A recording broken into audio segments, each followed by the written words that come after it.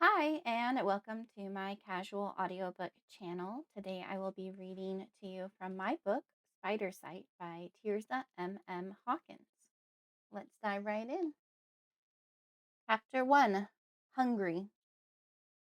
A soft, fur covered leg reaches out and strokes the little girl's long blonde hair. A single claw appears and caresses the gentle curve of her chin. The gesture isn't loving, but it's also not devoid of affection. He needs her.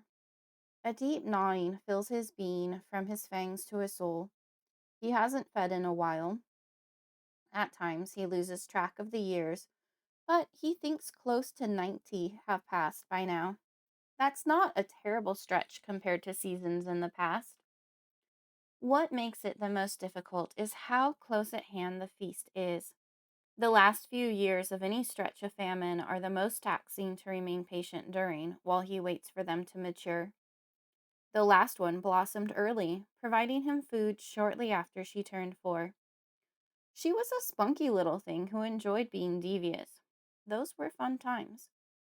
This one has recently turned 5, but she is a much gentler soul who, at this point, wouldn't even hurt a fly. There's a loving innocence about her. His feeding will be more painful for her to handle. The pain she will feel will be another form of nourishment. He almost feels sorry for her, but the ever growing yearning for satisfaction consumes all the other emotions except for frustration. The inability to get through to her and communicate directly is maddening. He wonders if the child senses his hunger as she constantly tries to feed him from her plate when she eats. He'd almost be tempted to try a bite if that was possible. But the separation, the chasm between them is narrowing. Soon he will be able to break through and talk to her. Now it is like trying to talk to someone who is awake while you are still partially asleep. The message is jumbled, but the veil between them is dissipating. It won't be long now. After another stroke of her wavy gold hair, he settles down on the pillow next to her head. As the reverie of the feast near at hand continues in his head, a drop of venom falls from his fangs and dissipates into the air. Then he sleeps. Chapter 2 Eye Appointment. Melissa Carter, the nurse in the bright pink scrubs with fluffy white sheep on them, calls out. She stands at the door that separates the waiting room from the doctor's offices with a chart in her hand. I leap up at the sound of my name, and the book I was reading falls from my lap to make a loud thud in the quiet room. Dr. Wilson is ready to see you, the nurse says when Mommy and I look up at her. I hastily pick up the book and hold it in my crossed arms. Missy, where does the book go? Mommy asks as she tucks her short auburn hair behind her ear. With us? I say, looking up confused. I brought it. I hold the book out for my mother to see. It's my book about all different kinds of spiders. There's one large spider on the cover, surrounded by a few smaller ones. Mommy shudders at the picture and holds her hand out to block it from sight. She doesn't like spiders and will sometimes scream if one surprises her. Daddy is the one who bought the book for me and the only one who will read it with me. Okay, she's waiting for us. Mom gently pushes me forward. I smile at the nurse as we approach and do my best to remain calm, though my heart is pounding with excitement. It's my first eye appointment, and I've been looking forward to it all morning. I love being the center of attention. As we walk through the door that the nurse holds open, I see the familiar picture of a basket full of little orange kittens sitting on a blue checkered tablecloth hung on the wall in front of us. It makes me grin every time I see the cute kittens. When we come here for regular doctor visits, we always turn to the right. Today, the nurse directs us to the left where the eye doctor works. And how are you today, Melissa? The nurse asks me. Even in my excitement, my shyness kicks in, and I put an arm around my mom's leg. I'm fine, thank you, I say. It's strange to hear someone call me by my full name, and I don't like it. It makes me feel like I'm in trouble. I tug at my mom's pants to get her attention. What is it, Missy? She strokes my hair reassuringly. She doesn't hear me when I first speak, so she leans over. Can she call me Missy? I whisper. I know it's rude to correct an adult. Mom laughs and looks to the nurse. She prefers her nickname, Missy. No problem. I'll make a note of it here in your chart. She writes something and then looks at me with a kind smile. Right this way, Missy. As we walk the length of the hall, we pass some doors that are open and some that are closed. I imagine great machines are behind the closed doors. Something similar to the x-ray machine I know is on the other end of the building, only this one sees deep into your eyes. I imagine them using the machine to look into my eyes and see my brain. Would they be able to see what I'm thinking? I shiver. The nurse leads us into the very last room at the end of the hallway. Inside is a large black chair with many attachments coming off it. The nurse directs me to sit in the big chair. Go ahead and have a seat, Missy. Don't touch anything, Missy, Mom says as she sits in the plain chair across from the door. I won't, Mommy. I keep my hand solidly on my book in my lap. Across the room is a chart with letters pinned up on the wall.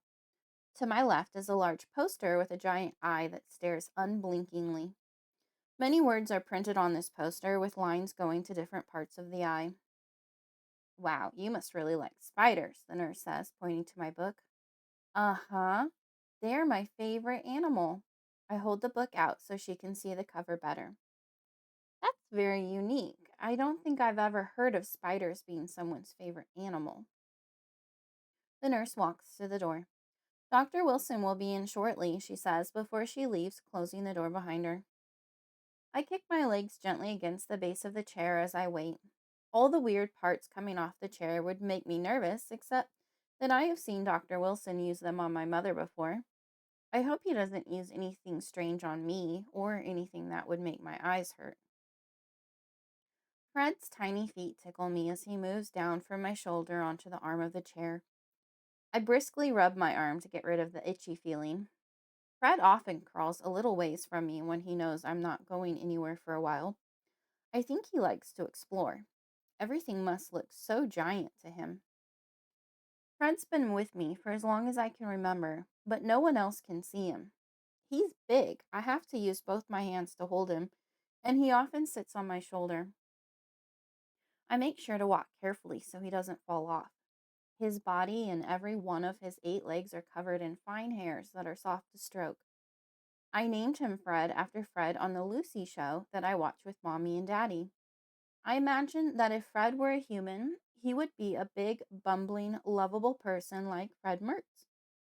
Fred is the reason we are here. Well, he and the other spiders. No one else can see Fred and the other spiders. No one believes they exist. But I'm not making them up. They follow me wherever I go. There are so many I can't count them all. Right now they are spread out over the walls and ceiling of the room. I can sense they feel a little cramped in the tight quarters. I wonder if Dr. Wilson will be able to see them. He is an eye doctor after all. Maybe he has some special glasses that he can wear to see them. If he does, I'll ask him to give them to Mommy so she can see my spiders and know that I'm not making them up. Fred pauses at the end of the armrest, and I imagine he's thinking about leaping to the floor. I remember Daddy reading to me in my spider book that certain spiders like Fred are delicate and can shatter like glass. Be careful, Fred, I whisper to him, forgetting in my worry that he and I are not alone. Realizing what I've done, I look at my mom, my heartbeat quickening. She doesn't like it when I talk to Fred. What did you say, Missy? She glances up from her magazine. Nothing, Mommy. My fingers pick at the edges of my book. You said something. What was it, Pumpkin? I look down at my hands. I was talking to Fred, I say meekly. My mom stiffens before returning to her magazine with a sigh. I turn my gaze back to Fred, who has unwittingly been a troublemaker. It's not his fault. He doesn't know any better. Fred is much more interesting than the other spiders. They don't do much except follow me. When I go somewhere, they all follow me, and when I stay somewhere for any length of time, they spread out in the room. I often feel as if they are watching me, waiting for me to do something. I've danced and sang for them before because their lives seem a little boring, but they never seem to pay attention unless I'm moving away. Dr. Wilson enters the room, and it instantly feels lighter. He's a jolly old man who always puts me at ease. Good morning, Missy. He sits down in his wheeled office chair and turns to face me, my chart in his hands. How are you today? Everything about Dr. Wilson is round. His belly is round, his face is round, each cheek is round, even his glasses are round. It makes me smile to look at him. Good, I say, suddenly feeling a little shy again. Dr. Wilson has always been nice to me, but I know I'll have to talk about my spiders, which Mommy doesn't like. Hearing about them makes her sad and worried. And what are you here for? His eyes get wide for a moment as he looks at me curiously, adding to his roundness. I giggle. For you to look at my eyes. I open them nice and wide while leaning forward. Then I sit back and laugh. That's right.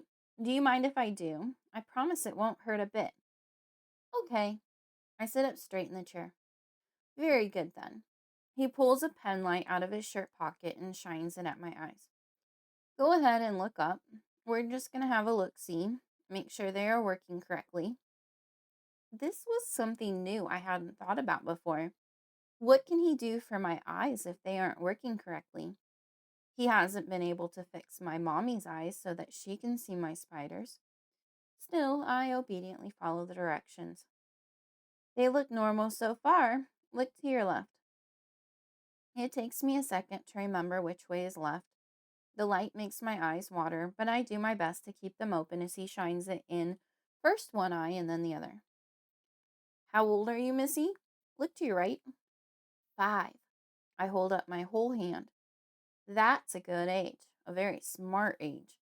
Now look back here, right at my nose.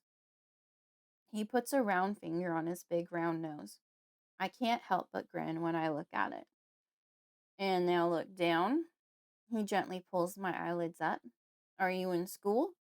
I nod my head. I just started kindergarten. He puts his pen light back into his shirt pocket. How do you like it? It's okay. Thinking of school makes me sad. I mournfully kick my feet against the chair a couple of times. Just okay? He frowns. I like my teachers, and this girl Becky is really nice, but the other kids make fun of me. Why do they make fun of you? Dr. Wilson hands me a pair of glasses with one red lens and one kind of blue one. Because they can't see my spiders.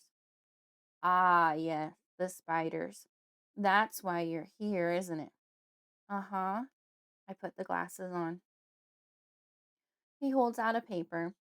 On it is a dragonfly, which looks lifelike, as if it could just fly off at any time. Try to grab the dragonfly's wing for me. I reach out where I think the wing is, but my hand touches nothing but air.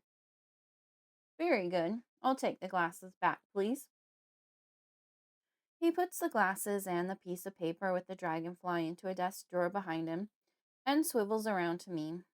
Leaning back into his chair, he crosses his arms and asks, Where are these spiders now?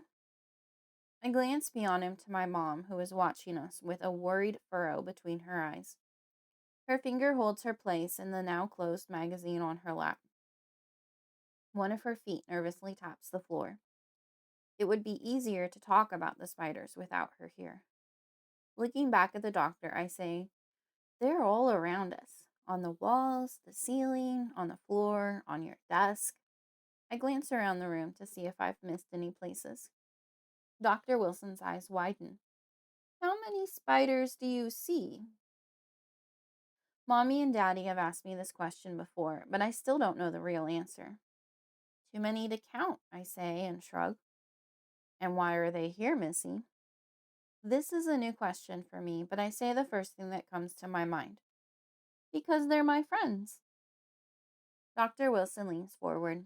His face has been serious the whole time. I don't doubt that he believes me. How did they get here? He asks. I laugh. In the car. Mom drove us. Fair enough. And what do these spiders do? They just follow me and watch me, except for Fred. He hangs out with me. He likes to go explore when we go places, but he never goes far. Sometimes I think I'm going to lose him, but he always finds his way back to me. Dr. Wilson lifts his brows inquisitively. Who is this, Fred? He's the biggest of my spiders. He's really soft, kind of furry. I lean forward in my chair, willing to trust Dr. Wilson with a secret. I like him the best, I say in a hushed voice, as I don't want to hurt the feelings of the other spiders. He nods understandingly. Very good. Let's continue with the exam, shall we? Do you know your letters? Of course I do. I said I was 5. That's right. Okay. See that chart on the wall? He points across the office. I nod my head. Uh-huh. What can you read on that chart? A, E, B. There's a spider over the next one. C, D, another spider. M, P. Very good, Missy. I think that's enough for the day. I'm going to ask your mother to step out in the hallway for a minute. Will you sit right here? I nod my head and smile. I'm used to adults having private talks about me. Mommy and Daddy often talk about me at night when I'm supposed to be in bed and they don't know I'm listening. I've overheard Mommy talking on the phone to Aunt Ida about my condition. My mom jumps up when Dr. Wilson stands. I know she's eager to hear what he has to say, wanting to know if I can be fixed. Is it serious, doctor? She asks before they are even out of the room.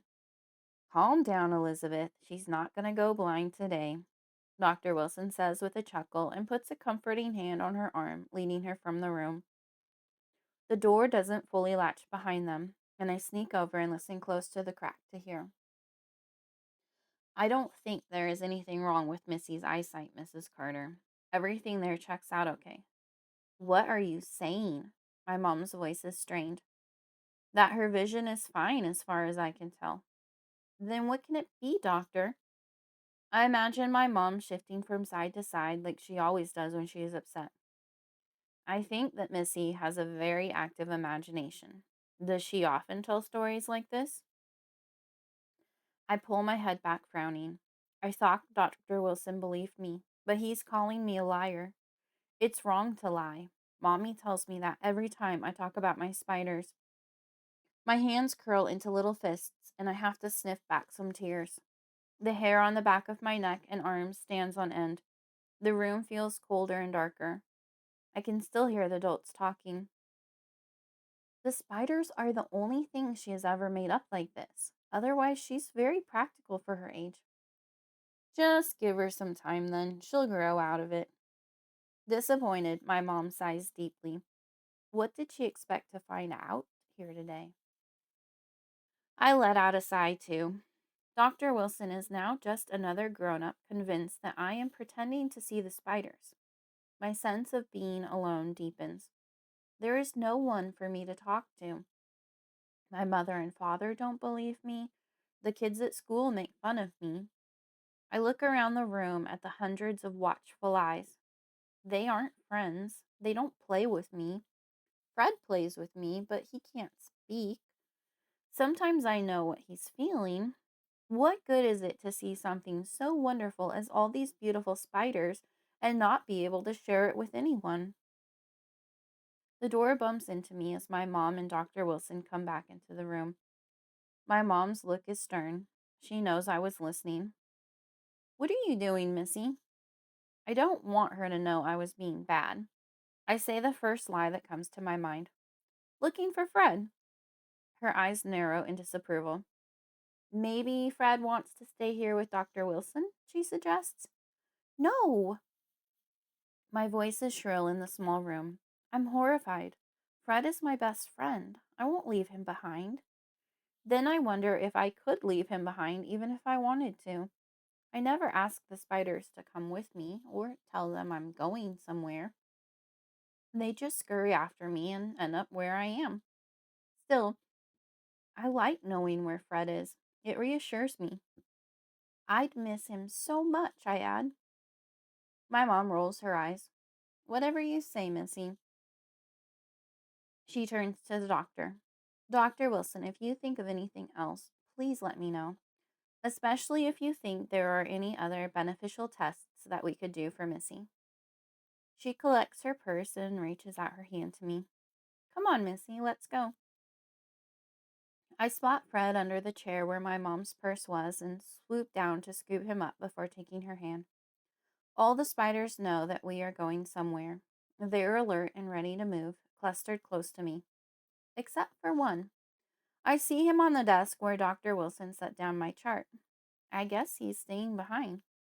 I'm puzzled, but I know that I won't miss just one. Maybe he'll bite Dr. Wilson for not believing me. I don't know where the thought came from, but it makes me giggle inside a little. I don't really want Dr. Wilson hurt, or at least very much. He did hurt my feelings. Yes, of course, Elizabeth, Dr. Wilson responds. Then he turns to me, leaning over, his hands on his knees. Have a very good day, Missy. I bet they have a treat for you at the desk for being so good and cooperative today. Bye, I say curtly without a smile. I'm still mad at Dr. Wilson for calling me a liar. Mommy says that lies are ugly things that can get out of hand and hurt people. Mom leads me down the hallway to the desk that is just before the exit. The lady behind the counter shows me the treat basket filled with suckers and stickers, but I don't want one. My spirit is crushed. I was hoping for something good to come from this doctor's visit, but nothing has. I was ready for someone to believe me, but I'm still alone in my world surrounded by spiders. I look down at Fred in my hands. Have I made him up? And if I have, how can I feel his delicate hairs as they poke my fingers? I've tried to pretend to have a pony before, but none has shown up with as much substance as Fred has. Mom pays for the visit and confirms my father's appointment for the following day. All right, Missy, let's go. I sigh and place Fred on my shoulder and wonder what the spider that stayed behind is going to do. Chapter 3. Postponed. As we step outside, I blink at the brightness of the sun. The air is cool and orange leaves blow across the sidewalk in front of me. My father would call it a crisp day. Bushes line the walkway from the doctor's office. I gaze at the many webs that have been spun in them and the spiders that sit proudly and silently in the middle of their handiwork. I admire the webs as we walk by. My spiders don't make webs. I don't think they have time to, as they are always moving with me unless I'm sleeping. Hi, I call out to them, wondering if they can hear me the way I believe that my spiders can. Who are you talking to, Missy? Mom asks, glancing back at me. The spiders. I point to them, knowing she can see them. My lips purse together and my brow furrows. Why can she see these spiders, but not the ones that follow me? Not the ones that are important to me? We don't talk to spiders, Missy. My mother quickens her step. She doesn't have to tell me she is irritated. She's been irritated with me a lot lately. Why not? I like spiders. I follow her to the car and climb into the back seat with my host of spiders. In a tight space like this, they cover up most of the interior, darkening the ceiling and walls with their little bodies. Because it's creepy. They're creepy. She shudders as she starts the car. I look down at Fred in my lap. I wonder how he feels about being called creepy. I don't think they're creepy, I say, hoping Fred feels reassured. When we get home, Mom allows me to watch a movie while she gets dinner ready. I briefly glance away from the screen when her phone rings. She answers it after the second tone. It's not long before I hear Dad's car pull into the driveway. Daddy's home, I call out to Mommy as I run to wait by the door for him. She steps into the doorway of the kitchen. Oh, good, I need to talk to him. Daddy, I call out as he walks through the door. He puts down his briefcase and picks me up. He tosses me up in the air, to which I squeal before he brings me in close and hugs me tightly. I wrap my arms around his warm neck and squeeze him back. He is my favorite person in the world.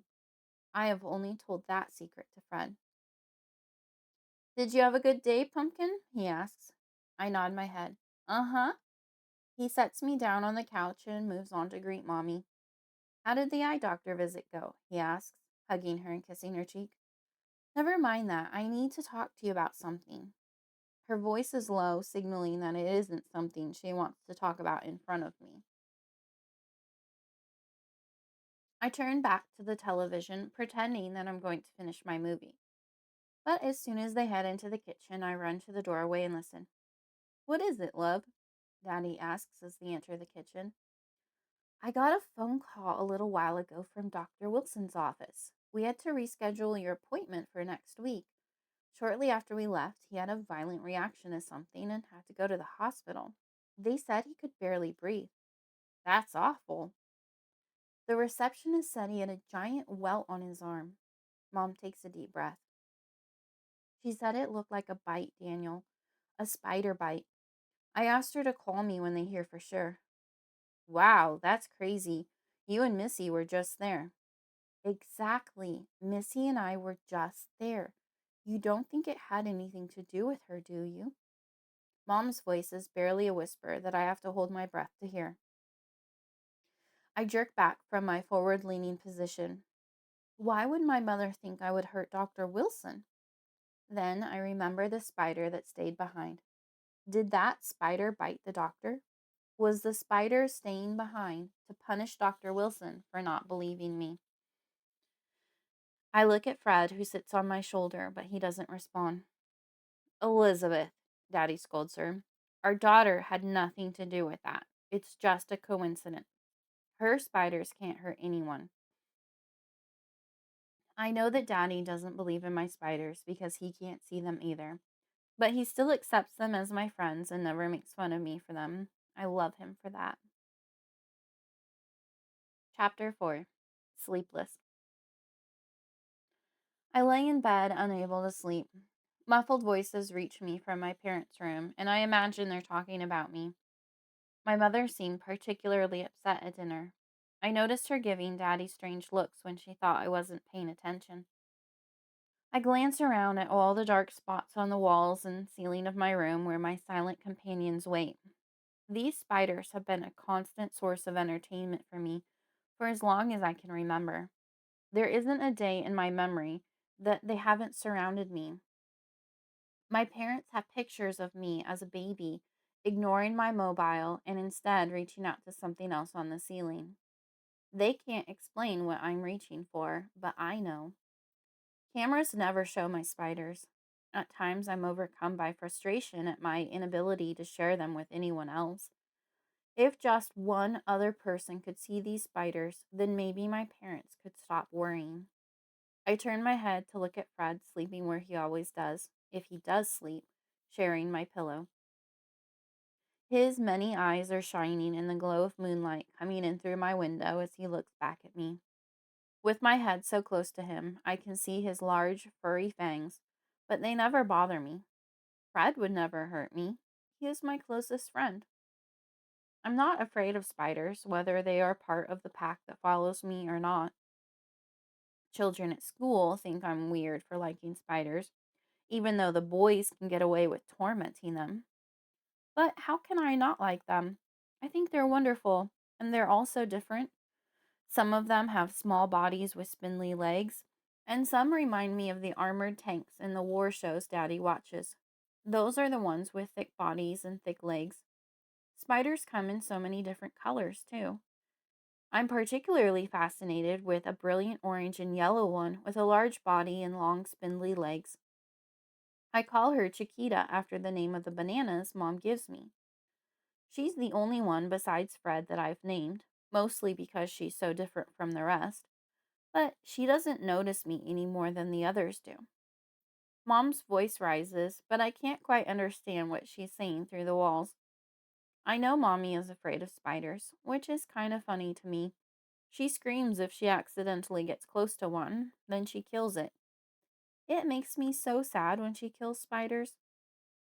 It's my secret mission to save the spiders in the house, the ones that other people can see. I go and collect them and take them outside when Mom isn't watching me. I roll over and sigh. The hum of my parents' voices calls to me, and I'm dying to know what they're saying. My mind made up, I slip out from underneath my covers, grab my favorite cozy blanket, and quietly make my way out of my room and down the hall. Having seen it so many times before, I know what the spiders do when I leave. They start swarming and converge together into a moving trail that follows me along the floor and often on the walls, too. I sit outside my parents' room, tucking my blanket around me. The spiders fan out around me, some on the floor, some up on the walls, and others on the ceiling. When I'm not distracted, I feel all their eyes on me, watching me. I've described this to my only friend at school, Becky. Becky and I get along because the other kids don't like us. They tease me because I can see spiders. They tease Becky because she's different too. All her clothes have holes in them and are always dirty, and she smells a little weird. I don't mind the smell because Becky is nice to me and I think she is pretty. Her hair is long and a pretty orange color. The other kids call her Carrot Head. When we are both together, it's easier to ignore them. Becky is scared of spiders. I'm trying to help her with that. Show her that spiders aren't all bad. I'll pick up spiders at school and show them to her. Show her that they won't hurt her. The other kids tease me for that too. They call me Creepy Girl or Spider Girl. Daddy says that Spider Girl is a cool nickname. People think that Spider Man is cool and has special skills. Maybe I have special skills too. I don't want to swing from buildings like Spider Man, but I want people to like me. For now, though, I just sit outside my parents' room and listen to them talk. Their bedroom door isn't fully closed, so I can hear what they're saying. As I suspected, they are talking about me. Just let it go, Liz. Daddy's voice is stern and deep. How can I? This is our daughter. Early detection is key for so many diseases. If our daughter has an illness, I want to know about it now so we can begin treatment. Mommy's voice is strained and high. I don't think Missy has an illness. I think it is just an overactive imagination. She'll either grow out of it or make a lot of money writing books when she grows up. What about Dr. Wilson? How do you explain that? That was just an unfortunate coincidence. Come on, love. You don't believe Missy had anything to do with that, do you? Mom sighs loudly. I don't know. Her voice is calming down. It's so spooky how it happened like that. I'm getting goosebumps just thinking about it. Look at my arms. Of course it was unnerving. Daddy sounds comforting now. Something could have happened to either of you, but it doesn't have anything to do with Missy. I hope you're right. Of course I am. Stop driving yourself crazy and come here. I hear little wet noises and know that Dad is probably kissing on Mom, hoping he can get her to wrestle with him. I feel a twinge of jealousy because I'm not allowed to wrestle with him this late at night. Mom yells at us and says we have to settle down for bed. I sigh. There are just so many more things you're allowed to do when you're older. I can't wait to be grown up. Maybe then people will believe me about my spiders, and they won't be such a big deal. Quiet as a mouse, I get to my feet. All the spiders swarm to me, ready to accompany me wherever I decide to go. I gently pick up Fred and tiptoe back to my room. I'm still not sleepy, so I grab a book and climb into bed, pulling the covers up around me. I set Fred on my shoulder so he can see the book too, and turn on my turtle that shines light at little star shaped holes in its back. It provides us with enough light to see the pages. I can't read all the words in the book, but I know the story by heart, so I tell it to Fred. He listens carefully and doesn't interrupt as I sound out the words I recognize. I tell him the names of the people on each page. I often wish that Fred could talk. He listens so well. I always feel like he is paying attention to everything going on around him. Instead, I must do all the talking. I often pretend that he can talk and even make up what he would say. Tonight, he tells me that I'm very good at reading and he likes it when I read to him. I'm nearly done with the book when my bedroom light comes on. Startled, I turn and see my mother standing in the doorway. What are you doing, Missy? She asks quietly, coming to my bedside. Reading, Mommy. I hold up the book. Who are you talking to? She sits down on the bed next to me and strokes my hair. My stomach tightens because now I know she heard me saying more than just talking about the book. I want to lie, but I suspect that she will know the truth anyway, as she usually does. Fred, I admit sheepishly. She takes a deep breath, and I brace myself, never knowing how she will react when I mention Fred or the spiders. Well, tell Fred it's time for bed. She takes the book and sets it aside. I carefully move Fred from my shoulder to my pillow and lay my head near him. Time for bed, Fred, I say obediently. Mom tucks the covers around me. You have school in the morning, little pumpkin. You need your sleep. Fred needs sleep too. Okay. My heart swells when Mommy talks about Fred, and I smile. She used to talk about him more before she started really worrying about me seeing spiders that she couldn't. Good night, Missy. She leans in and kisses my cheek. I kiss her back. Good night, Mommy. She turns off the light and closes the door. I feel a warm and happy glow inside that comforts me as I drift off to sleep. Chapter 5. So Close. From Fred's point of view. My being is buzzing with frustration, excitement, and a hunger that doesn't yet manifest as motion in my body. This child came so close to feeding me. It's now only a matter of days. I feel pulsing deep inside. Soon I'll be stronger. Soon I'll be able to force her to feed me whenever I want. For tonight, I am content to sit on her shoulder as she reads to me, and I dream of feeding. Chapter 6. Work with Daddy. Friday morning, Mommy wakes up with a cold so bad that she doesn't even get out of bed. I'm downstairs eating cereal when Daddy comes down and says, I guess you are going to work with me today, Pumpkin. Huh? I gasp as my heartbeat quickens and my eyes get wide. But what about school? Going to work with Daddy is a rare treat. I've only been a couple of times, usually just for things like bring your daughter to work day or career day. Then I remember Becky, and I feel a little sad. I don't want Becky to be all alone with no one to talk to. Your mother said that you don't have school today. She was going to do something fun with you, but she isn't feeling well enough. I told her I would bring you to work with me so she can rest. Awesome. I shovel more cereal into my mouth, not wanting to make Daddy late. Daddy's work has a playroom with lots of fun toys and books. I'm allowed to choose a few to bring into Daddy's office while he works. On the days when everyone takes their kids to work, someone usually watches us play. But today, I get to hang out in Daddy's office with him. Daddy is a car salesman for really nice cars, like the one my parents have. Except now he says he doesn't sell them anymore. He is a fleet manager. I don't know what this means, but Mommy says it's better than selling. More reliable income, she says. At work, on the way to Daddy's office, we stop at a table by the sitting room where there is coffee and cookies. Even though it's early, Daddy allows me to have a cookie while he pours himself some coffee. He says good morning to all his coworkers as we pass them, and they all say hi to me. Everyone knows my name, even though I can never remember all of theirs. I know Mr. Nash's name because he is Daddy's boss. Inside Daddy's office, I spend a moment watching the spiders spread out, claiming their space. It feels a little cramped in here for them, I think. At least they have more room than they do in the car. When we're all in the car together, the ceiling is nearly black with spiders.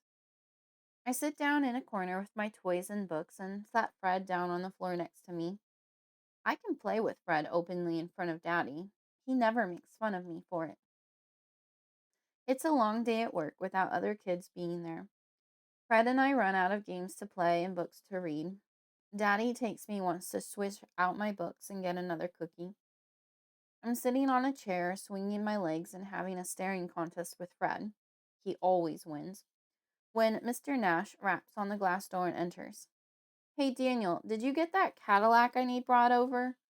I have someone coming today to look at it. He seems upset, but then he sees me and does a half smile. Oh, hi, Missy. I forgot you were here. I smiled back politely. Hi. No, I didn't, Daddy tells Mr. Nash. I told you the mechanics hadn't gotten to it yet. You don't want to show a vehicle we haven't checked out yet, do you? Mr. Nash's face darkens. Can I speak to you in the hallway? My body tenses as I realize Mr. Nash isn't happy with Daddy. I'm sure it was just a mistake. Daddy wouldn't do anything bad on purpose. He steps outside and shuts the office door behind him. Mr. Nash is very upset. I can hear his yelling through the door, and his face turns a bright shade of red. He would look funny if he wasn't so angry. I look down at Fred. He isn't being very nice. Mommy says you shouldn't yell at people. Someone needs to teach him some manners. Fred just stares back. His mommy should give him a spanking. I giggle as I picture Mr. Nash bent over the knee of a woman with short, curly white hair being spanked. Fred looks from me to Mr. Nash and back, his black eyes intense. I feel like he's trying to tell me something. Mr. Nash continues to yell at Daddy. A coworker walks by and mouths, "Sorry," from behind Mr. Nash's back. Daddy just stands there, listening, nodding his head.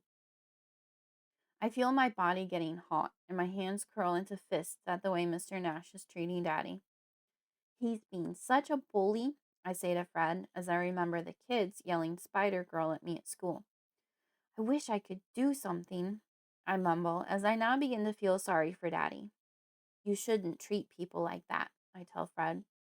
Mommy always tells me that when someone on TV is being mean or unkind. Then the spider that stayed behind at Dr. Wilson's office comes to mind. I wish one of the spiders would go bite Mr. Nash for being so mean and yelling at my daddy. My hand vibrates, and I look down to see Fred shuddering excitedly in the palm of my hand. What is it, Fred? I whisper. Will a spider go do that? Fred's body gets slightly larger for a brief moment. I wonder if I have imagined it until it happens once more. What are you trying to tell me, Fred? I bring him up to my face, but he is looking at the other spiders. I glance around me.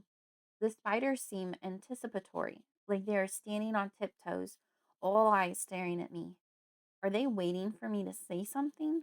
Tell them to do something? It's worth a try. In a quiet voice that I hope they can hear, I say, one of you should go bite Mr. Nash.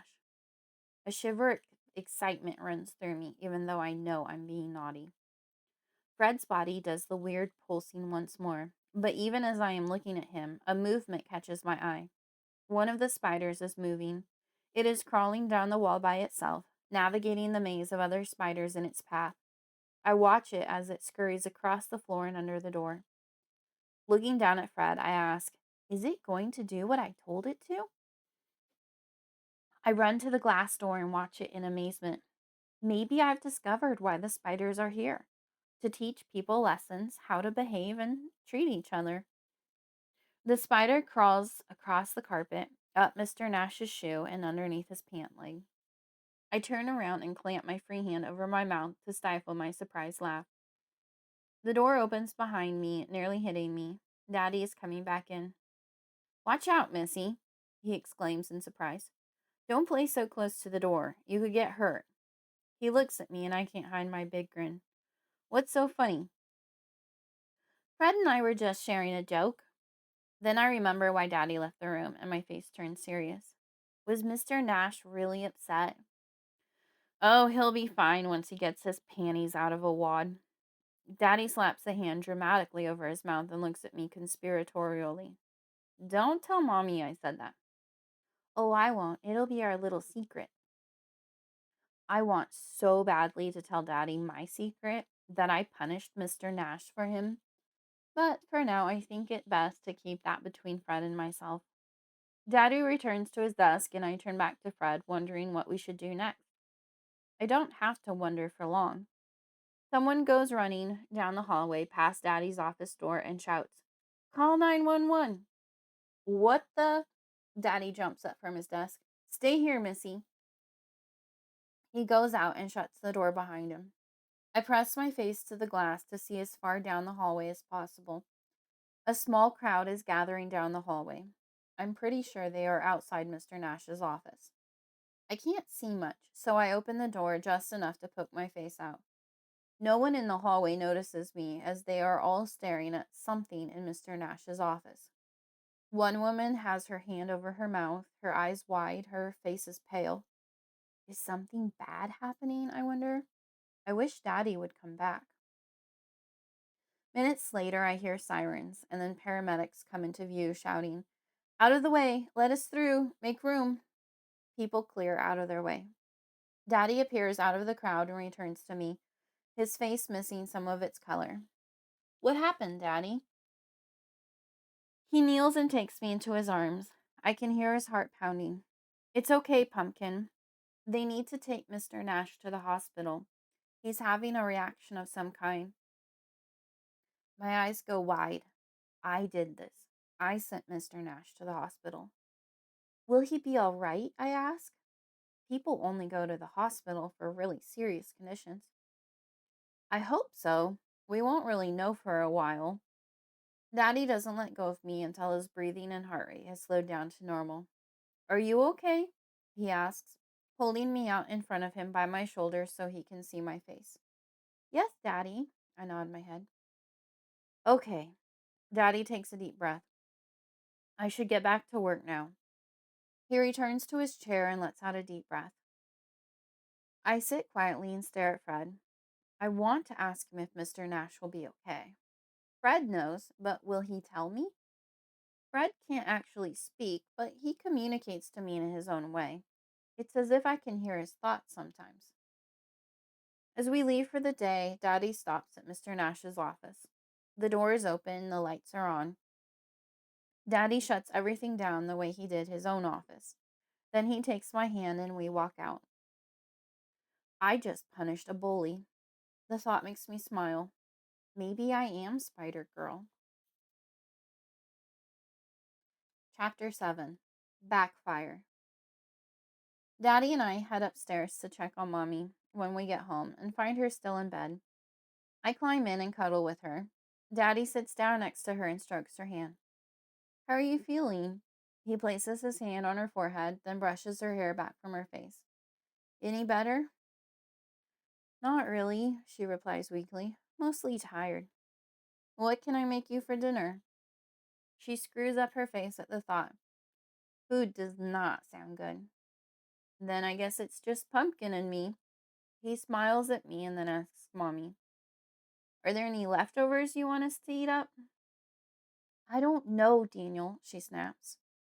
I jump at her harsh tone and pull away from her. "You'll have to look for yourself," Mommy adds, sounding tired and irritated. "Come on," Daddy says to me. "Let's let your mother rest." I get up and take his hand as he leads me from the room and shuts the door. We head downstairs. "Mommy shouldn't talk to you like that," I say with a pout in my voice as I follow him into the kitchen. "She's just tired and not feeling well." Daddy opens the fridge and begins to look through the shelves. He pulls out a plastic tub with a red lid, peers into it, and puts it back. "Still, someone should tell her that it isn't nice." I look down at Fred in my hands, hoping he understands. From the 2 brief pulses, I figure that he does. "It'll be all right, Pumpkin." He closes the fridge and turns around to look at me. "What should we have for dinner?" "I'm thinking pizza." "Yeah!" I exclaim, jumping up and down. "Pizza!" I cheer. Daddy puts a finger to his lips and points upstairs, even as he pulls his cell phone from his pocket and begins to place the order. I quiet down and wait patiently. "Okay, done." Daddy puts his phone away. "Pizza night wouldn't be right without a movie, would it?" I grin. "No." "Well then, what shall we watch?" I run to the couch. Daddy joins me, and together we decide on a movie. I put Fred on my shoulder so he can also watch. The 3 of us have so much fun that I forget Mommy was in a bad mood. The next morning, Mommy is feeling well enough to get out of bed. I hear her head for the shower as I play with my stuffed penguin Icy and Fred outside her open bedroom door. When she gets out, she asks me to get Daddy for her. "Something bit me," she tells him when he comes into the room. My curiosity piqued, I run into my parents' room. You got bit? I remember her snapping at Daddy and the way Fred had pulsed when I got upset about it. I want to see. She lifts her shirt to reveal a red mark on her side. See, I think it's a spider bite. I lean in close. Does it hurt? A little. I'm going to put some ointment on it. She heads back into her bathroom. From there, she calls out, We should bomb the house for spiders, Daniel. It's been a while, and I think it's going to be a bad winter for them. Whatever you want, dear. Daddy grabs a tie from his rack and begins tying it about his neck. I don't want my room bombed. My heart starts pounding as I try to figure out how to save the poor spiders that will be killed. Why not, Pumpkin? Daddy asks. I try to think of a good reason and remember what happened last year after my parents bombed the house. Because it'll make me sick. Daddy tussles my hair. We won't be here when it happens, and then we'll air the house out to get the smell out. I don't think you'll get sick this time. Now go get dressed for school. I head back to my room, feeling bad for all the innocent spiders that are going to die, but at least I know that Fred and my spiders will be safe from it. If I'm not home when they bomb the house, then my spiders will be with me. Missy, are you dressed yet? It's time for breakfast. Mom calls from downstairs. Coming, Mommy, I yell as I put down Icy and pull my shirt on over my head. I perch Fred on my shoulder and run down the stairs, flanked by my herd of spiders. I recently discovered that I can run with him on my shoulders without worry. He never falls off or sinks his fangs into me for balance. Even on the swing at school, he never falls off. I can feel his soft legs gripping me to hold on. They feel funny, almost like a rough tickle. Have a seat, Mom says as I come around the corner. I climb up into a chair and set Fred down on the table near me. Mom brings over a plate of eggs and toast. Her eyes get wide when she looks at me. Missy, your hair is a mess. That's going to take forever to brush. You're going to be late for school. I brush some hair out of my face so I can eat, but most of it just falls back in my way. I think it looks fine, I argue. Becky's hair looks like this all the time. I offer Fred a bite of toast. Even though he never accepts food from me, I always try, thinking that one of these times he just might.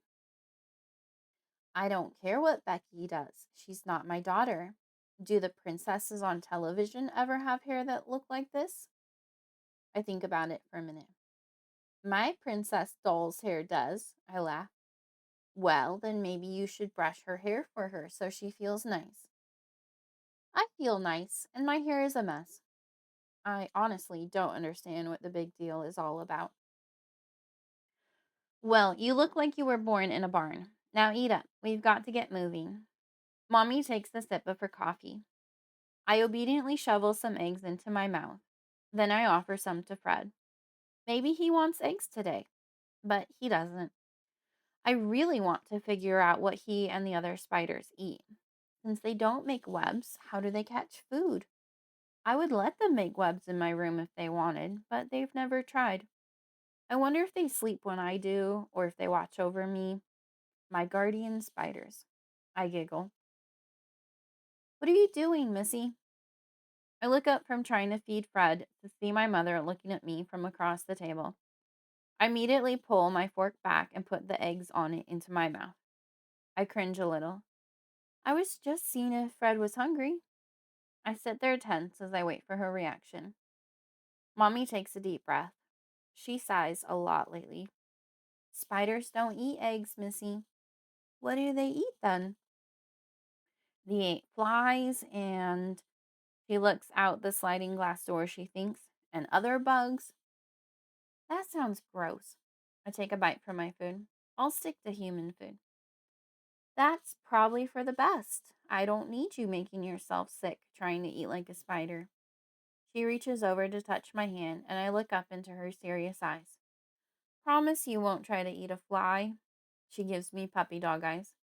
I won't, Mommy. I laugh and roll my eyes at her silliness. Still, I wonder what a fly would taste like. Spiders wouldn't eat them if they were gross, would they? I'll have to ask Fred later. Mommy laughs and then looks up at the clock on the wall. Okay, hurry up with breakfast. She pats the table near my plate. I shove some more toast into my mouth. Why don't you eat the eggs now? You can finish the toast in the car if needed. We've got to tackle that hair before we go anywhere. Okay. I set down the toast and pick up my fork. Mommy sits at the table and waits so I don't get distracted. As soon as my eggs are gone, she jumps to her feet. All right, upstairs we go. See if we can't resolve this mop you've got on your head. I put Fred on my shoulder and dash up the stairs ahead of her. It is such a habit to pick Fred up and put him down. I never go anywhere without him. Not that I could even if I tried. If I don't carry him around, then he runs after me, leading the herd of other spiders. But I prefer that he rides on my shoulder. I jump on my bathroom stool, pull my brush out of its drawer, and stand in front of the mirror and wait as Mom walks up the stairs. When she takes my hairbrush from me, I remember that Fred is on my shoulder. Wait! I call out as she raises the brush to my head. I don't want her to knock Fred off. He could get hurt falling so far to the floor. I collect him from my shoulder and hold him in my hands in front of me. Okay, ready. Missy, what are you doing? She asks. I look up at her in the mirror. Waiting for you to brush my hair? Yes, but why are your hands like that? She mimics my cupped hands. I'm holding Fred, Mom. Her face goes flat, all of her silliness gone now. Fine then, let me get to your hair. I can tell she's upset, but I don't understand why. We were just having fun. I can't help it that she can't see Fred, but that doesn't mean that I should ignore him. There are quite a few tangles in my hair. It takes a few minutes before Mom pronounces me presentable to leave the house.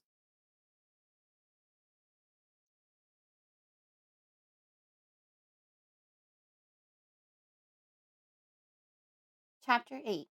Caleb. Because of my hair, I am a few minutes late for school.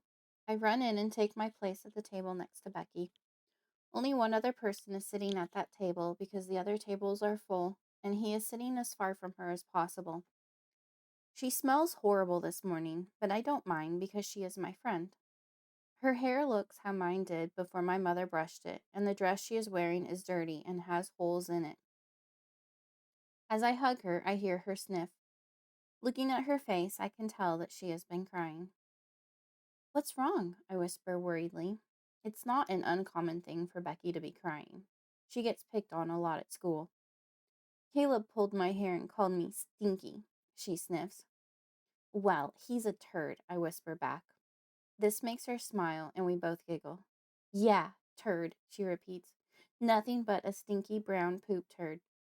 We both share another laugh at that one. I pull Fred from my shoulder and set him down on the table. Some days he sits with us, and some days he likes to move around during the lesson. I wonder if he gets bored. Hey, Missy. Yeah? Can Fred sit between us today?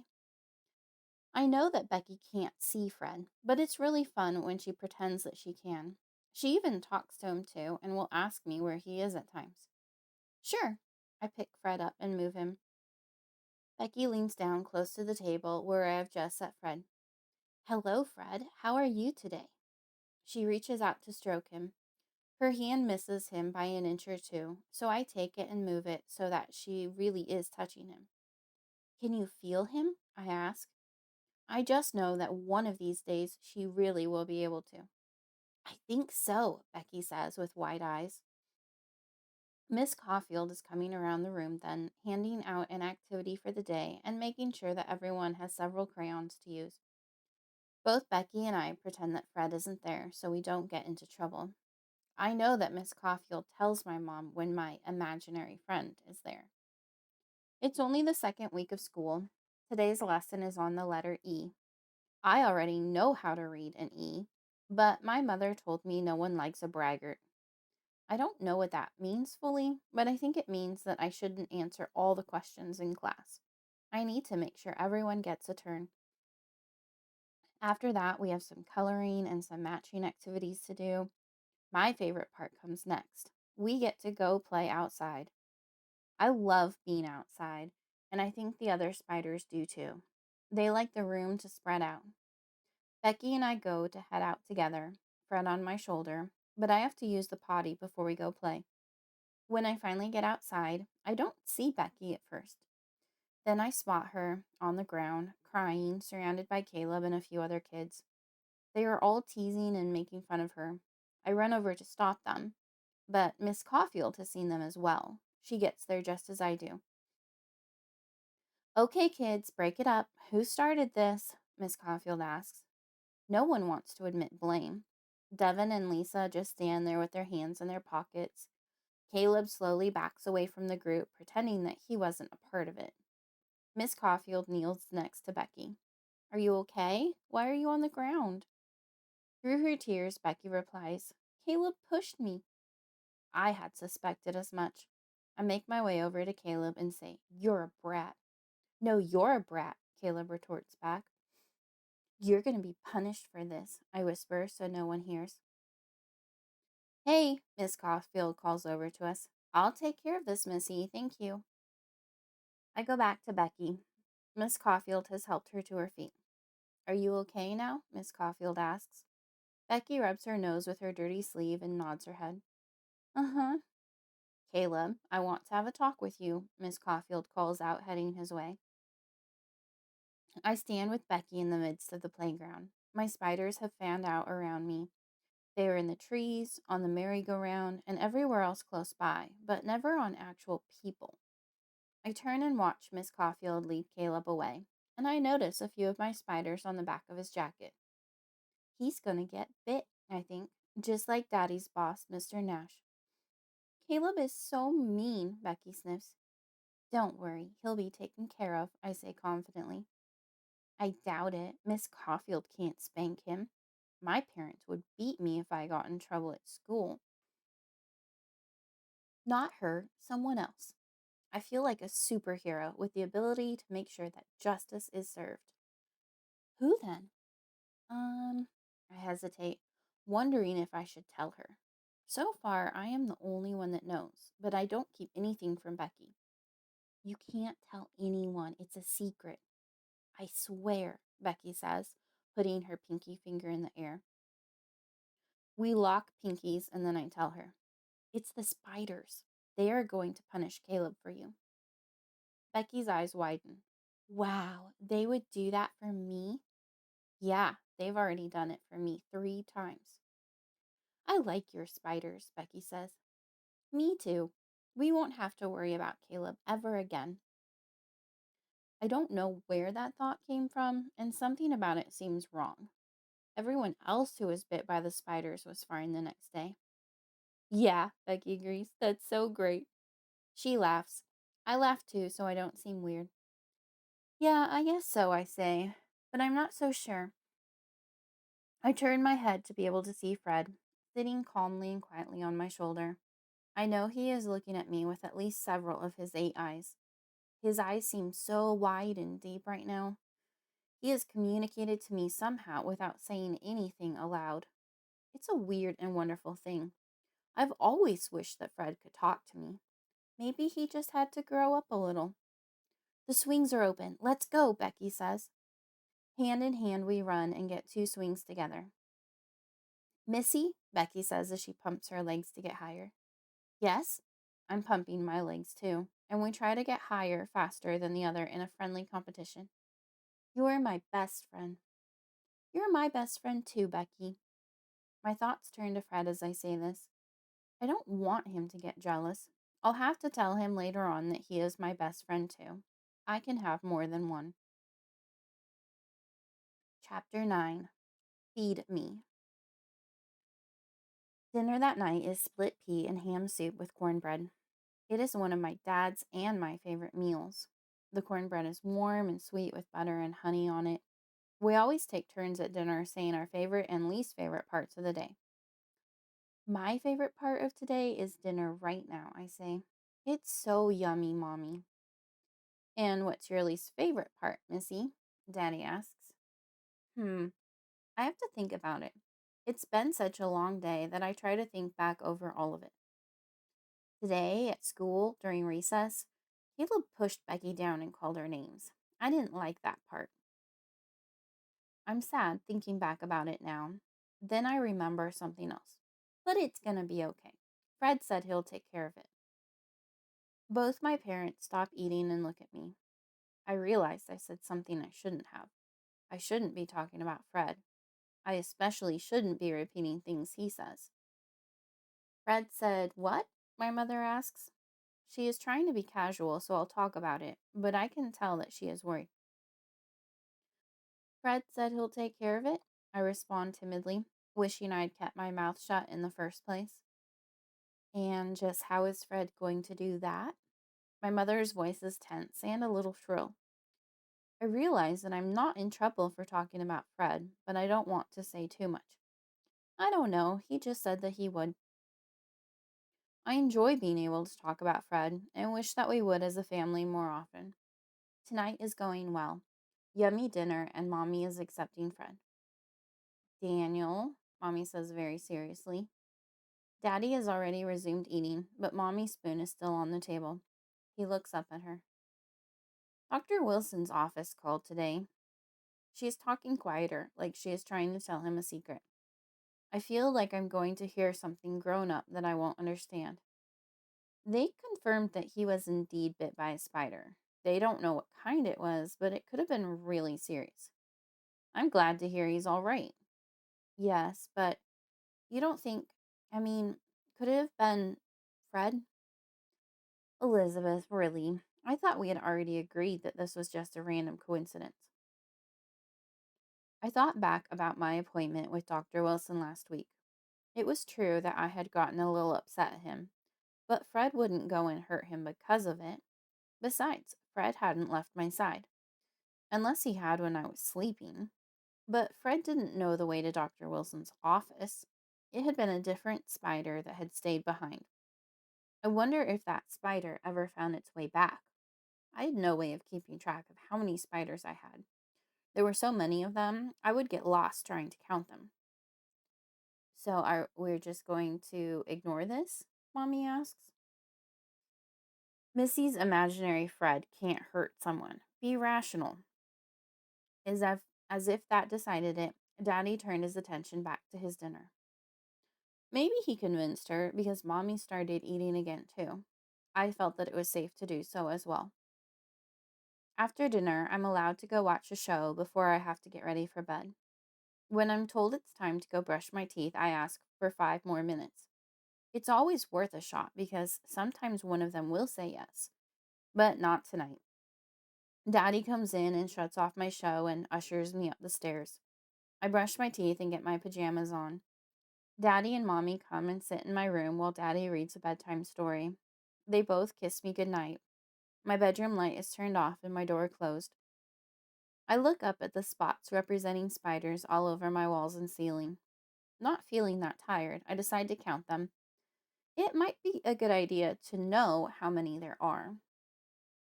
I can only count to 100, so I hope there aren't more than that. 1, 2, 3. I start with the ones on the ceiling. 21, 22. I haven't gotten very far when I hear a voice close to my ear. It's too quiet for me to understand. I turn my head towards it and see Fred looking at me. Did you say something? I ask him, excited that maybe he is talking to me. There's no response. I roll to my side so I can face him better. Come on, Fred, were you talking to me? I want to talk to you. My bedroom door opens. Missy? Apparently, in my excitement, I wasn't talking quietly enough. Yes, Mama. Are you talking to someone in here? I was talking to Fred. Well, tell Fred that it's time for bed. You need to be quiet in here. Yes, Mama. The door closes. I roll back onto my back and pull the covers up under my chin. I close my eyes, having forgotten about counting the spiders. I'm close to sleep when I hear the words again. I understand them this time. Feed me. My eyes fly open. Fred is talking to me. I roll back to look at him.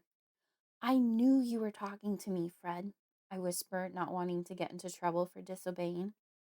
Of course he's hungry. I never see him eat anything. He sticks by me all the time. I've tried to feed him all manner of human food, but that isn't what a spider wants to eat.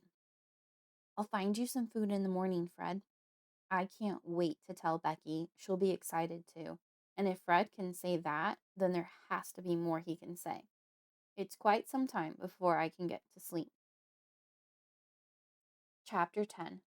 Fed, from Fred's point of view. It is such a relief to finally have some real nourishment after all these years. My food isn't a physical substance or sensation as humans are used to. Instead, it is more like a renewing of my soul. I stretch out each of my 8 legs and appreciate the slight increase of each one. The child has done well, and for this I am grateful. Without knowing it, she is decreasing her innocence.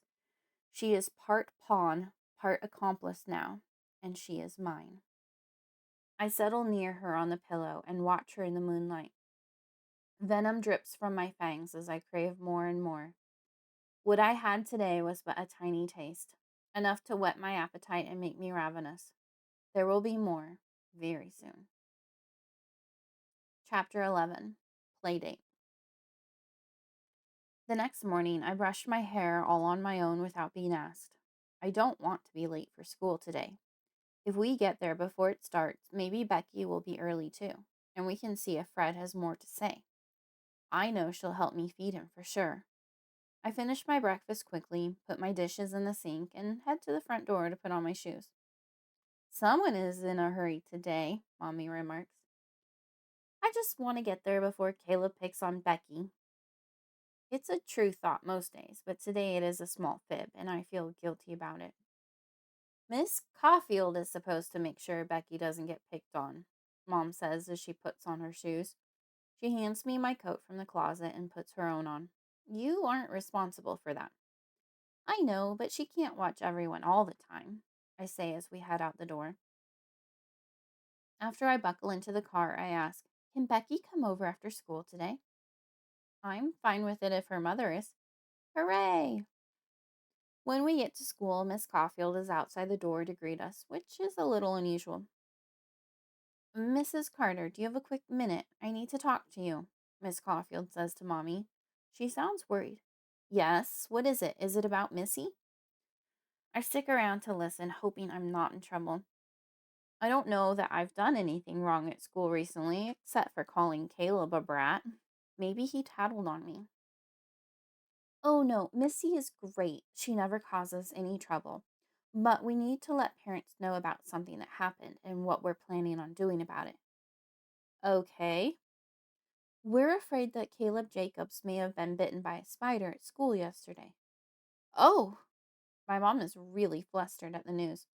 I see her shift her weight. Her hands twist together in front of her nervously. I think about the spiders I saw on his coat as he left yesterday. Yes, we think it may have happened at school because his mother said he was having trouble breathing on the way home yesterday. She rushed him to the hospital, but it was too late. What do you mean, too late? You mean he died? Mom's voice rang out shrill and loud. I'm afraid so, but I want to reassure you that we are taking every precaution to make sure that it doesn't happen again. The room will be bombed this weekend, and the yard will be fogged after school today. I'm planning in my lesson on Friday to talk to the children about the poisonous spiders in our area, what they look like, and how to leave them alone so this doesn't happen again. We are doing all we can, trust me. My mother looks down at me, and I don't know how to read the look on her face. I know she is upset, maybe even angry. Her lips purse together thoughtfully before she turns back to my teacher. Do they know what kind of spider, Miss Caulfield? Was it a tarantula bite? Instantly, I know she is accusing Fred of this, and I can't help but clench my fists in frustration. When I described Fred to my parents before, they showed me a picture of a tarantula, and it looked exactly like Fred. Fred would never do that, I blurt out. Neither adult hears me or pays me any attention, though. Oh, no, Mrs. Carter, no one has actually ever died before from a tarantula bite, and they don't live in our area. The doctors aren't sure what kind of spider it was, or even if it was a spider for sure. Without actually seeing and identifying the spider that bit him, there's no way to absolutely know. We are just taking every precaution. Oh, good. My mom's shoulders drop as she takes a deep breath and relaxes a little. We're asking parents to talk to their kids about the tragedy and encourage them to share their feelings. We'll also have counselors at the school if you or Missy feels that she needs to talk to one. That is good to know. Another car pulls up to the building. I recognize Becky in the back seat and wave before tugging on my mom's arm to go talk to Becky's mom. When the vehicle stops, Becky opens her door and gets out. You'll never guess what, I say to Becky, grabbing her hand. What? She asks excitedly. Fred talked to me. Really? Her eyes get all wide. Yeah, really. What did he say? He said, feed me. Wow, then we'll have to find something for him to eat. I know. That's why my mom is asking yours if you can come over after school. I want you to help me. That will be so much fun. We are discussing what bugs we think Fred will want to eat when Becky's mom pulls out of the parking lot.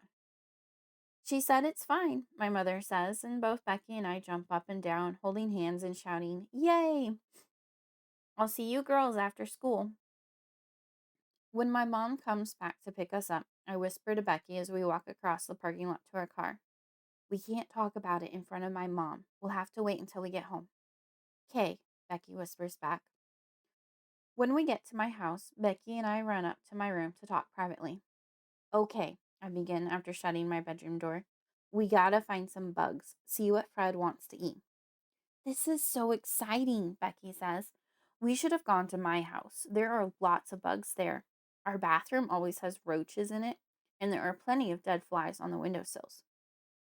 "Flies are a good idea. I think spiders eat those. Let's see if there are any dead flies on the windowsills here." We start with my bedroom, but don't find any dead flies on the windowsills. From there, we explore the upstairs bathroom and my parents' room for bugs.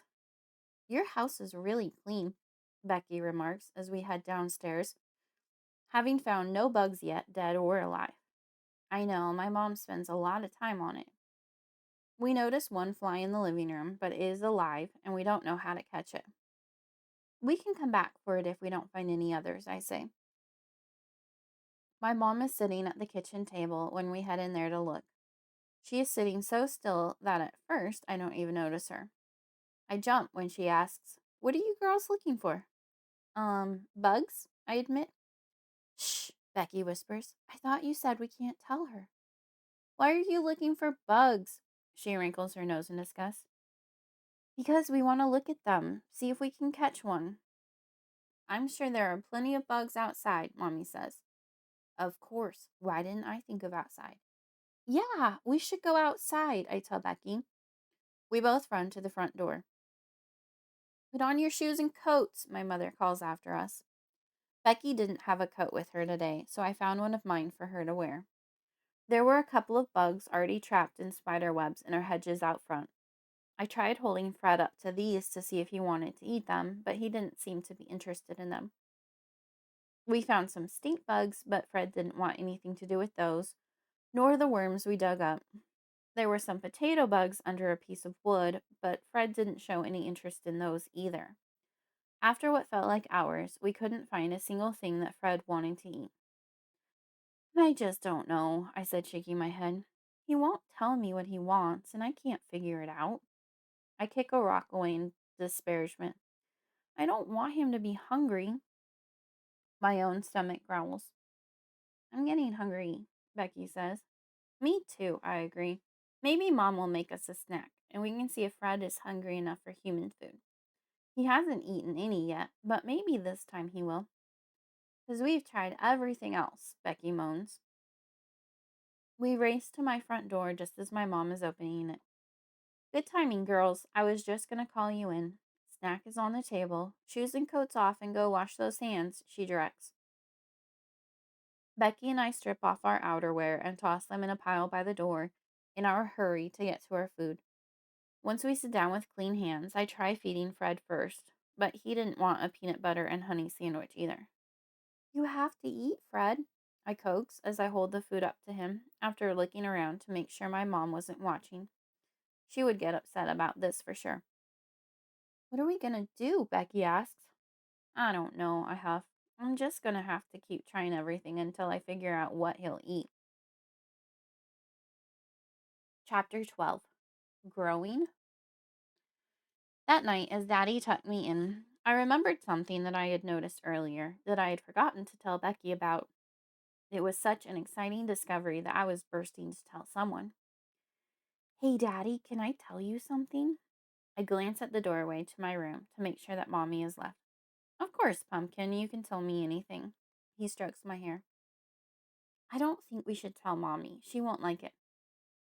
It will be our little secret, he whispers to me, his face coming in close to mine. Lowering my voice, I say, I think Fred is getting bigger. My daddy frowns for a moment, and I think it is a mistake to have told him. Why do you think that, Pumpkin? I sit up so I can carefully pick up Fred. Do you see that seashell on my pillow? I point to a spot on my beach themed pillowcase where Fred had just been sitting. Yes. Whenever I set Fred on top of the seashell, he never covers the whole thing. I can only see this part of it. I motion to the outer point of the shell. But this morning, when I was going to pick up Fred, I noticed that I couldn't see any of the seashell. Isn't that normal for things to grow and get bigger? You grow and get bigger. I think about that for a minute. But Fred is different. He's always been the same size. I thought he was full grown like you until now. I don't know what to tell you, Pumpkin, but you need to go to sleep so you can do some more growing. I lay back down and he pulls the covers up around my shoulders. Good night, Pumpkin. He kisses my cheek. Night, Daddy. I pretend like I'm going to sleep as he leaves the room. Once I hear his footsteps outside, heading away, I open my eyes again. I know that Mommy is going to talk to him about Caleb, the boy at school who died today. She didn't mention it at dinner. I wait until I'm sure that he has gone downstairs before I sneak out of bed with my blanket, Fred on my shoulder, and my spider cloud converging behind me. My parents are in the living room, which is directly down the stairs. I quietly sit down out of view in case they were to look up here. So what's bothering you so much, Lizzie? Dad asks. A boy at Missy's school died. Wow. There was a pause. How did it happen? The teacher said they think he was bitten by a spider. She sniffs and has difficulty going on. He was having trouble breathing on his way home from school, and by the time they got him to the hospital, it was too late. They couldn't do anything for him. That's horrible. Yes, but Daniel, her voice cracks as she struggles to continue. What if this has something to do with Missy? Whoa, I thought Missy was the one in the house with the wild imagination. Seriously, 2 spider attacks recently from people connected to Missy? You aren't worried? Apparently, Mommy doesn't know about Daddy's boss. But my spiders are only hurting people who hurt others. What is wrong with that? No, sounds like total coincidence. I want to get her checked out. My dad sighs. Isn't that what you were doing at Dr. Wilson's? That was just her eyes. I want to get her brain scanned. An MRI. See if they find anything unusual. There's no harm in at least checking. And what do you expect them to find? That our daughter has a brain tumor that is causing her to see an invisible spider that is killing people? Do you see how ridiculous that sounds? Mommy sighs loudly.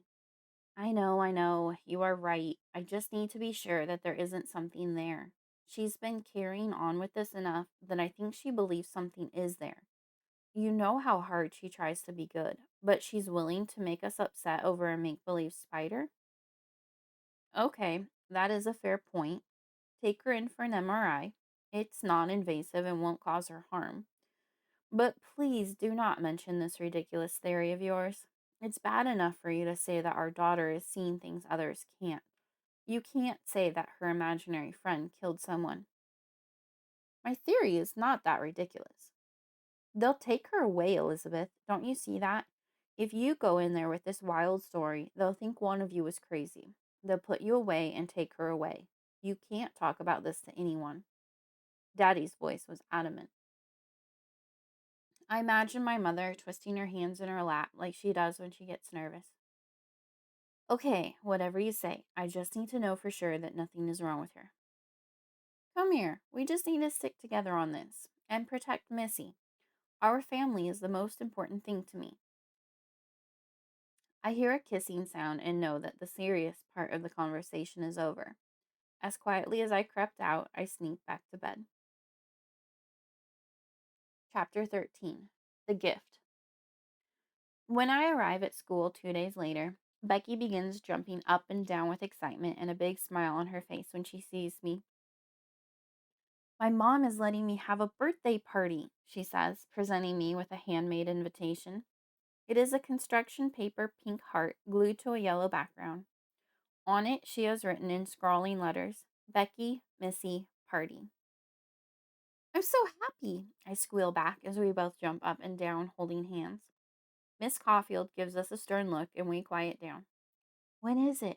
I ask in my indoor voice. Tomorrow after school. I hope my mom will let me come. Becky is my only human friend. We are very close, even though we just met 2 weeks ago and school started. I'd never been to a friend's birthday party before. We'll beg her, Becky says dramatically. My mom does say yes. She gets the address from Becky's mom and says that she'll drive me over after school. But Mom, I say on the way home, Becky's mom could just pick me up from school. I know, but we don't really know Becky's parents very well. I would like to see where you're going to be spending the afternoon. Still thinking that my mom is being weird about it, I keep my mouth shut because I'm so happy to be going to a party, and with Becky. Can we get Becky a stuffed tarantula for her birthday? What makes you think that Becky wants a stuffed spider? She gives me a squinted look in the rearview mirror. Well, she really likes Fred and wishes that she had a pet spider too. Okay, are you sure she wouldn't like something nicer, like a doll? I consider for a moment. No, I think she wants a tarantula. Well, we'll see if we can find one. Let's go to the mall. They have several stores there with stuffed animals. We drive in silence for a minute. I look out the window, wondering about all the fun things Becky and I are going to do together at her party. She did say it was just going to be her and I. She doesn't have any other friends either, but it'll still be loads of fun. She said her mom is going to make a cake, and we can play with our spiders. I wonder what she will name hers. Missy, what if we got you a stuffed tarantula too? Then you wouldn't have to pretend to see Fred anymore. I roll my eyes. My mother just doesn't get it. Mom, I've told you so many times that Fred isn't pretend. I really do see him. He'd get lonely if I didn't take care of him. My voice keeps getting louder as I can't control the hurt I feel inside. I blink my eyes against the tears stinging them and sniff. Okay, okay, I'm sorry. I didn't mean to make you upset. It was just an idea. We drive in silence the rest of the way to the mall. I stare out the window, wishing that I could make my mother understand about Fred. Why can't she see him? I look over at Fred to see if he has any ideas for me and nearly gasp in surprise. Fred is staring at me intently, and his body seems to be pulsing bigger and smaller. Feed me, he whispers. I gasp and look up at my mom, who glances at me in the rearview mirror. Everything all right back there? She asks. I know then that she didn't hear Fred. Yeah, I call back and think of a lie. I just thought I recognized someone outside. It was the best I could think of so quickly, and I couldn't tell her the truth. I was scared after Daddy told her they could take me away if the doctors found out about me. I would be extra careful now to only talk about Fred to certain people. The pet store in the mall did have a stuffed tarantula. While we were there, Mommy let me look at the live ones in the tank. There was a really pretty one with red stripes on it. I didn't say anything aloud about how beautiful it was because I didn't want Fred to get jealous. Fred should realize how lucky he was to have me and not live in a tank himself. Are you sure you don't want one for yourself? Mommy asks before we head to the counter. Then you and Becky will have matching ones. I was tempted to say yes. Mom didn't often buy me things just because. Usually she made me do work for them or pay for it with my allowance. Daddy was the one who spoiled me. But I didn't need a stuffed one when I had Fred. He was much more interesting than any toy. No, I don't need one. Okay. When we got up to the counter to pay, I asked the lady behind it what tarantulas eat. We sell crickets for people to feed them, she said. Mommy, can I get some crickets, please? I begged. I give her my best puppy dog eyes, which worked on Daddy more often than not. What do you want with a cricket, Missy? We don't have anywhere to keep one, and they're gross. Mommy always had to be so rational. I couldn't tell her that it was to try to feed Fred with. Becky and I can pretend to feed it to her new stuffy. It was the first thing that came to my mind. And if her new stuffy won't eat it, we'll let it go outside. Missy, I don't think you need a. Mommy, please, please, please, please. Since she is hesitating and not right out saying no, I know I have a chance to get one. A thought comes to my mind. What if I pay for it? I turn to the lady behind the counter. How much is a cricket? She looks at her computer for a minute and then answers me. 25 cents. 25 cents. I have that. May I buy a cricket, Mommy? Mom rolls her eyes and takes a deep breath. Fine, I guess. I don't know why you so desperately want a cricket, but that's fine. Yes, thank you, thank you. I bounce up and down. I've finally found what Fred needs to eat. I just hope that he's okay waiting until tomorrow for me to feed it to him. I want to do it with Becky. That'll be just as much fun as giving her the stuffed tarantula. It's like a second birthday present. After we pay, the clerk tells us to wait a minute. She returns and hands me a baggie full of air sealed with a rubber band. Inside is one cricket. This is so cool, I whisper. When we get in the car, I show the cricket to Fred. He doesn't respond, but I hope that he is excited to eat. It will be like his birthday cake. And if he eats a cricket, then it will prove that he isn't made up. My parents will have to believe me then. I can barely sleep that night. I'm so excited. It's difficult to sit still at school, too. I want to tell Becky what her present is so bad, but I keep the surprise a secret. The morning crawls by. Finally, we are released from school, and we both race to the parking lot to wait for my mother. Becky rides with us to her house. Chapter 14. The Party. When we pull up, I'm a bit stunned. I knew that Becky's parents didn't have much money, but I didn't expect them to live in such a small, dirty house. There was trash all over the cramped front walkway. My neat freak mom was not going to be happy about this. I silently prayed that she would allow me to stay and play with Becky and not just drive away. Becky, why don't you go on in? My mother says. We'll be right behind you. Yes, Miss Carter. Becky gets out of the car. Mom turns to me. My spirit sank, waiting for her words. We are going to go in and be very polite, Missy. As long as it isn't dangerously dirty inside, you can stay and hang out with Becky for 2 hours. I will sit out here in the car and wait for you. If you need anything at all, come out and get me, okay? I released my breath and smiled, relieved. Yes, Mama. My mother turned back around and took a deep breath. Then let's do this. We both got out, and I followed her up the walkway. The inside wasn't any better than the outside, but it wasn't much worse either. There were clothes and garbage all over the floor. Now I understood why Becky always smelled so badly. Becky was excited to show me her home, though. She took me to her bedroom, which was just a corner of the living room sectioned off by a curtain. She had a mattress on the floor and a toy box with mostly broken toys. I brought you a present, I said when she was done showing me her things, which didn't take long. I handed her the gift bag covered in pink and purple flowers that I had picked out. I knew she liked pink.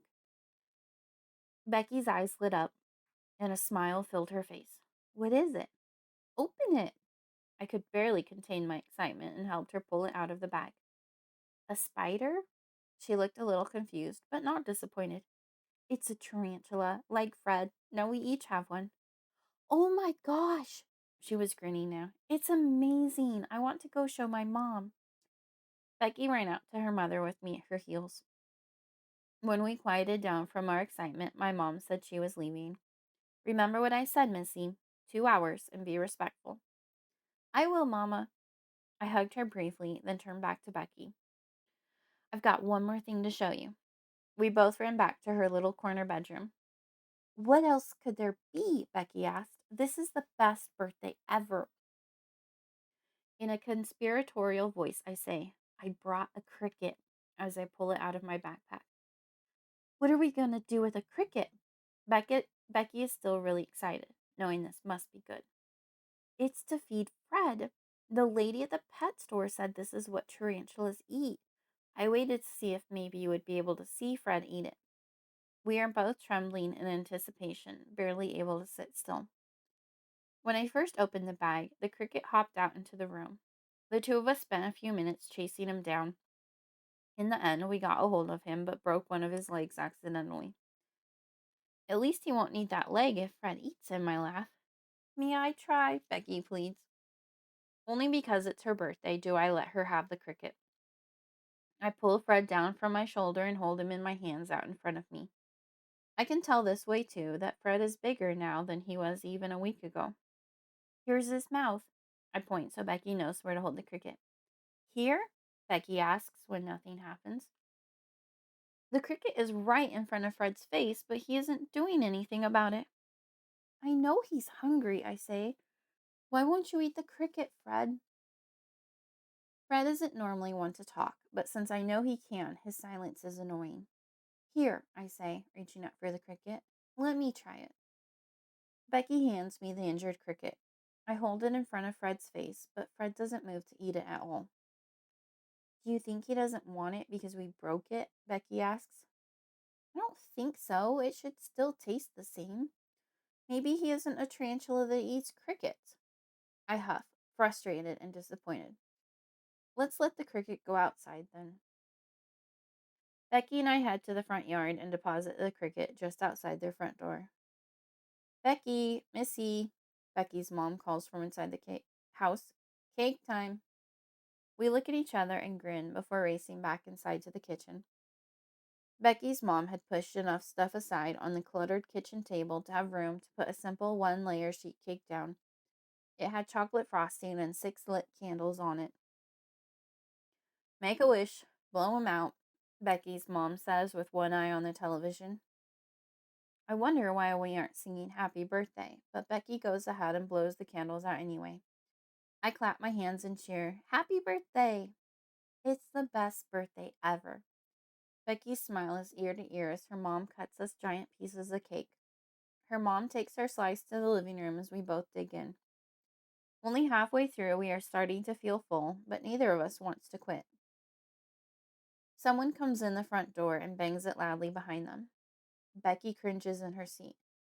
Uh-oh, she whispers. Carla, a male voice calls out as he tromps into the kitchen. He doesn't look pleased with seeing us girls sitting there. Mike, Becky's mom responds, sounding surprised as she comes to the kitchen. Why are you home so early? Becky is shrinking down in her chair, trying to make herself invisible. What the fuck is going on? The man asks as he digs in the refrigerator and comes out with a beer. Just a little cake for Becky's birthday, Carla responds. Becky is now under the table. The man's face is stern and hard as he glares at me. I've never been so afraid of a person in my life. I join Becky under the table. Who is that? I whisper. Becky turns to me, her wide eyes brimming with tears, lips pinched together. My heart aches for her, and I realize that the party is officially over. It's my dad. I work all day so you can eat cake? Mike screams at Becky's mom. It's her birthday, Mike. Not anymore, he says. The birthday is over. He turns and flips the table on its side. There is a horrible sound of things crashing to the ground and breaking. I cringe and cover my head. Staying low, Becky grabs my hand and pulls me from the room. We run and hide in Becky's little bedroom. Wait, I say as we get there. My mom is waiting for me outside. We can go and get her. I'm not going back out there. Becky pulls the cover over her head.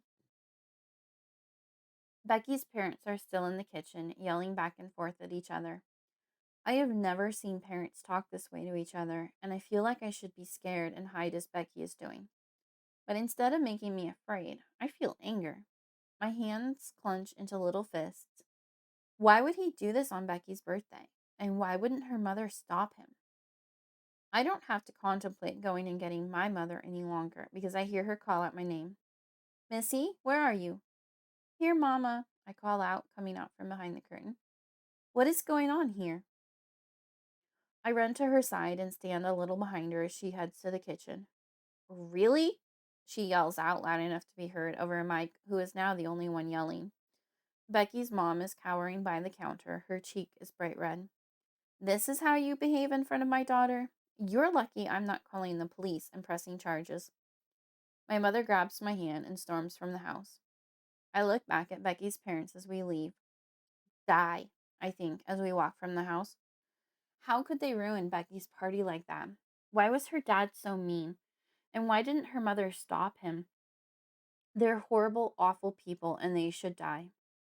As soon as the thought happens, 8 of my spiders leave the rest and make their way to Becky's parents. Maybe they will die after all, and Becky can come live with us.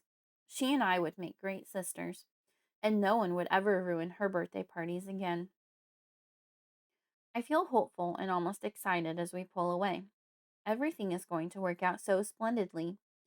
I turn and look at Fred. His body is pulsing again, his eyes nearly popping out. They are so huge.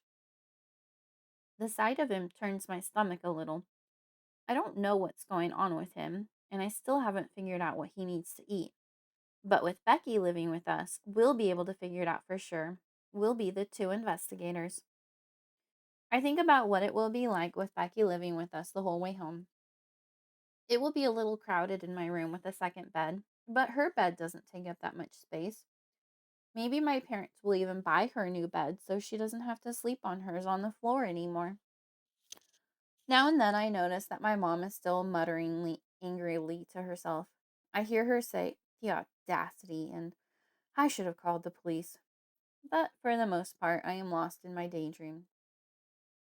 I wait until we are sitting down for dinner and I can ask both my parents at the same time to say, "Can Becky come live with us?" "Oh, Missy," my mom soothes. "I know you're upset about today, but that doesn't mean that we can just have Becky come live with us. She has to live with her parents for now." "But what if they die? Can she come live with us then?" My mom frowns, glances at my dad, and then looks back at me. "Why would they die, Missy?" "I don't know, but sometimes people die, and if they did, could Becky come live with us?"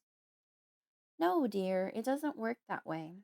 There are people whose job it is to care for children like Becky if something happens to their parents. We can't just decide to have Becky live with us."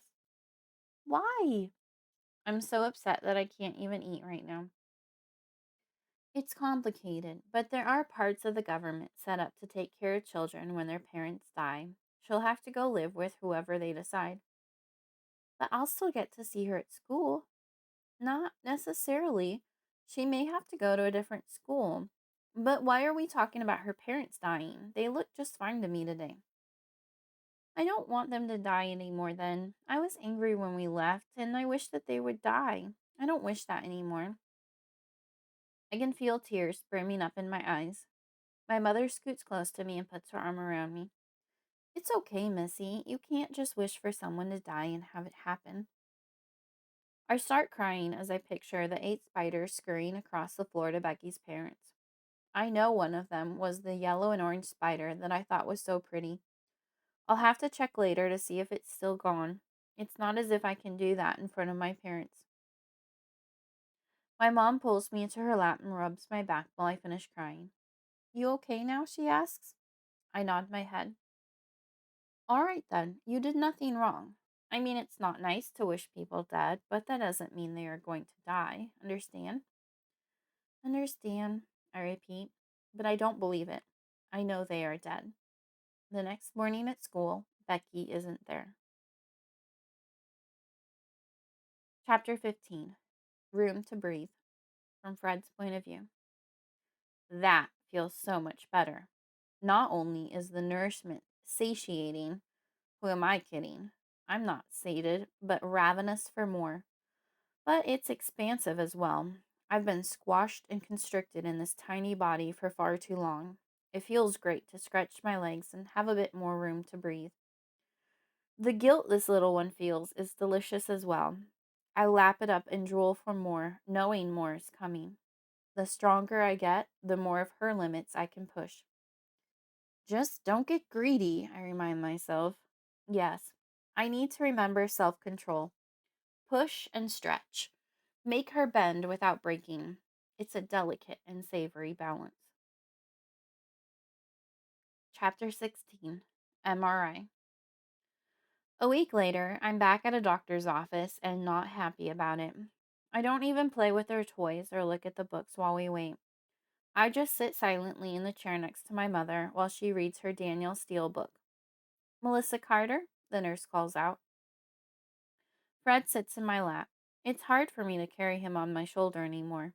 The morning after Becky's birthday party, Fred was significantly bigger and heavier. I wondered what he found to eat. Whatever it was seemed to satisfy him for several days because he hasn't said anything to me since, and it has been over a week. I'm starting to get a little nervous around Fred. As he grows, his fangs and eyes get bigger and more prominent. I feel like he watches me more intently now. Now and again, I won't even pick him up at all when I leave the room, and he scurries after me like the rest of the spiders. Is he following me like a dog would, or is he chasing me like a monster? I never did see the orange and yellow spider again. I look nearly every day. I've started trying to look at all the spiders closely so I can memorize what they look like and know when they are gone. There are still too many for me to count. I try, but I lose track, and sometimes they move around as if they don't want me to count them. Besides missing a specific one, it doesn't seem as if there are any fewer of them. Becky hasn't been back to school either. No one will tell me where she is or if she is even all right. I wonder if the spiders that stayed at her house got to her too. I had thought that over breakfast 2 days ago and started crying uncontrollably. When my mother asked what was wrong, I couldn't tell her. I can't tell anyone that I think I killed my best friend. At school, I haven't even tried to make new friends. No one wants to talk to the crazy girl anyway. I feel even more lonely as I haven't even talked to Fred much this past week. He is partly to blame for me losing Becky somehow. Come on, Missy. My mom coaxes me as I don't move when the nurse calls. Reluctantly, I slide out of my seat and walk towards the woman in the purple scrubs. In the back hallway, the nurse asks, "And how is everyone today?" My mother gives me a minute to respond. When I don't, she answers, "We're good. I think Missy is just a little nervous. She's not normally this shy at the doctor's." The nurse leans over to address me. "You have nothing to worry about. Everything is going to go simple and easy today. You don't even have to do much besides lie still on a table. Do you know how to lie really still?" I nod my head in response. "Well, great. Easy peasy." She continues leading us down through the hospital hallways. My mom thinks I'm nervous, but I'm terrified. They are going to find something wrong with me, and I'll be taken away just as Daddy was afraid of. I briefly have a glimmer of hope that maybe I'll get put someplace with Becky. But Becky didn't do anything wrong, and I did. I'll be put where the bad children go and never see my parents again. But maybe I deserve that because Becky is gone because of me. The nurse leads us into a room with an examination table and a little desk area. "Okay, Missy," she says, turning to me. "I need you to put on this glamorous robe here." She holds out a simple, nearly paper garment. "And I need you to put your earrings in this little cup here. Do you have any other jewelry, a bracelet or anything?" I shake my head no. "Great. We'll give you a minute and I'll be right back." The nurse leaves. "All right, Missy, let's get you changed," my mother says. "Why are you being so quiet?" "I don't know," I mutter as she pulls my shirt over my head. "Are you scared?" "Yes." "I am scared, but not for the reasons that she thinks. I know they are going to find something." Maybe the picture they take will show that I see spiders, or that I killed Becky's parents, that I killed Caleb. They'll see all these horrible things and they'll take me away. But I have to keep all this inside and just pretend that I'm scared of the picture machine. My mom hugs me. It's going to be fine. You won't even feel a thing, and I'll be right outside if you need me, okay? There is nothing to do but agree and get changed. I'm a little chilled in the gown as it's thin and it's cool in the hospital. The nurse comes back shortly and leads us down another hallway. This one is shorter than the last. This is where you'll wait, Mrs. Carter. She points to a room that has a window showing the next room over. And we'll go in here, Missy. I follow her in with Fred clutched in my arms. He's all I have to hold on to right now, even though I'm not happy with him. I forgive him for now, praying that this will somehow be all right. The doctors in the next room are very nice to me as they explain what the machine does, how I must lie really still, and that the machine will make noises, but they are nothing to worry about. I barely listen as I'm praying that my brain will look normal. I lie down where directed. Someone asks if I want a blanket. I barely nod yes. Fred sits on my stomach, watching me. He seems excited, electric, as if waiting for something. The hairs on my arms stand on end. Feed me, he whispers. I don't know how to feed you, Fred. How does he not get that? The bed that I'm on gently slides into a big tube. Many of my spiders run in with me and sit around me on the walls. I close my eyes and wait for it to be over. The machine is loud, so loud. I'm in there for what seems like forever, trying to hold still, yet wanting to move so that I mess it up and they can't see what's wrong with my brain. I can't let them take me from my daddy. The last time I saw him was last night when he tucked me in to sleep. I hate all these people looking at my brain. If they were dead, they couldn't tell anyone what they saw. Then no one would know, and I couldn't be taken away. They need to die. My daddy said you shouldn't ever hurt someone unless you were protecting yourself or the people you love. Wishing these doctors dead now is just protecting my family, helping it stay together. That can't be wrong. There's a weird feeling happening on my stomach. I can't turn my head to look, but I guess what is going on. Fred's body is pulsing. It only lasts for a minute. Okay, that's it. We're bringing you out now, Missy, says someone standing close to the machine where I lie. The bed glides back out. You're all set. The man there offers me a hand to help me down. I take it and follow him to the door where my mother is waiting for me.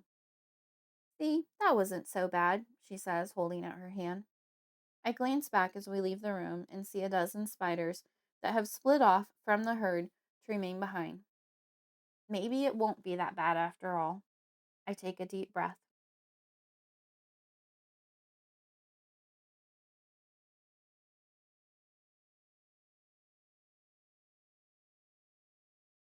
Chapter 17. Uh-oh. I think that you deserve some ice cream on the way home for being so brave. How does that sound? Mommy asks as we follow the nurse back to the other room so I can put my clothes on. Good, I answer, feeling better already. Ice cream sounds delicious, and everything is going to be all right. I hug Fred tightly for a moment, feeling like he is helping me to solve my problems. He can't help the way he looks, or that he is getting bigger, but he's still the same old lovable Fred. When we get out to the car, Mom calls Dad and tells him everything went well and that I'm okay. He says, "Good job," Mom tells me when she gets off the phone, and agrees that you deserve some ice cream. Yay, ice cream, I cheer. I get a bowl with a giant scoop of chocolate topped with rainbow sprinkles. Fred started pulsing on the way home again, this time much more violently.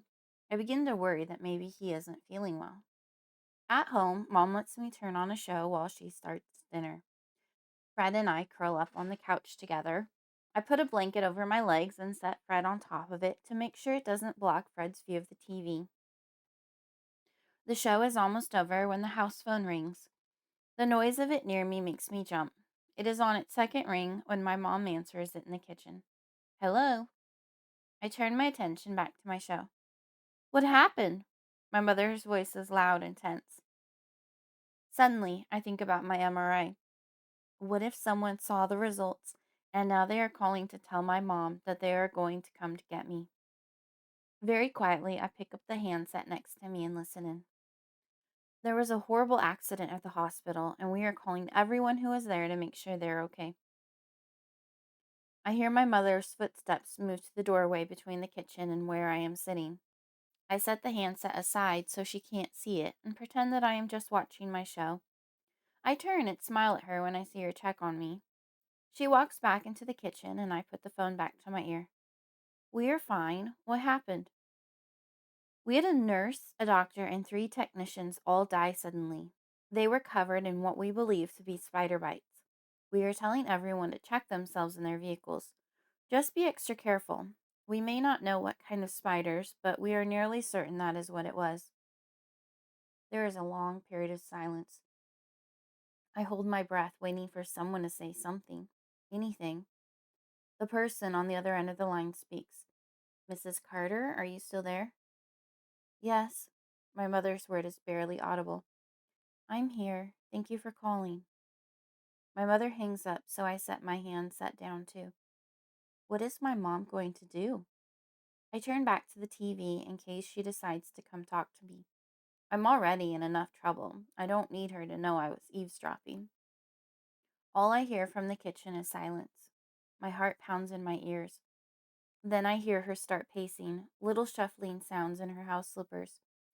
Finally, I hear words, faint but audible. I can't believe this. This isn't happening.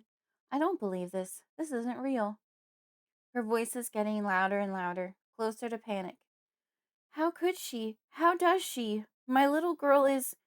What is happening? I need to get some help. We need help. She needs help. An alarm goes off in my head, and my body breaks out in a sweat. She can't get help. No one can know. This is what Dad was worried about.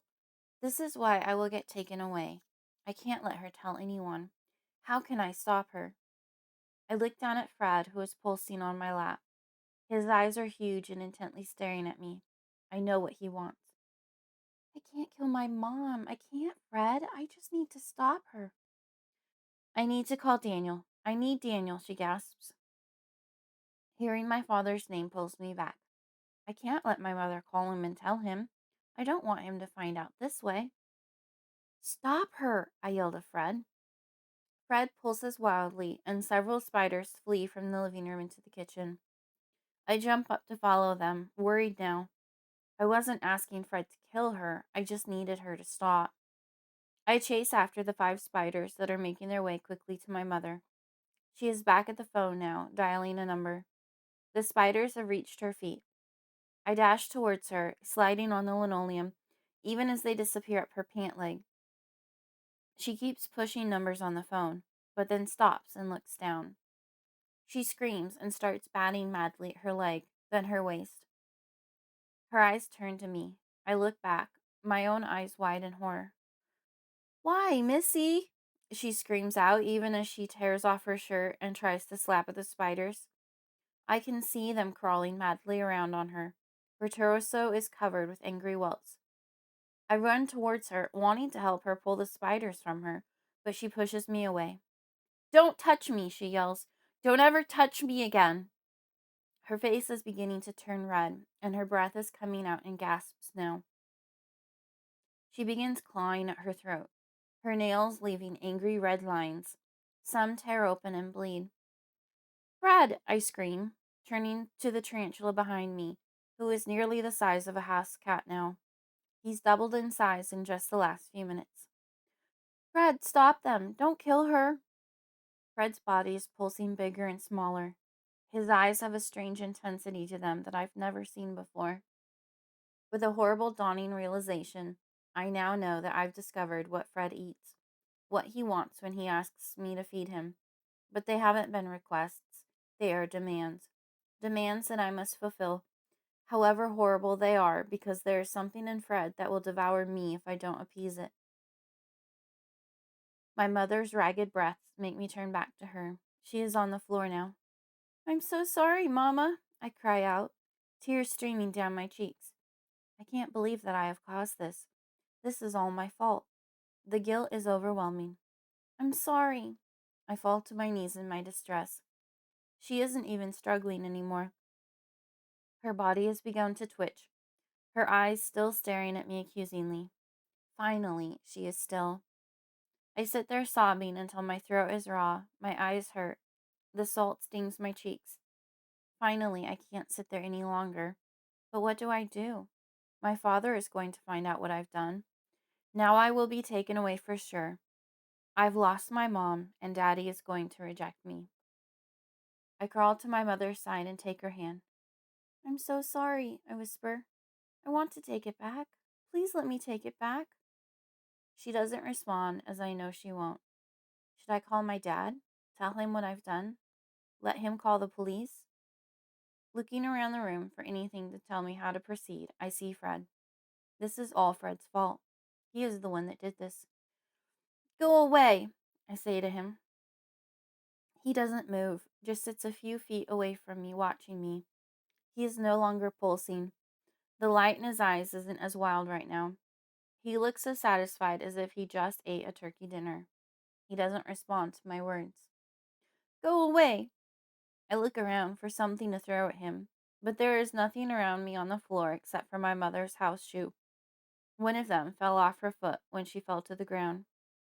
I pick it up and toss it at Fred. It hits his leg, but he doesn't move. Go away, I scream. I can't bear the sight of him. Go away. I never want to see you again. The tears start again. Angry tears this time. Deep down, I know the truth. I'll never be rid of him. He is going to follow me as long as I'm alive. My stomach turns and I lean over, away from my mother's body, and throw up chocolate ice cream all over the floor. The sight of it makes me sick. I grab a towel from the stove and cover the vomit.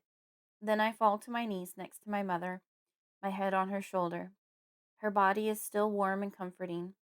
I crawl in front of her, under her arm, and lay down, imagining that she is hugging me one last time.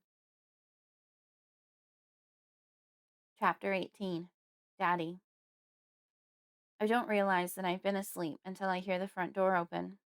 Mommy's body next to me is cool, and her arm over me is heavy. I push it back and sit up, blinking my eyes in the harsh kitchen lights. My father is home. My body begins shaking with guilt and dread. He is going to discover what I have done. What will he do? Missy, Elizabeth, he calls out. The house is so quiet it makes his voice boom. I stand up and slowly shuffle my way out of the kitchen and into the living room. He is hanging up his coat in the closet by the door. Then he turns around and sees me. The smile on his face fades to worry. Missy, what is it? What's wrong, sweetheart? I run to him and he lifts me, holding me close. I grab him tightly, knowing it may be the last time he will ever hug me again. How can he after he sees what I have done? Missy? He smooths my hair, pats my back. I begin crying again. My throat is raw and burns from before, but I can't stop.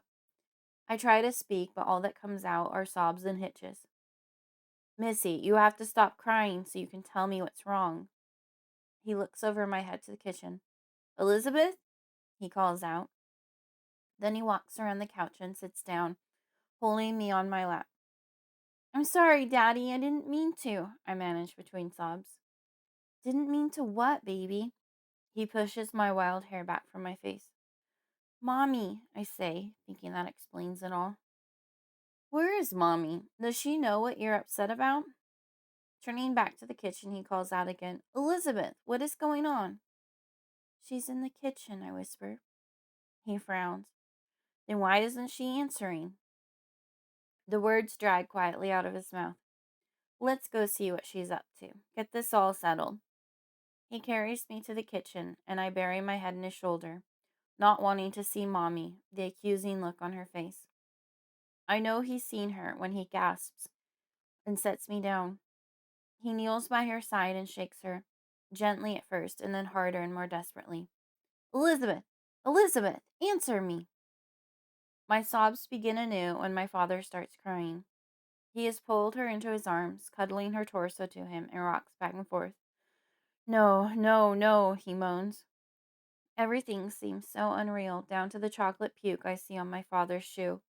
My stomach churns, and I don't think I'll ever eat chocolate again. Daddy, I'm sorry, I whisper. He doesn't hear me over his hysteria. Daddy, I'm sorry. I tug at his sleeve this time, needing him to hear me. When he turns and looks at me with red, dazed eyes, I repeat, I'm sorry.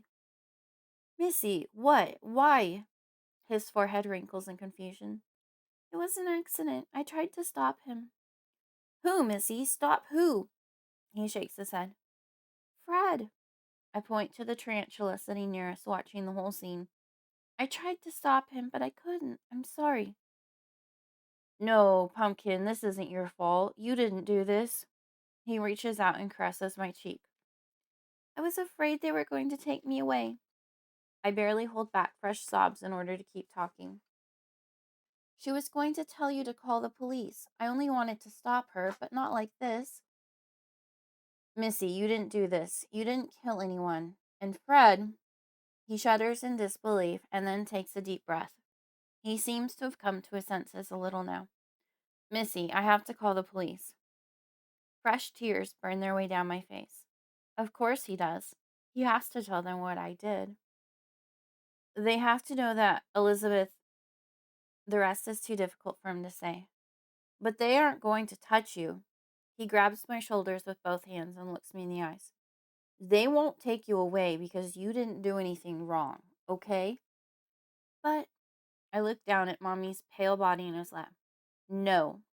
His voice is stern and loud suddenly. It echoes in the quiet room. This is not your fault. He stands up now and picks up the phone on the wall. I watch Fred, suddenly afraid that he will attack my daddy without reason, and without me wishing him to. I stand between them. I wish I never met you, I tell him. His emotions are bigger now. I can feel them.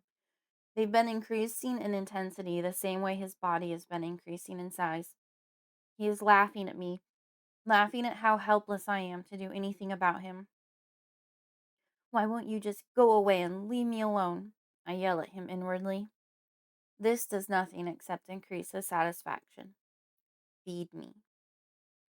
No! I stand to my feet and scream at him. Not ever again! My father is on the phone now, talking to someone from the police, but I don't care. I want Fred to leave. I need him to leave. Missy, what? My dad asks. I'm sorry, he says into the phone. My daughter was here when it happened and has suffered some serious trauma from it. Ignoring my father, I advance towards Fred. He doesn't retreat, doesn't seem to notice or care. Go away! Go away! Go away! I open up the nearest cupboard and start pulling out cans and jars of food to throw at him. Most of the items miss, several don't, but Fred isn't fazed by any of it, nor does he move an inch. Suddenly, my father's arms are around me, holding me tightly to him. It's okay, Missy. Everything is going to be okay. He turns me around so I must look at his face. You and I are going to be okay. Understand? All I can do is stare back at him. Understand, he repeats. I have to trust him. He's all I have left. I nod my head. Yes, I breathe. He squeezes me, then releases me to return to his phone call. I don't want to be in the kitchen with my mother's body and her accusing eyes anymore. I don't want to be around the spiders and Fred anymore, but they follow me as I stumble out into the living room and sit down on the couch. My body is cold and begins shaking. I pull the blanket around my shoulders. Chapter 19. Bitten. The police arrive. They take pictures and take my mother's body out in a big black bag. Someone comes and tries to ask me a few questions, but I can't remember if I answer anything or not. Someone mentions taking me to the hospital for shock, but I speak up in a panicked, shrill voice. No, please, I want to stay with my daddy. A paramedic does a few tests on me. He checks my pulse and looks into my eyes. When he is done, he says I'll be fine to stay. I think I doze off because the next thing I remember is my dad picking me up, carrying me to bed. He lays me down and pulls the covers up around me. I'm about ready to ask him to not leave when he lays down next to me and puts his arm around me. I roll to face him, needing to talk to him. Daddy. His eyes are closed, but I know he isn't asleep that quickly. Yes, sweetheart. Daddy, I don't like Fred anymore. He scares me. My voice is quiet as I try to keep Fred from hearing. Why does Fred scare you, Pumpkin? Because Fred killed Mommy and all those people at the hospital today. My dad's eyes open and look at me. How did Fred kill your mother? Tears swell up again, stinging my eyes, but I have to tell him. She was going to tell on me. She said it was my fault that all those people died at the hospital today, and she was going to call you to tell you to have the police come and take me away. I just wanted to stop her and asked Fred for help. But Fred sent the spiders after her and they killed her. I couldn't stop him. I'm fully crying again. Pumpkin, you didn't kill your mother. You weren't responsible for this. What people at the hospital are you talking about? I tell him how I was afraid of what they were going to find during the MRI and thought that if they were dead, no one would find out about Fred. But I think the police need to know about Fred. He is dangerous, Daddy. He scares me. My father hugs me close. Don't worry, Missy. I won't let Fred hurt you. Where is he now? I wipe my eyes and nose on my sleeve. At my feet. Well, let's knock him off the bed then. Dad stands up and shakes out the top cover. Fred is knocked off the bed, but jumps back up as soon as the blanket stills. He came right back, I say. Can we have the police come take him away? I don't want him anymore. Suddenly, there is a sharp pain in my ankle. Ouch! I yell out. Fred just bit me. I begin trembling in fright, as Fred has never done this before. My dad furrows his brow, making me wonder if he believes me. I push the covers down and pull my legs out. There is a definite red mark with 2 fang holes in it. I don't think Fred wants anyone to take him away. Daddy closely examines the bite. A drop of blood oozes out. Missy, were you bit by a spider earlier when they attacked your mother? No. Then where did this come from? I told you, Fred just bit me. We should get this looked at, he says, and get this house bombed for spiders, he says to the room. No, I cry out. I don't want to go back to the hospital. Panic grips me at the thought. I don't want Fred to kill more people there. Can we just go put a band-aid on it, please? I give him my best puppy dog eyes. This could be a serious bite. No, he didn't put any venom in me. It was just a warning. When the mark on my leg doesn't seem to get any worse over the next few minutes, and the bleeding stops, my dad agrees that we don't have to go get it looked at. We go into the bathroom where he puts ointment and a bandage on it. As Daddy works, he asks, how do you know Fred killed your mother? Because it's how he eats. He kills people, and he gets bigger afterward. I tried to feed him a cricket, but he eats people instead. How big is Fred now? I turn and look at Fred and hold up my hands in front of me to show my daddy. Fred looks bigger than our neighbor's fat cat to me now. And he's in here with us now? Yes, he's right there. He never leaves me alone. I point to the space between the toilet and the bathtub.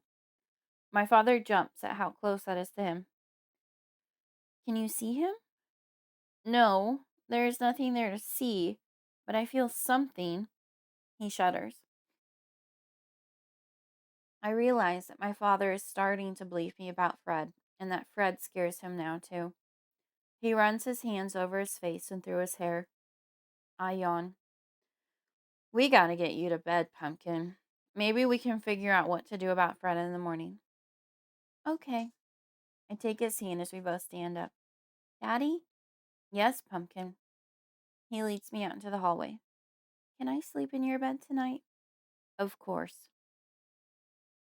The spiders and Fred follow us in there, as I knew they would. As I lay down and look at all of them on the walls and the ceiling, I I realize that they aren't nice. None of them. And they never have been. They never were my friends. Their watching eyes scare me, and I pull the covers up over my face so I can't see them anymore. Chapter 20. Funeral. We didn't talk about spiders the next day, nor the day after that. I think we both just didn't even want to have to talk about them ever again. Daddy took some time off of work, and I stayed home from school the rest of the week. I didn't want to go to school anyway. Becky wasn't going to be there, and if the kids found out that my mom died because of spiders, they would tease me horribly about that. They would know I had killed my mother, so I enjoyed staying home. Daddy made us big breakfasts. One day was hash browns with sausage, peppers, and mushrooms. Another morning was pancakes with bacon and eggs. Neither of us ate much, even though there were huge plates of food in front of us. We just shoveled the food around the plate and sat in silence. The house wasn't home without Mom there. Every time that I thought about her, I wanted to tell Daddy that I was sorry, but neither of us wanted to talk about her. It hurt too much. I would have been content living forever, just being the two of us. Then Fred couldn't ever hurt anyone else, because I would never let him hurt my daddy. He would have to kill me first to get to him. When I first had that thought, I looked at Fred defiantly. Fred, who used to be my sweet friend that went everywhere on my shoulder and is now the size of a giant cat. He looked back at me with his cool, confident eyes. He was sure that he would get both of us in the end. How could I, just a 5-year-old little girl who knew her letters but not many words, outsmart Fred? I'm afraid he's smarter than me.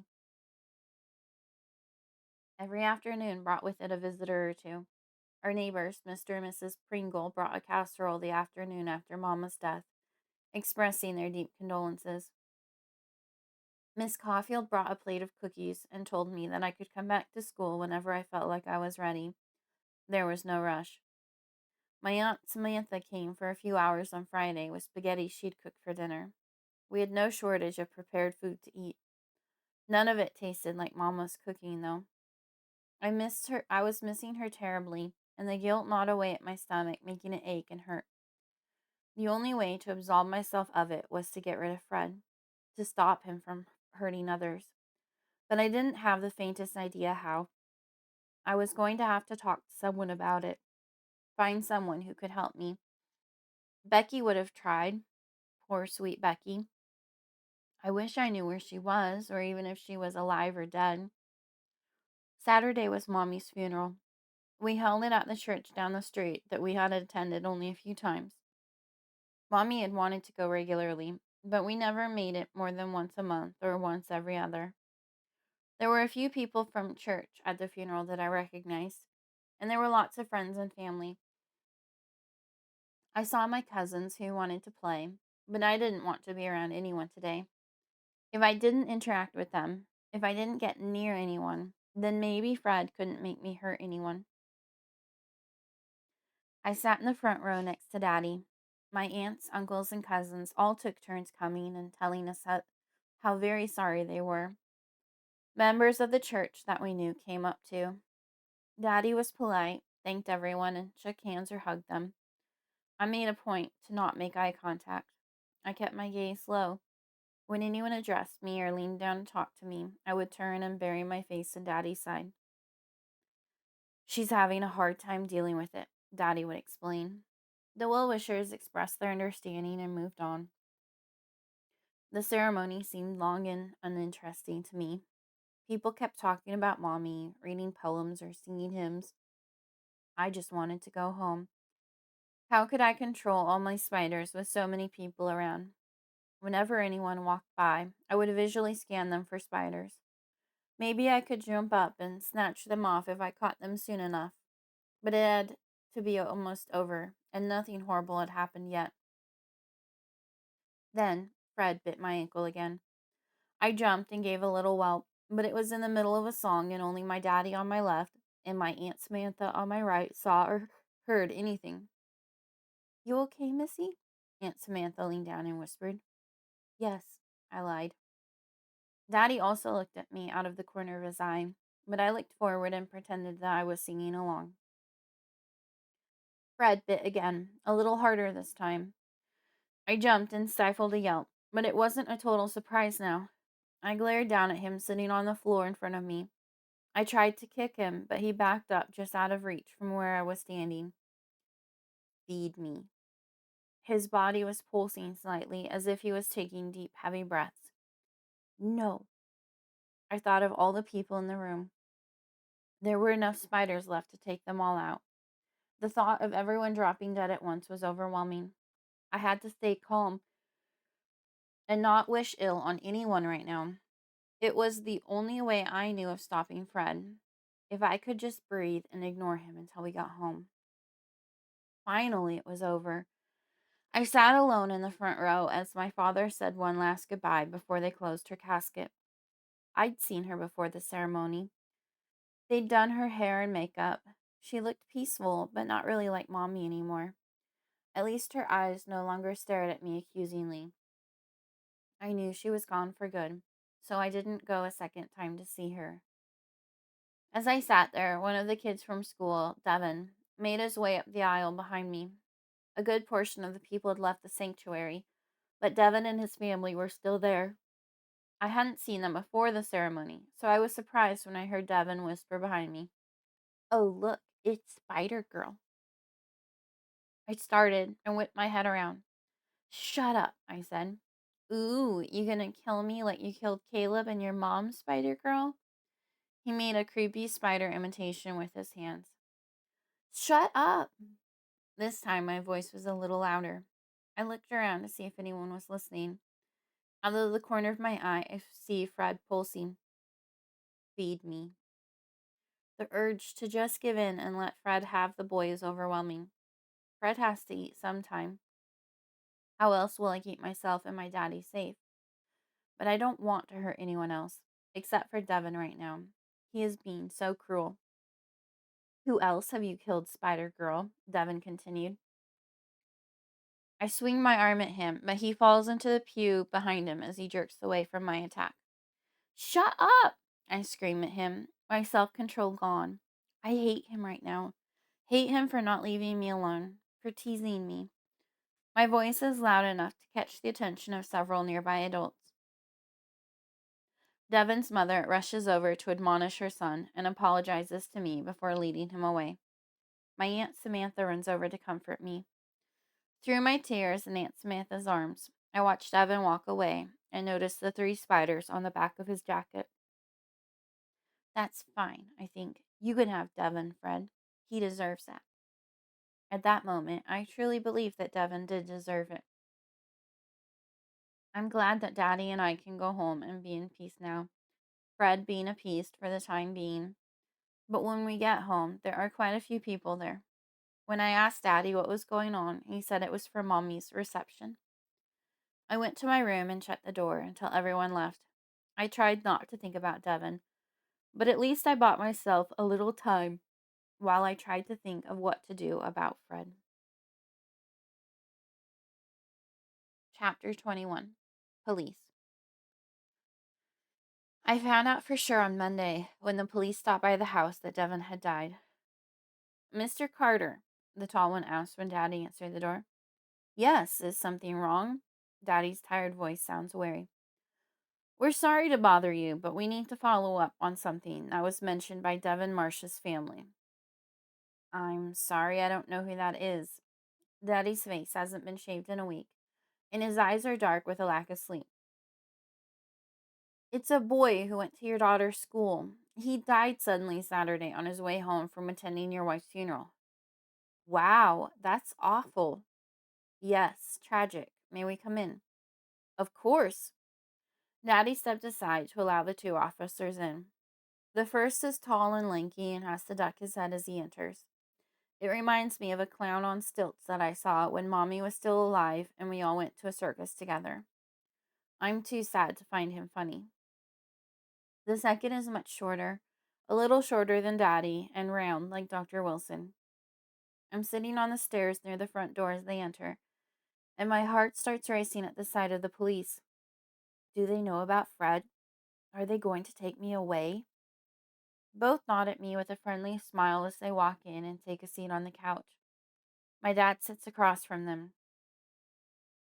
This probably sounds ridiculous, but we have to follow up on all leads, Mr. Carter. You understand that, yes? The tall one asks. He is the only one of them who has spoken so far. Yes, of course. What does this have to do with?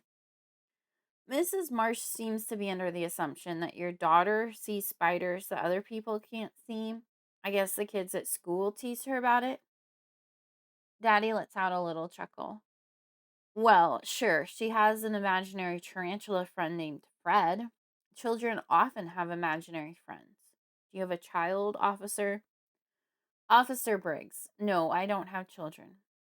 Well, then, did you ever play with toys when you were little, Officer Briggs? Pretend they were real, make them talk, and act out stories? Yes, of course. The officer nods his head. Then maybe you can understand making up your own toy, as my daughter's made up Fred. Why are we being questioned about this? Daddy's brow furrows and his head cocks to the side a little. Apparently, there was another incident that happened at school, something very similar to what happened to Devin. A boy named, the officer checks his notes. Caleb Myers died of similar causes about 10 days ago. Also, two parents of a child in your daughter's class died as well. Too many coincidences and complaints for us not to follow up on. This is it. They're going to take me away. How am I going to get out of this? Will they put me in cuffs like they do in the movies? I glare at Fred, sitting at my feet. He takes up nearly half a step himself now, and his back is level with the step above him. I hate him so much. I'm scared that even being taken away and locked up isn't going to get me away from Fred. My father chuckles. I'm sorry. I don't see how my daughter's imaginary spider has anything to do with this. He raises a single finger into the air as if something has just come to mind. But since you are here, I'd like to ask for protection for myself and my daughter. Or do I have to go down to the station to do that? Protection for you two? Yes. My father's voice is a little tense and raised now, his face red in anger. Obviously, there's some psycho following my daughter around, maybe trying to kill her. How else do you explain all the deaths of people connected to her? They even killed her mother. I take a breath and let it out. Maybe things will be okay. Daddy is doing a good job of making up a story. Okay, Mr. Carter. I hear the flipping sound of paper. I can take a statement here. I do suggest following up with a visit down at the station if you're serious. Of course I'm serious. My daughter is all I have left. I can't just let some freak get to her, or frame her as you seem to be suggesting. Calm down, Mr. Carter. No one is accusing your daughter of anything. We just have to follow up on all leads. Well, find a lead on the man responsible for this. We are doing our best, Mr. Carter. The police take Daddy's statement and ask me a few questions. I calmly answer them as I realize that we aren't in danger right now. As soon as they leave, my dad says, Get your coat and shoes.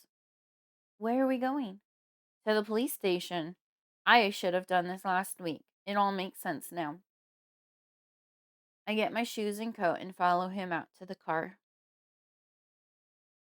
Chapter 22. Ride, from Fred's point of view. If I were in a human form, I would ever so slowly rub my hands together and then steeple my fingertips. Things are going splendidly. Every trip from the house is another chance for a feast. I don't mind that the child hates me. Her spunk makes me like her all the more. Little does she know the horrors that await her. Chapter 23. The Station. On the way to the station, my dad coached me on what to say if they asked me questions at the station. Remember, Fred is just an imaginary friend. His eyes meet mine briefly in the rearview mirror. No matter what they say, you can't say that you can really see him, Missy. Do you understand? But Daddy, lying is wrong. It's very confusing for my parent to tell me to lie, especially to the police. I had been taught to trust the police and always tell them the truth. I know it, but you can't tell people that you see something no one else can. They'll never believe you, and we need them to believe that you haven't hurt anyone. But, Daddy, what about Mommy? That was my fault. Tears build up and threaten to spill out. My throat is achy as I suppress the need to cry. We are near a stop sign. When we reach it, my dad turns around and looks me in the eye. That was not your fault. Never your fault. You need to believe that. You need to believe me.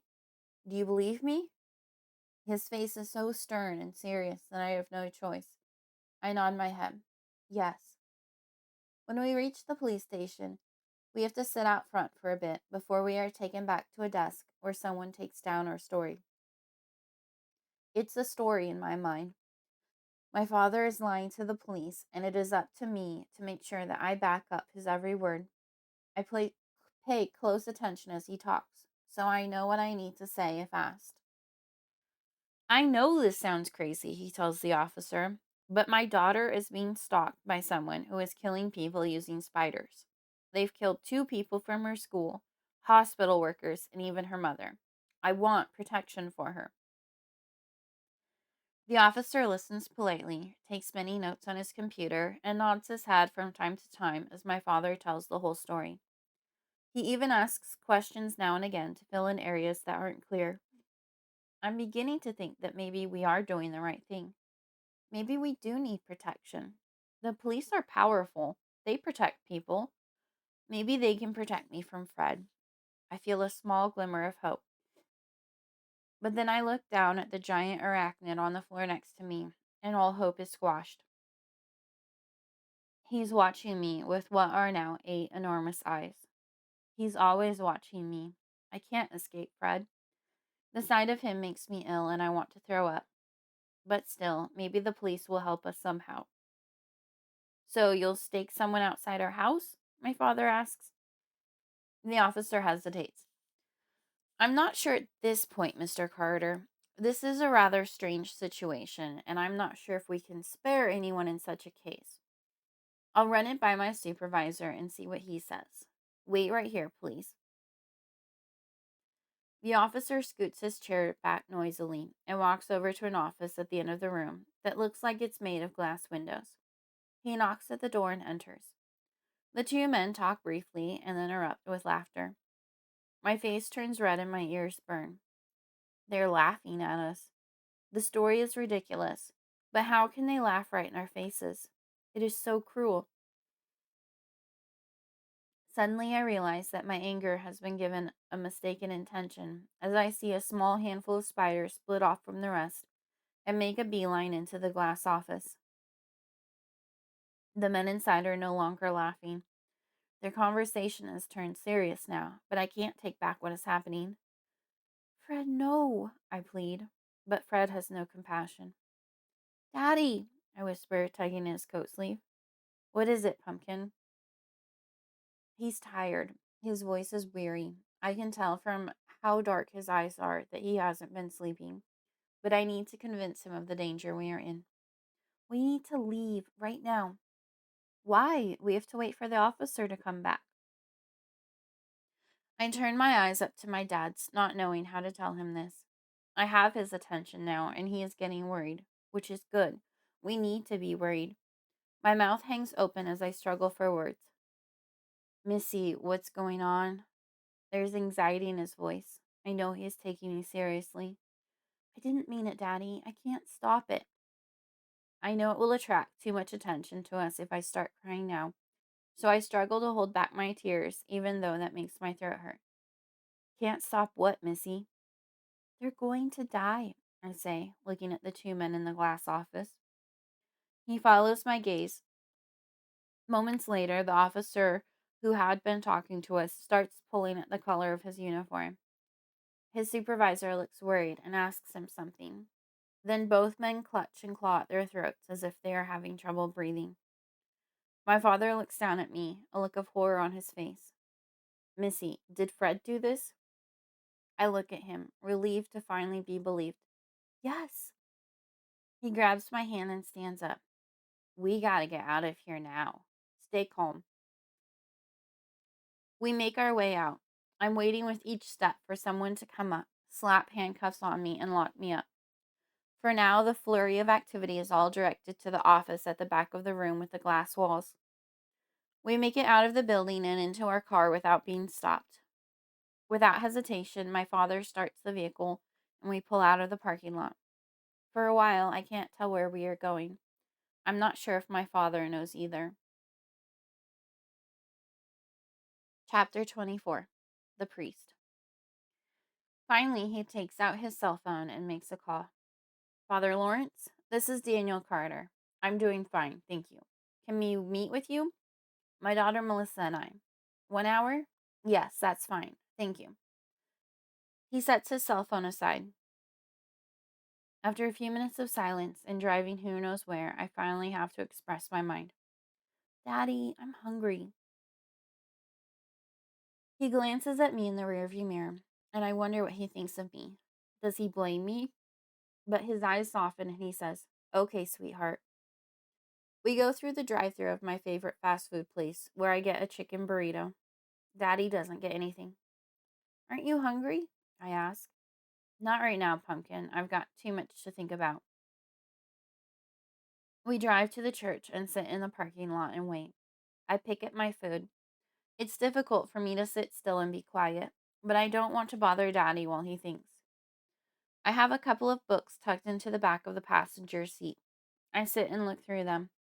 The first one is all about spiders. I used to enjoy talking about that one to Fred. Now I throw it on the floor on the other side of the car. I never want to see it again. I'm sick of spiders altogether. I don't want to ever see another in my life, but I can't get away from them. They still follow me everywhere. I'm convinced now that there are fewer of them. One of the fat little tank spiders that used to always sit up by the roof light in the car whenever we went someplace. That one is gone. I notice a few others that are missing too. Will I be free of Fred when they are all gone? They are what he uses to hurt people. What will he do when they are all gone? And how big will he be? I look over at the tarantula that takes up most of the rest of the bench seat. I wonder how much bigger he can get. I have never seen a spider close to his size in real life nor on television. Daddy, how big do spiders get? The tarantulas? I have to find out how much bigger Fred can get. I know when I wake up tomorrow, he will be bigger than he is now, as he always grows after the other spiders kill someone. Um, he looks back at me with a crinkled brow and worry in his voice. I've heard of tarantulas getting to be the size of a dinner plate. He holds up his hands for references.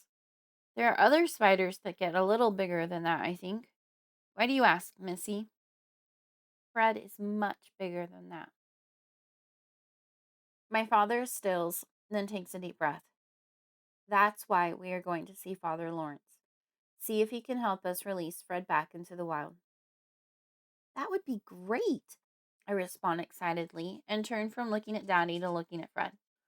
Don't you want to go back to the wild, Fred? Be free? Fred doesn't respond. He just stares at me with his 8 eyes and his giant fangs, which are the size of my hands now. My stomach rolls over in my belly, and I wrap up my food and set it aside. When Father Lawrence pulls into the church parking lot, my dad jumps out of the vehicle. Father Lawrence, thank you for meeting with us on such short notice. Father Lawrence had barely opened his car door before Daddy started talking to him.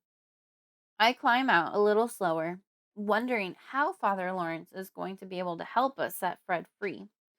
And is Fred going to hurt me while Father Lawrence tries? Yes, yes, come inside. We follow the priest into his office, which smells musty.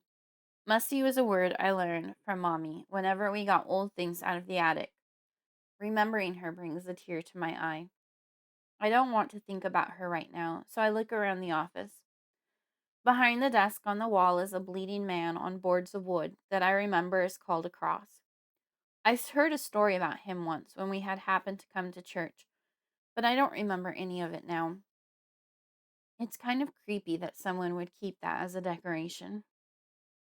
Numerous bookcases packed with books line one of the walls. Once we are all sitting down, Daddy and I across from the priest, Father Lawrence folds his hands and looks at us kindly. Now, what can I help you two with today? I think my daughter may need an exorcism, Daddy says flatly. I don't know what this word means, but the priest's eyes narrow and his lips purse together. That would be a serious matter indeed. Tell me why you believe this child, who looks very normal and healthy to me, would need such an intervention. My father turns to me. Now, Missy, I don't want you to get upset at anything I tell Father Lawrence. We can trust him, and I can only tell him what I know. It's the truth as I know it. Do you understand that? I don't fully understand what my father is asking me, but I know that it is important, so I nod my head. I understand. Okay, you don't need to get upset or feel defensive about anything I say. If you need to interrupt and correct me, feel free to do so calmly. Understand? Yes, Daddy. I nod my head and swing my legs under the chair. My father turns back to Father Lawrence. Missy sees things that aren't there. Hey, I say, looking up at my dad. He was the one person out of everyone besides Becky who I thought believed me. I'm sorry. He holds up his hands to me in surrender. I said that wrong. He turns back to the priest. She sees things that other people can't. Things that I believe killed her mother and a boy at a funeral. He pauses for a moment as if he has finished and then continues. And I think a boy at her school, some police officers at the station, and maybe another. I forget now. This is very serious. The priest's eyes are wide in response. He takes a moment to compose himself before turning to me. What do these things look like, Missy? Spiders, I respond. My father elaborates for me. She sees lots of ordinary, normal spiders that no one else can. And then she has one that used to be like a pet for her, a tarantula named Fred. Fred goes with her everywhere. Do you see spiders here now? The priest asks me. His face is kind, which makes me believe that I can trust him. Yes, they are always with me. I look down at Fred sitting on the floor near me. How many do you see? Where are they? The priest motions to the room around us. Well, they are mostly on the walls. Do you want me to point some out? Yes, please. He nods his head encouragingly. I get up from my chair and walk to the wall to my right. I point to several that are within my reach. Here and here, here, another one. I keep pointing until I have covered most of what I can reach of the wall.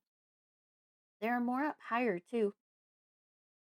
You pointed to about 15 that are at your level. Would you say that there are about that many on that wall that are beyond your reach, too? The priest asks. I look up and take a minute to count the ones above my head. Yes, there are 20 or so or more up there. It's hard to count them sometimes because they don't always sit still. I return to my seat. Are there about the same number on all the walls? I look around to my left and behind me, then up to the ceiling. Yes, I would say there are that many, and on the ceiling too. The priest leans back in his chair. Tell me about Fred, he says. Well, Fred used to be this cute little tarantula. I could carry him on my shoulder wherever I went. He was my best friend, besides Becky, that is. But then Fred killed Becky's parents, and I haven't seen her since. So you don't carry Fred on your shoulder anymore? I laugh. He's way too big for that now. Really? His eyebrows raise. How big is Fred? He's big. Bigger than the neighbor's fat cat. And where is Fred now? Right here. I point to him where he sits on the floor next to me. The priest stands up a little to look over the top of his desk to where I'm pointing, and then sits back down. Did he tell you his name? No, I made it up when I was little and cute, and I thought he was my friend then. He opens a desk drawer and pulls a crucifix on a chain out. Missy, do you know what this is? I wasn't familiar with all the Bible stories, but I had been to Sunday school enough to know what he held. Yes, it's a cross. Very good. Can you hold the cross for me? He holds it out in his hand over his desk. I stand up to take it and sit back down. The metal is cold. The chain hangs down from my hand. What does Fred think about the cross? Father Lawrence asks. I hold it out for Fred to see. His eyes turn cold, but he doesn't move. I don't know. Can you touch it to Fred? I reach out with the cross, but Fred backs away. Come on, Fred, I coax, getting up to move it closer to him. This time, he backs away. I don't think Fred likes it, I say, sitting back down. I see, the priest says. Why don't you keep that crucifix, Missy? Go ahead and put it on. I slip the chain over my head. Let's try a few sillier questions, the priest says with a smile. Do you speak any other languages? I think about that, but don't understand the question. Like baby talk? I ask, confused. Not like baby talk, but maybe you think of it as baby talk. Do you often say things in baby talk? No, I'm a big girl now. I feel a sharp pain on my leg. Ouch! I cry out, rubbing at the spot. My father leans towards me in concern, and both men ask me about it at nearly the same time. Fred bit me, I said. Why would Fred bite you? Father Lawrence asks. Because I'm not doing something he wants me to do. What does he generally want you to do? He usually wants me to send the little spiders after someone. That's how he feeds. I turn to my dad, confused. But he already ate today. Fred nips at my leg again. I turn to him sharply. Stop it, Fred. Then a thought occurs to me. I'm sorry, Father Lawrence, but I don't think Fred wants me to wear the cross. I take it off and set it on the desk between us.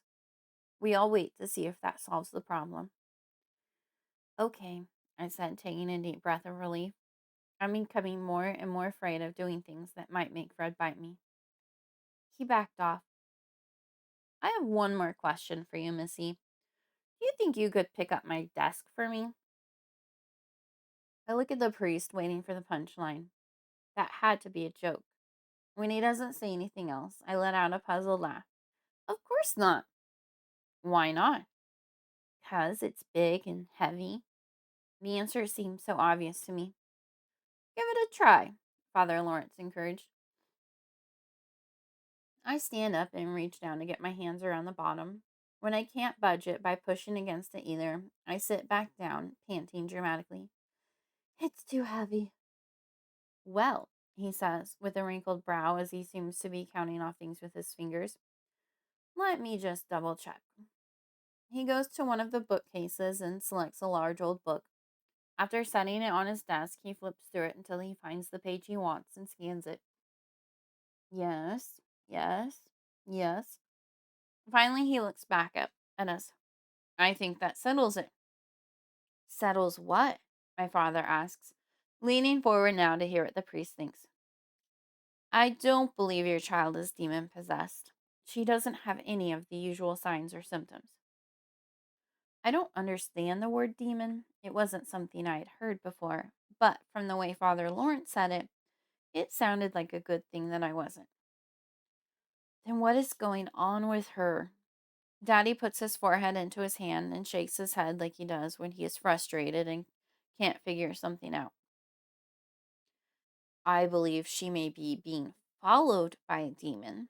Whatever it is, it doesn't like the crucifix. It doesn't even want the child to wear it. Great. Daddy looks back up with a little hope on his face. Well, let's send it away. How do we do that? I'll have to contact Bishop Sanders. I'm not exactly skilled to do this myself. This is a very strange circumstance. The priest's face is sad and serious. You're telling me. My father sits back in his chair now that he knows we aren't solving anything right this minute. Well, let's get Bishop Sanders then. I'll give his secretary a ring. Father Lawrence picks up his phone and dials a number. Yes, Sister Margaret, Father Lawrence here. I'm very well, thank you for asking. I'm needing an appointment with Bishop Sanders. As soon as possible, please. It's for a child who is being haunted. I suspect demonic influence. Tomorrow afternoon? Splendid. We'll be there at 2. God bless you, sister. The priest sets down the phone. Very well, then. 2 o'clock tomorrow. Here's the address. I'll meet you there. He hands my father a business card. Tomorrow, my father moans, taking the card. The bishop is a very busy man. That was as soon as he could see us, and I don't see that the child is in any immediate danger, as long as she isn't wearing a crucifix, that is. My father didn't seem convinced. She's not the only one I'm worried about, he mutters. Father Lawrence stands up, so we do as well. If that's all I can do for you today, Mr. Carter. He smiles warmly at me. Missy. I smile back and then follow my dad out of the church. He's a nice man, I say. I don't want him to die.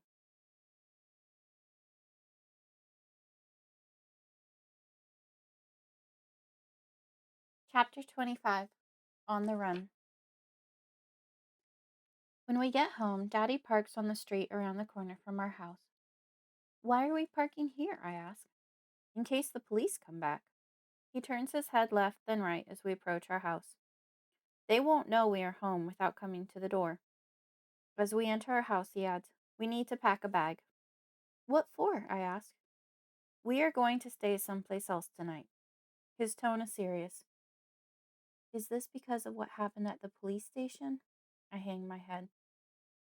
Yes. I'm surprised that they don't have this place under surveillance. I don't know what surveillance is, but it doesn't sound good. I head up to my room and try to ignore the spiders that are all over everything as I start pulling out my favorite clothes, books, and toys. Daddy comes in a minute later with a suitcase that is much too small to hold everything I have laid out. Only the really important stuff, Missy. It's only for a night or 2. Clothes first, then 1 stuffed animal and 2 books. I pick out my favorite clothes and put those in. Then it is a difficult decision choosing between my 2 favorite stuffed animals that always sleep on my bed. They're small, they can both come, Daddy says, seeing my struggle. Yay, I say excitedly, stuffing them both in the suitcase. We both jump when the doorbell rings. I look up at Daddy in alarm. Be really quiet, Missy. Not a sound. He holds his fingers up to his lips. I nod my head. The doorbell rings again. Mr. Carter, someone calls out. Police. Maybe they don't know we are here, I whisper, wanting to hide under my bed. Shh. We wait, and soon there are no more sounds at the front door. Daddy pulls me to face him. Okay, we are still going to be really quiet. Pretend they are still there just in case. Understand? I nod my head, knowing that he is not this serious often. My heart pounds in my chest as I hope we won't be caught. We are going to go out the back door in case they are watching the front. Then we'll cut across the Martins' backyard. We aren't supposed to go there without asking. Mommy has told me this many times. The Martins have an amazing playset in their backyard, and I got in trouble for going and playing on it without asking once. This is kind of an emergency. I think they'd be okay with it if they knew what was going on, don't you? I nod my head yes. You ready? Ready. Daddy picks up my bag and carries it from the room. His is waiting at the top of the stairs. I follow him as he carries them both down. We walk very carefully, trying to be quiet. As quiet as a mouse, I think. Or as quiet as Fred. Fred never makes any noise when he walks. There's no shadow behind the glass of our front door. Apparently, the police officer at least went back to his car. I follow Daddy out the back and around through the Martins' backyard. I couldn't tell if anyone was home or not, but no one came out to scold us. On the other side of their house, Daddy very carefully peeks out and looks around. I think we're all in the clear. I follow him as he hurries across the street and around the corner to where our car is parked. I jump in and buckle myself while he throws the suitcases in the back. Ready? he asks again once he is buckled in himself. Ready, I say, giving a thumbs up. We check into a hotel room with one big bed, a chair, and a television. Daddy orders pizza, and we watch TV until we fall asleep. In the morning, we go to a nearby cafe for breakfast. When will we be able to go home? I ask. I'm hoping this afternoon, after the bishop makes Fred go away. The way he says this makes me feel as if he truly, truly believes me about Fred now. He has pretended before, but something has changed, and he believes me. I look down at Fred, who is just hanging out at our feet halfway under our table. I can't imagine how heavy he would be now if I tried to pick him up. A tear slides down my cheek unexpectedly. Daddy reaches across the table and takes my hand. Why are you crying, sweetheart? I sniff and wipe away the tears, trying to be a big girl. I just wish things could go back to normal, that Fred was still little and could sit on my shoulder. I liked him then, and Mommy would still be alive. The tears return as I talk about it. And Becky would come to school and play with me. Why did everything have to change? I know I'm supposed to have the answers, Missy, and I don't. But it isn't your fault. None of it is your fault, okay? I use my sleeve one more time to wipe my eyes and nose. I think I'm done crying. Do you think the bishop can really make Fred go away? I can't imagine life without Fred, but I don't like the new Fred and would rather he wasn't around if this is the way he is going to be. Yes, he really can if anyone can. Part of what he does is make bad things go away, and then we'll go home and everything will be just fine. Promise? I promise. Daddy reaches across the small table we're sitting at and brushes my cheek. I smile back. Goodbye, Fred, I think, looking down at the 8 eyes peeking out from under the table. I'm done with you. Fred looks back at me with confident eyes, and a little ball of nervousness forms in my stomach. Can the bishop make him go if Fred doesn't want to? Chapter 26. Banishing the Demon. We meet Bishop Sanders and Father Lawrence at a giant church that looks like a castle. When we enter, a woman in a long black robe greets us and directs us back to a room where we wait for the bishop. Everything in the building is so ornate and beautiful.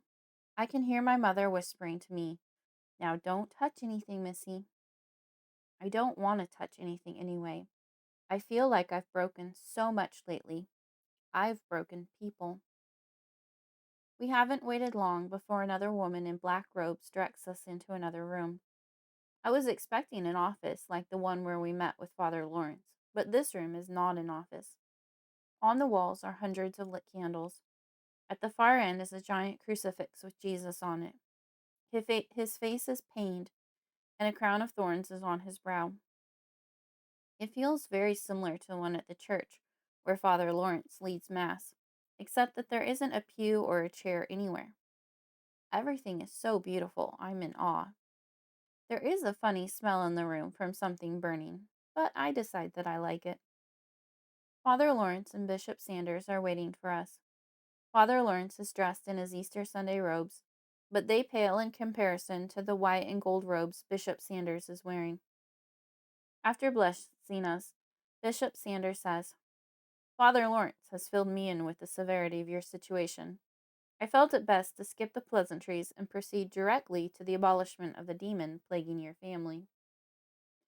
Thank you, Bishop Sanders, my father replies with a sincere nod. We both greatly appreciate that. He lets out a sigh. The bishop turns to me. And you must be Melissa. Missy, I say in response.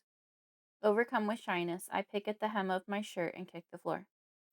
Missy, is that what your friends and family call you? Uh-huh. The bishop has a very kind smile, and I begin to feel at ease, even with all the funny clothes and jewelry he is wearing. All right, Missy.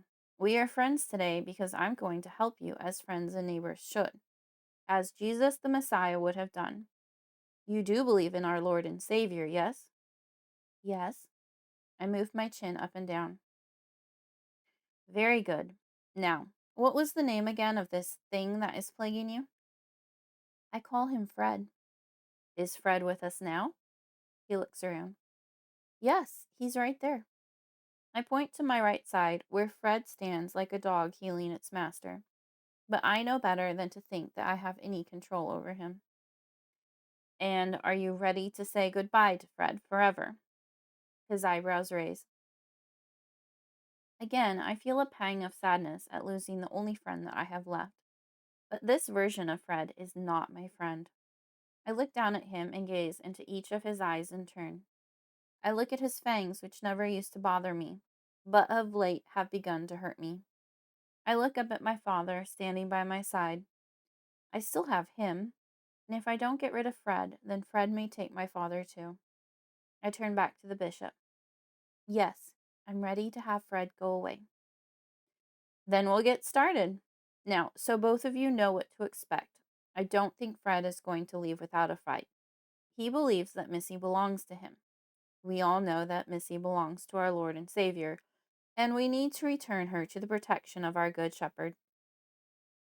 The bishop addresses my father next. You may be required to restrain your daughter if the demon resists too much. He holds his hands up as fists before him. Hold tightly to her, no matter what happens. Are you able to do that? We shouldn't interrupt the rite once we start. That could leave her open to worse dangers. I can do that, my father vows. The bishop turns back to me. Are you ready, Missy? I take a deep breath and put on my big girl confident smile. Ready. My father holds my hand. Bishop Sanders and Father Lawrence recite a prayer together and cross themselves. I don't understand them. They are speaking in a funny language. Just yesterday, Father Lawrence was asking me if I spoke any other languages. Maybe he should ask himself that. Bishop Sanders begins chanting now by himself in that funny language. He has a beautiful metal ball on a chain that he is gently waving. It is smoking and giving off that funny smell I noticed earlier. Father Lawrence has a dish of water and is using his hands to sprinkle me and the floor around me with water. Both men are constantly moving about the room, never standing still for long. I don't notice anything at the beginning. I'm intently watching the two men, wondering what is going to happen. I wonder if Fred will disappear or just walk from the room. Closed doors don't affect him. I've seen him crawl under one, even at his current size. I glance down at him, but he is just sitting there, seemingly unaffected. He seems sure of himself, like the way the bullies at school always seem so sure of themselves.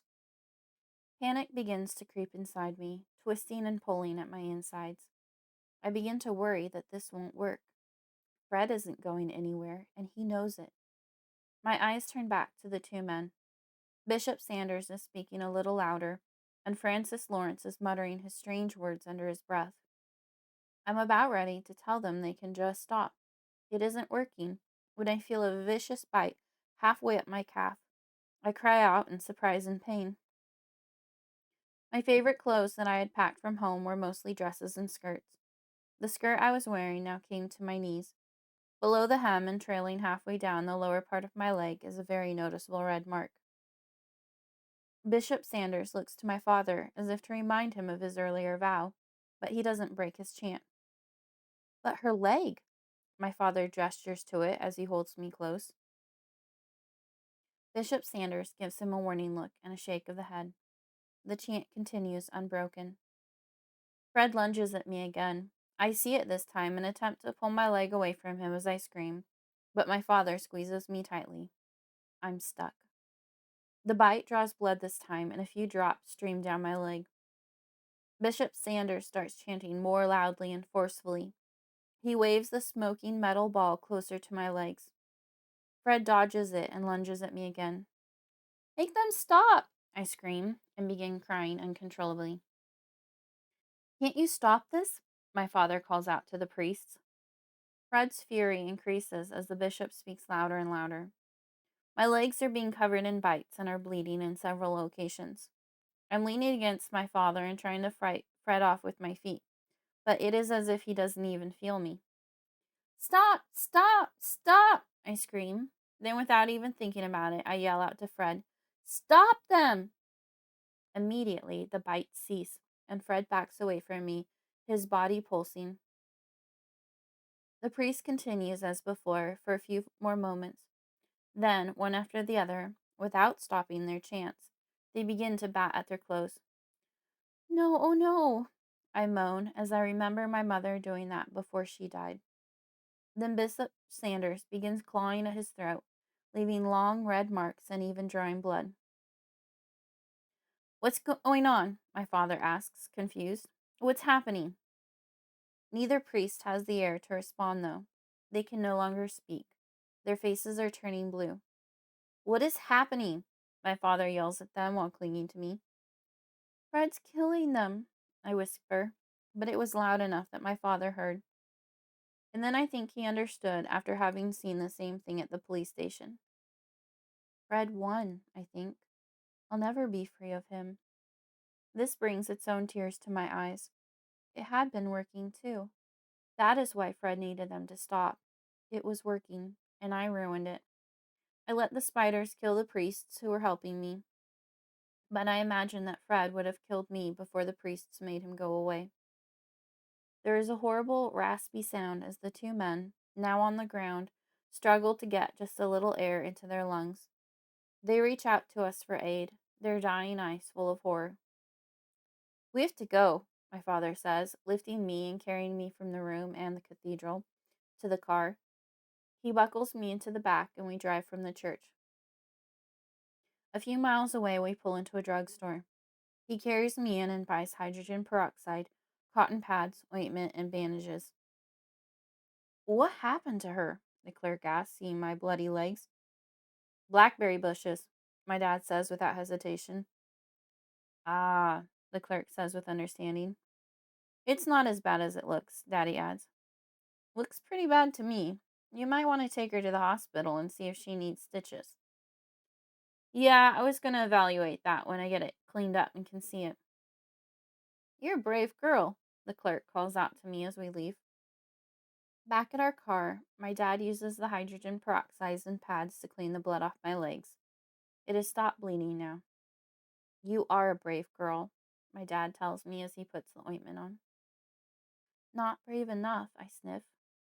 He looks up into my eyes. "Don't say that. Why do you say that?" "It was because of what I said. I told the spiders to stop the priest.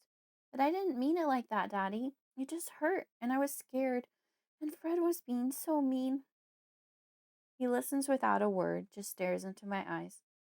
When I stop, he responds after brushing my hair back and holding my face between his hands. "I don't blame you. It was an awful thing for you to have to go through. Understand?" I nod my head, wanting to believe him. "Good. Let's get you buckled in." We head back to the hotel room and sit in silence for a while. Chapter 27. Cat and Mouse, from Fred's point of view. It really is quite delightful to watch all of the ways that these humans come up with to try to stop or get rid of me. I'm having a wonderful time and am enjoying each feast that comes my way. And the expansive feeling that comes as my body gets larger, nothing beats that. I was cramped for so long. The priest bit was good, too. These humans are resourceful. Not that the priests had any power over me. Still, it's fun to make the humans think that they did. Give them a little glimmer of hope now and then. I look around me at all the soul spiders that shake under my gaze. As I add to my collection, it's fun to watch the newcomers when they realize they cannot escape me. They're helpless to go more than a few yards from me. After being dragged a few times, they quickly fall into step. Chapter 28. You. I sleep for hours. When I wake up, it is dark outside. I feel groggy and my body is so heavy. Dad had ordered pizza, but it is nearly cold now. I eat a piece anyway. There's more silence than I am comfortable with right now. I need to be reassured, to know there is a plan. As I gnaw on the crust, I look down at Fred, who I imagine is already larger from his lunch today. He'll be even bigger in the morning. How big can he get? Until he'll fill a whole room? I picture Fred large enough to take up the room we are in and shudder. What's wrong, Pumpkin? Daddy rubs my back soothingly. I turn and look at him. I was going to tell him about my thought of Fred as large as the room, but a more pressing question finds its way out. What are we going to do now? Dad sighs and rubs his forehead. He stops and massages the scruff on his chin for a moment. He sets his hand down reassuringly on my leg. We are going to be okay, Pumpkin. How do you know? Because we're going to figure this out. Maybe we just need to approach it from a different direction. How will we find it? We keep trying. Maybe we shouldn't be trying to make Fred leave. Maybe if we figure out what he needs, he'll leave on his own. How will we know what he needs? I already tried to feed him a cricket. He didn't want anything to do with that. My father thinks for a moment. Have you ever talked to Fred, Missy? Silly question. I've heard you talk to him so many times. But did he ever answer you? I nod my head sadly. No. He's never said anything. I think now. Never really out loud, but I've heard him in my head. I know it was him. He said it when he was looking right at me. My father's face lights up and his eyes get big as if he is excited by the news. But I'm scared to tell him what Fred wants. I'm afraid of what it might take to get Fred what he wants. What did he say? I whisper it so quietly because I don't want to say it. I couldn't hear you. A little louder. I still say it quietly. He said, feed me. I watch my dad's face to see how he'll respond. He remains calm and thoughtful. Okay, so we just have to figure out what Fred wants to eat. I frown. I know what it is. He eats the people, or something like that. Each time someone dies, he gets a little bigger. He's really big right now, Dad. I don't want to feed him anymore. Maybe he needs a certain number or a certain person. I can't imagine why that would make a difference. But my dad is a lot older and a lot smarter than I am. Maybe, I admit. But how do we find out? Let's try asking him. I shrug my shoulders. I'm not going to try to stop him. You are going to have to do it, Missy. You are the only one he shows himself to. I groan. I don't want to have anything to do with Fred. Do I have to? Yes, no one else can do it. He only speaks to you. I nod and turn to Fred. Fred, will you tell me what you want? I stare into each of his four main giant eyes and turn, waiting for a response. We really want to know, Fred, and we'll try to give it to you. I turn to my dad. It's not working. Try saying it out loud. I look back to Fred. Fred? It's weird to say his name out loud in front of my dad. Remembering what I do when I want something from my parents, I make my voice sound as sweet and innocent as possible, almost like I'm talking to a baby. Fred, will you tell me what you want? Please. We want to know. We can't help you unless you tell us. I glance back at my dad, but he just nods in encouragement and gestures back to Fred. I sigh but turn back. Fred. Fred used to be my friend, my dearest, closest friend. I loved him more than all my toys and books combined. Maybe he will respond if I treat him as such. I stand up and walk over to him. Then I sit down next to his head, cross-legged as if I'm sitting down next to an old friend for a talk. Fred, I say, reaching a hand out to touch his front leg. I thought that he was soft before when he was little. He is softer now. I stroke his leg, hoping that he likes it. Fred, we were friends, the best of friends. I catch my breath, remembering how important Fred used to be to me. Come on, Fred, I plead. Why are you making me do this? You have to tell me. I'm starting to cry now. I turn and look into his nearest eye. What is it? I stroke his leg again. What do you want? I search his head for anything. What do you need?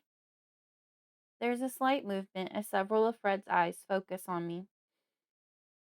I hold my breath, waiting, knowing I am about to get an answer. Once we know, we can figure out how to end this nightmare. Fred can leave in peace, and Daddy and I can live together alone. I look around at the remaining spiders. There are still plenty left, but I can tell that there are fewer. I'm sure they'll leave too when Fred does, but I welcome that now. The ordinary spiders that don't follow me around will be enough. My daydream fades as I realize I'm still waiting for an answer. In a quiet voice, as if passing a secret to a friend, I say once more, What do you want, Fred? In a cold, harsh voice, I get my response, You. I scramble away. Me? What do you want with me? I'm panicking now, imagining Fred locking me away in a dark, dirty spider hole. I turn from Fred to my protector. Daddy? His mouth is agape with surprise, but he jumps up to snatch me up and holds me tight. He looks down at the floor where I've just been sitting, petting Fred. What do you want with her? He yells. There is no response. What do you want with her? He yells again. There is a banging on the wall behind us, and it makes us both jump. We hear a muffled human voice coming from the other side. We can't understand the words, but we know they are voicing their displeasure at being disturbed. My father begins to pace with me in his arms. No, he says, I won't let him have you. You are all I have left. There has to be something else.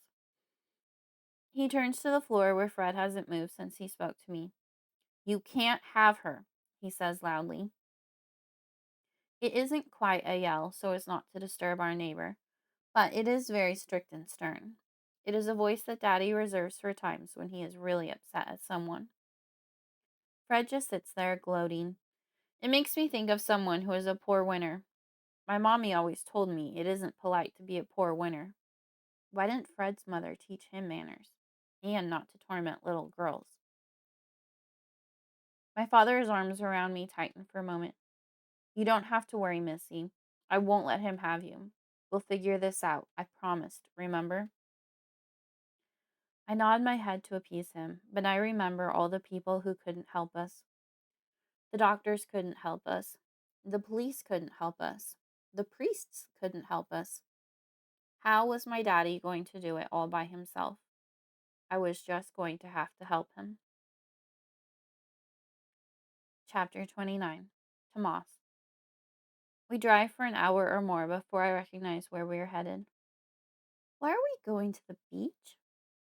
Because it's the closest place that I know of to find a certain person.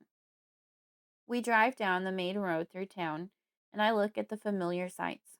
This is where we always come when we go to the coast. Only last time, Mommy was with us. Normally, I enjoy looking at the shops with their colorful kites in all shapes and colors flying in the wind. We'd often stop at gift shops that had wooden carvings of bears and totem poles in their parking lots. My favorite was always the candy shop where I could get gumballs by the pound in a little brown paper sack. But we aren't here for fun today, and I wonder if we'll ever have fun again. Not as long as Fred is around. Fred is the stealer of fun, I think. He has taken away so many precious things from me. My best friend, my mother. Now we can't even go home because the police are looking for us. All I have left is my daddy and my little stuffed penguin named Icy. We got Icy during a trip to the zoo when Mommy was still alive. Icy makes me think of a time when my family was complete. I never carried around stuffed animals all that much because I had Fred, who was much better to me in my mind than any toy. As I squeeze Icy close now for comfort, I don't think that she holds any grudge. We pull into a parking lot of a place we have never been before. I always noticed it when we would drive by because it was much different from the rest. There were lots of bright, flashy lights on the outside. One neon light was just a big single eye staring out at you. Another was a round ball that Mama said was a crystal. And the third was only a hand. When I would ask Mama what kind of business it was, she replied, just a place with a person who tells people lies in exchange for their money. So why would Daddy be stopping here? What are we doing here, Daddy? We are going to see if they can help us. Maybe they can talk to Fred, reason with him, get him to change his mind or agree to something else. He lets out a deep breath and rubs his eyes and forehead. I don't know, but it can't hurt to try. I wrinkle my forehead, trying to understand. But Mommy said they are just a bunch of liars. I know, and maybe they are, but something I read keeps coming back to me once. Once you eliminate the probable, the improbable, however unlikely, is probable. Does that make sense? I repeat the sentence over and over in my head and then shrug my shoulders. Too many big words. But I can't let Daddy get discouraged and feel like I think this is a bad idea, so I give him some support. So maybe they don't lie all the time, I suggest. Exactly. He nods his head with a smile. It's good to see him smile. Can I bring Icy in? Icy? My dad asks, looking in the back seat at me questioningly as I hold up my stuffy. Oh, the penguin. Yes, the penguin can come in. I squeeze Icy tightly and follow my daddy into the weird shop. It's dark inside, and there's a strange smell that reminds me of the stuff the priests were burning. I decide I don't like the smell. It makes me think of death now. I'm hoping we haven't brought death to whoever is inside, even if they are liars. The place is bursting with stuff. Clutter, my mother would call it with disapproval. She never liked clutter. There are figures on shelves all around the room. Some of them look similar to statues and pictures we saw at the cathedral. Candles, lit and unlit, are on every surface and every wall. In the center of the room, though, is a round table, big enough for 3 or 4 people to sit at. Atop the table is a long, deep purple tablecloth topped with a smaller golden one. In the middle is a small squat holder, like something you would set a candle on, one of those thick candles that stands on its own. Hello, a smooth voice calls out from the back of the room. Relax and make yourself at home. A man glides out from behind a doorway filled with strings of beads. A funny hat perches on top of his head, and his colorful baggy pants flap when he walks. In the palm of one hand is a marble white ball, bigger than a softball. Looking at how silly he is dressed, I wonder why people would believe anything he says in the first place. He reminds me of a clown that forgot its face paint. Suddenly, his face lights up as if he has recognized me. He swoops his way over and kneels in front of me, his eyes wide. It is a strange move, but I'm not afraid. He doesn't seem evil. He brushes a stray strand from my face and says in a quiet voice meant for just the two of us, So, you're the spider girl I dreamed about last night. I'm not alarmed, but I look up at my father questioningly. I know he heard what the strange man said. You dreamed about my daughter last night?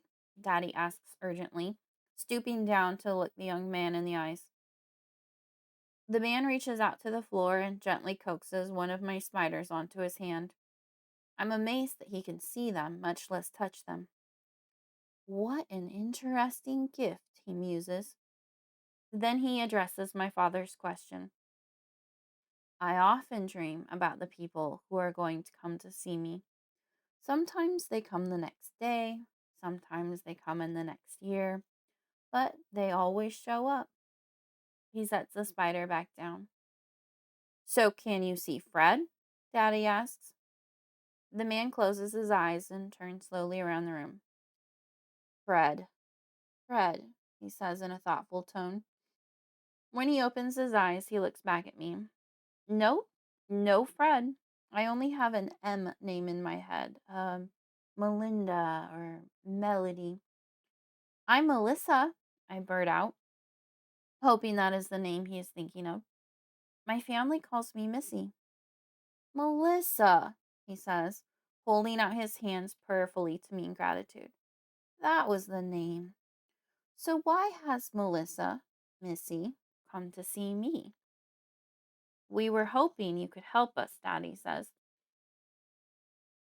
The man holds up his finger with a little shushing noise. He closes his eyes again and takes some small swaying steps about.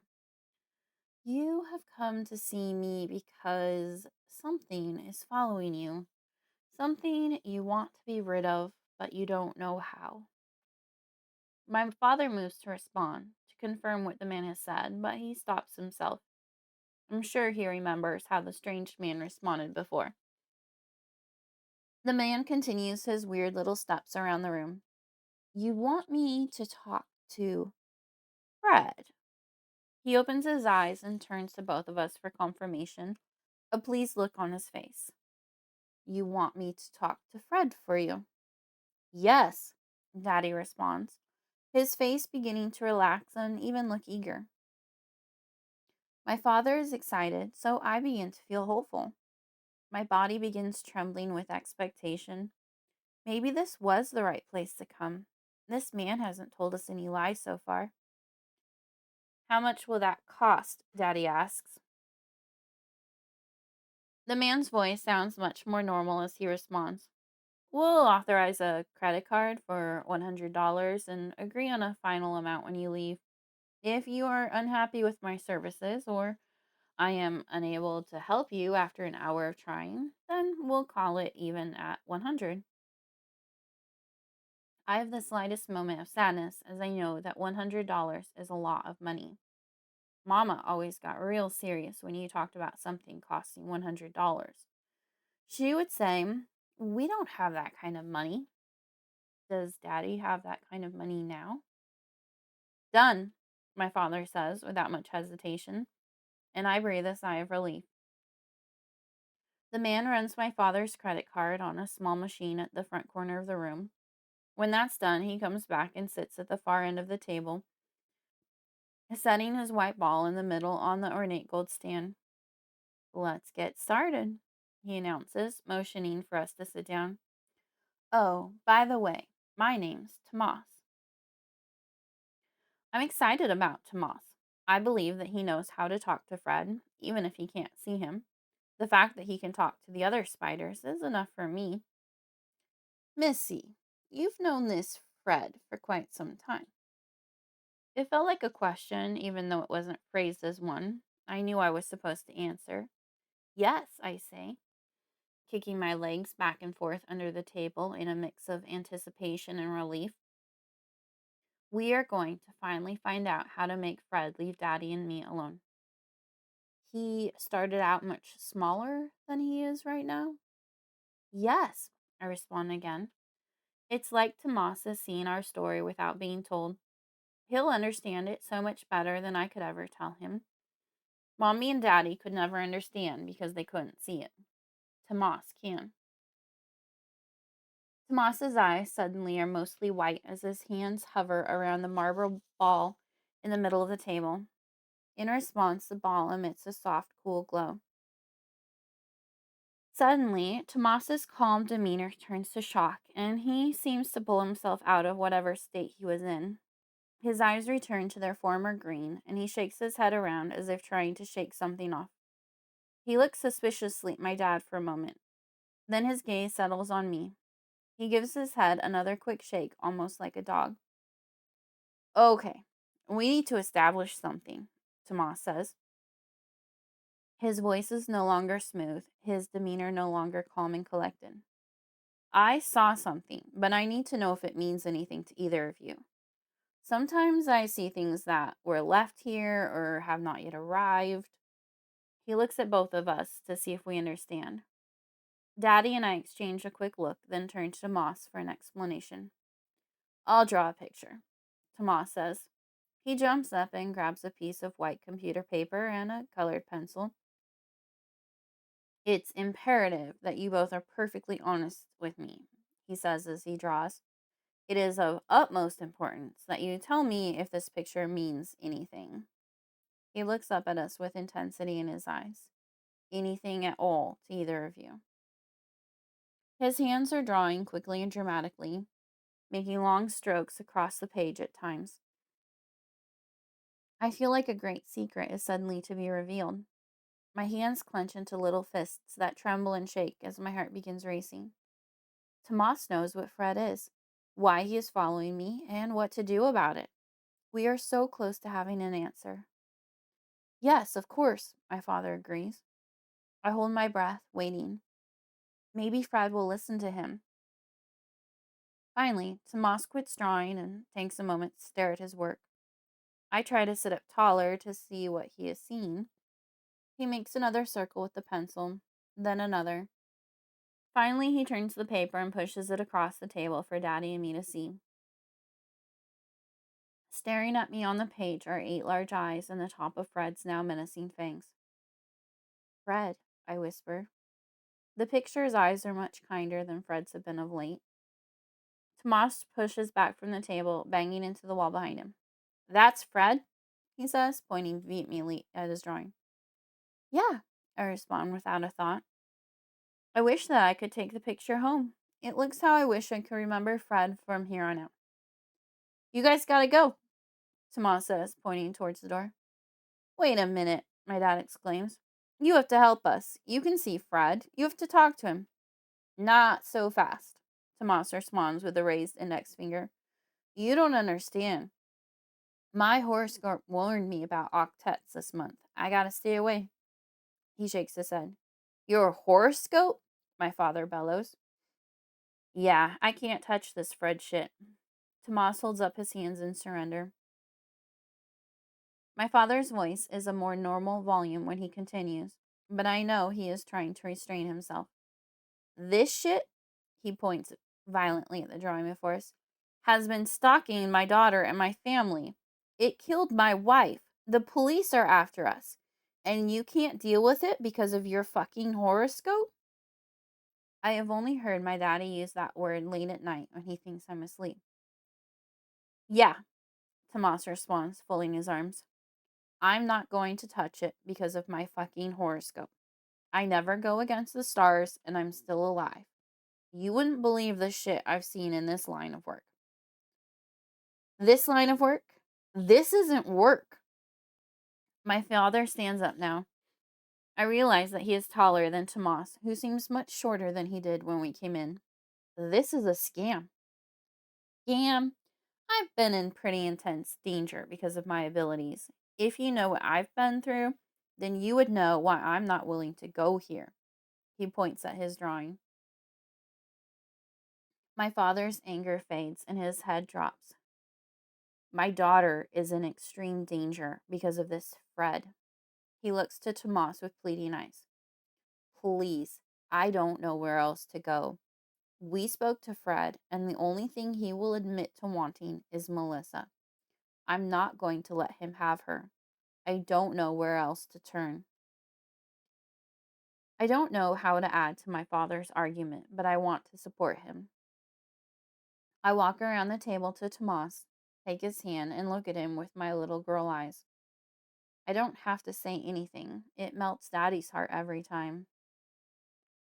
Tomas looks at me first with pity, but it melts to acceptance. Okay, I can't help you. My heart drops.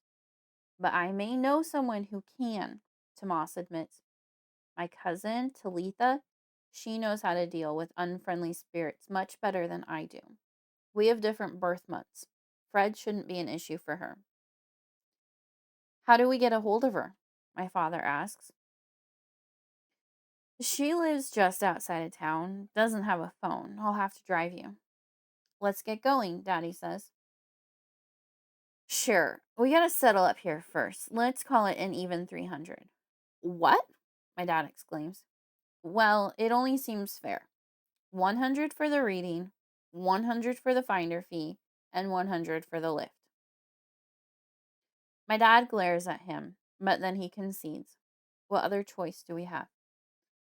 If this cousin of yours turns out to be no better than you, I'm reporting you to the police, the Better Business Bureau, the City Chamber of Commerce. Tomas holds up his hands in surrender. Whoa there, cowboy. My cousin ain't no joke. You'll see. He heads back over to his little machine to make sure Dad's credit card goes through. We're good to go, he announces. Let me escort you to your savior. Chapter 30. Talitha. Talitha is an ancient soul, Tomas explains on the drive. Talitha lives more than just outside of town. We have driven across a river, up a side of a mountain, and are just now proceeding down a very bumpy gravel road. Our family moved here after the Salem witch trials, Tomas continued. Our great great grandmother barely escaped being burned. All the family secrets were handed down from generation to generation. Talitha is a much better scholar than I ever was. Tomas laughed and looked at my father expectantly, but my father was not in a laughing mood. I didn't understand enough of the conversation to know if it was laugh worthy or not, but if my father wasn't laughing, then I didn't need to either. Anyway, did you hear about the lost Medlock girls? They were walking home from school and disappeared. The family didn't see them for 2 days. Father was accused of molestation and covering it up. My sister found them. The older sister, what was her name? Michelle, that's right. They cut through some woods on the way home and got turned around. Ended up about 20 miles out of town. Michelle got her leg caught in a bear trap. Her little sister Caitlin wouldn't leave her. Talitha found them before the authorities could. The wound was bad. Michelle might not have survived much longer. Talitha saved her life. Tomas looked at my father as if he should be impressed by the story. I was impressed. Talitha saved a girl, 2 girls. Maybe she could save me. But I felt like I kept clinging to reeds that were pulled from a soft river bank whenever there was pressure applied. All of the people we'd seen so far that were supposed to keep people safe had failed. Was Talitha going to be any different? But then the car pulled up to a little log cabin. It was covered on one side and the roof by a thick moss and looked as if it had just grown out of the ground from a fairy tale book. The cabin stood alone in a small clearing surrounded by trees, and sitting on the porch as if she was expecting company was a girl. Well, she was more like a woman. I didn't know how to think of her. She was definitely an adult, but she felt so warm and comforting, like I felt when I used to play with Becky. Welcome, Missy, I heard her whisper as we pulled in. Her eyes are white like Tomas's were in his trance, but hers don't change to a different color. I realize as she isn't directly looking at us or the car that she is blind. I barely wait until the car stopped before I jump out and ran into her welcoming embrace. She smoothed my hair and kissed the top of my head. She kissed my dad's cheek and welcomed him by name. She patted Fred's head. It felt like family. I have dinner on the table, Talitha said.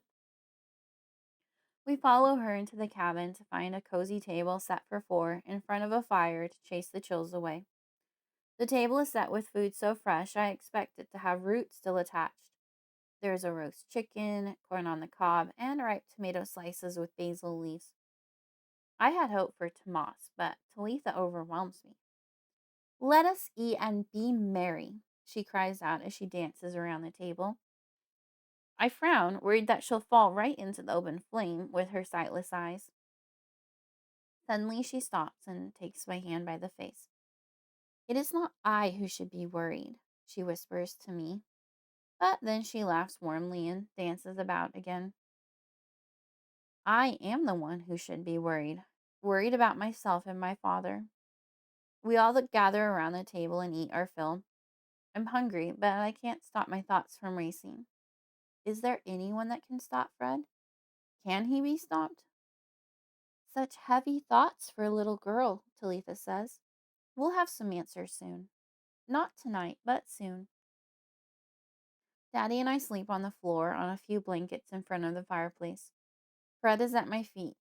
Tomas sleeps on the couch. I wake up in the middle of the night when I try to roll over and find myself unable to. Fred is laying on my feet and lower legs. I can't move. His eyes are watching me. His fangs rest on my leg. My heart rate quickens. Is he going to randomly bite my leg? Is he going to keep getting bigger and bigger until he can swallow me whole? I've never been so afraid of a spider in my life. But then I no longer believe that Fred is just a spider. His position on my leg feels very territorial, like a possessive dog. Fred is claiming me, and I don't know how to stand up for myself to tell him that he can't have me. I try to wiggle my legs to pull one out from under him, but he's too heavy. If he were a dog of the same size, he wouldn't be so heavy.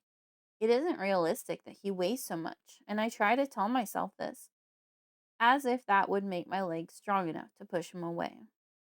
He just sits and stares at me. I almost feel like he's laughing at me, laughing at how weak I am, how I feel like I have any control left. Why doesn't he just take me if he wants me? He is strong enough. I would be defenseless as I am now. What is he waiting for? How many more people need to die? Is he going to kill Tomas and Talitha? I struggle against Fred a few more times, trying to free my legs. I can't move from my side, which is beginning to hurt from being too long in one position on the floor. I try to turn to my back, but that twists my torso as my legs are trapped, unable to move at all under Fred. I look at my father lying next to me. He is softly snoring. If I wake him up, can he help free me from Fred? But I don't want to scare him. Don't want to let him know that Fred is in control. Instead, I lie there uncomfortable for hours, waiting until morning. At some point, I must have drifted back to sleep because I awake to hushed voices. I sit up and rub my tired eyes. Fred is no longer on my legs, but he sits next to me. I want to tell him off, yell at him for being so mean last night, but instead I just glare at him. Talitha and Daddy are sitting at the kitchen table, quietly talking. Good morning, beautiful, Talitha calls out in her musical voice. Good morning, I say in a raspy, tired one. I was just about to give your father a shopping list. Tomas is going to drive you two back into town for the day. We'll prepare the potion, and then it will just be a matter of waiting. Waiting for what? My father asks. Until Fred starts talking again. We have to wait until he is ready. My heart pounds at the idea. But Fred only talks when he's hungry, and then he kills someone. It's true. Fred won't talk until he is hungry again, but I've had experience negotiating with spirits. There is always some way to get around what they are asking for. We just need to get to the bottom of what Fred really wants. You aren't his end goal, you are just a stepping stone on his way. Fred is an old soul.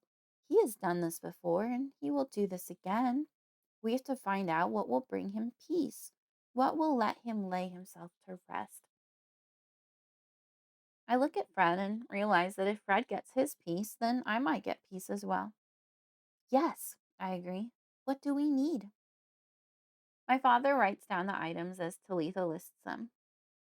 We need tarantula hairs, Talitha says. But I doubt that a pet store will just let you take some hairs. You may have to buy the whole spider. While you are there, we'll need a live mouse that will represent Missy. Also, the stinkiest cheese you can find at the grocery store. Munster or Roquefort. Fresh ginger root. I can't believe I didn't grow any this year. Salt, not the cheap iodized stuff, the real sea salt. Balsamic vinegar, and absinthe.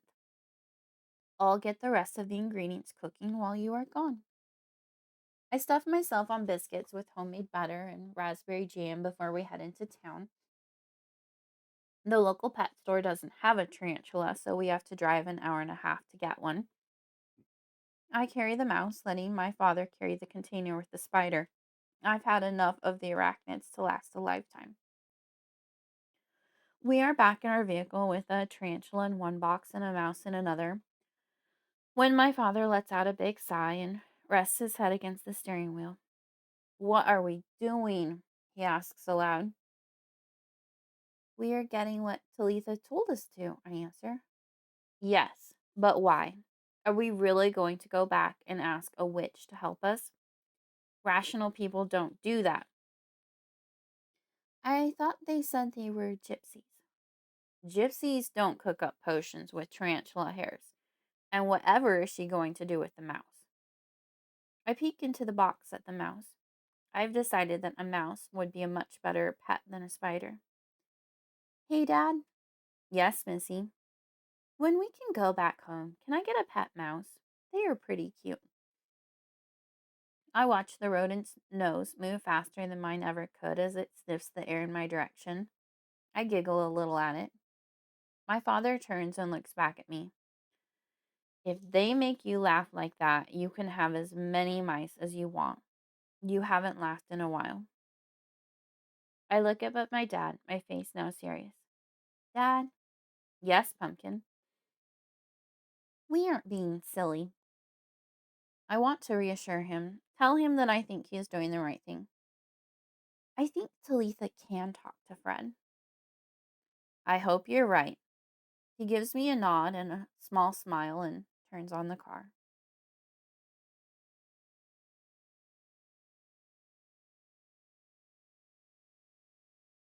Chapter 31. Arachne. When we get back to the cabin, the place smells awful. Whatever Talitha has cooked up smells horrendous. My stomach lurches and I nearly vomit when we walk in. Yeah, it's not pleasant, Talitha says, but I wanted to make sure it was strong enough. She stirs a dark liquid in a giant black pot in the fireplace. As we enter, she retrieves the bag of groceries from my father and begins opening things one by one and adding them to the mixture. Holding my nose, I walk over to get a closer look as she stirs the strange liquid. What are we going to do with it? I ask, hoping that I don't have to do anything with it. I don't want it anywhere near me. I'm going to drink it. Not all of it, only a glassful. Just as soon as you tell me that Fred has started talking again. I shudder at the thought. Bad things happen when Fred talks. Talitha reaches out and grabs my hand to get my attention. Missy, be sure to tell me as soon as Fred says anything at all to you. I will, I promise. But what is going to stop him from hurting you? I am going to call upon the spirit of Arachne. She will protect me. Who is Arachne? She is the mother of all the spiders. Arachne used to be a woman. She was a great weaver, but she was proud and claimed to be the greatest of all weavers. The great goddess Athena heard of Arachne's boasting and challenged her to a weaving duel. They both weaved and weaved many great designs, but Arachne's weaving turned blasphemous. Athena weaved a warning, but Arachne ignored it. Athena then cursed the woman with a touch of guilt, but it was too much for Arachne. She became consumed with guilt and killed herself. Athena felt sorrow and took compassion on Arachne, resurrecting her as the first spider so that she and her descendants could remain as great weavers. So you see, Arachne is the mother of your Fred. But she is no longer proud and will take pity on your plight. She'll protect us. Daddy and I stay with Talitha at the cottage while we wait for Fred. We don't want to risk being away when it happens. We spend the afternoon helping her tend her garden. My jaw drops open whenever I see Talitha walking about with perfect confidence, unafraid to run into anything, even though she can't see things the way that I can. She tells me the names of the plants in the garden and points out the weeds that need to be removed. How do you see without seeing? I ask. Because even though I can't see things, I know where they are and what they look like, just how I know where you are and your father. She points at each of us in turn, and where Fred is. Can you see Fred? Not the way that you see him, but I know where he is, what he looks like, and I'll be able to hear him when he speaks to you if I'm close enough. My throat tightens as tears well up in my eyes. I feel less alone knowing that someone else can experience Fred too. I've waited my whole life for that. And you'll be able to stop him? I'm not really trying to stop him. My goal is to help complete him. Tomas returns shortly before dinner, asking if there has been anything new happening. Just waiting, Talitha tells him. We eat dinner outside tonight as the horrid smell of what's cooking on the fire kills the appetite as soon as you enter the cottage. By the next day, I'm already in love with the place and wish I could stay here forever. There is so much for a little girl to do out here, and I feel safer near Talitha. The three of us were able to thoroughly weed the entire garden the previous day.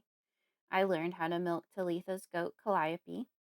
Daddy spends a few hours in the morning chopping wood for Talitha and repairing a weak spot on her roof. I wander about, trying to stay close to the house as I'm afraid of venturing out into the woods. What if Fred gets me alone and decides to eat me? Talitha is my only hope for safety, so I stay close to her.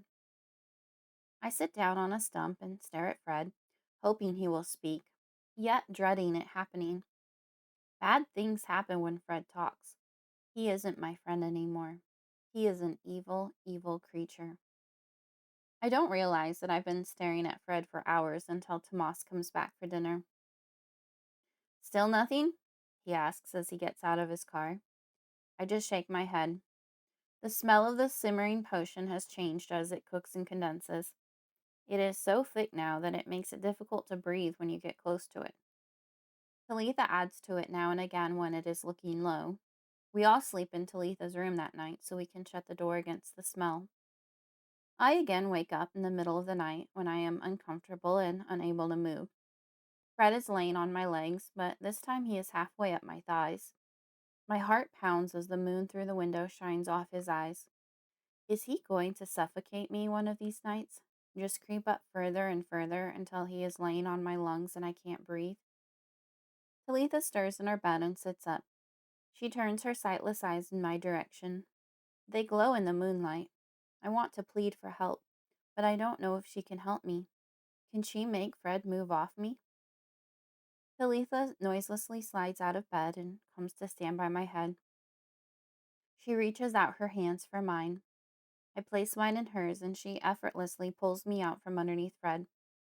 Without a word, she walks me to her bed and cuddles me until morning. Fred stays on the floor next to me. Feeling safer than I have in weeks, I fall into a deep sleep. When I wake up the next morning, I'm sure that Fred is going to talk today. His appetite has gotten more intense the bigger he gets. To pass time, I help Talitha with morning chores. After we've cleaned up from breakfast, I'm free to do what I want with myself. My dad continues helping Talitha get her cottage ready for winter. I don't know how else we will be able to repay her if her plan actually works, he told me.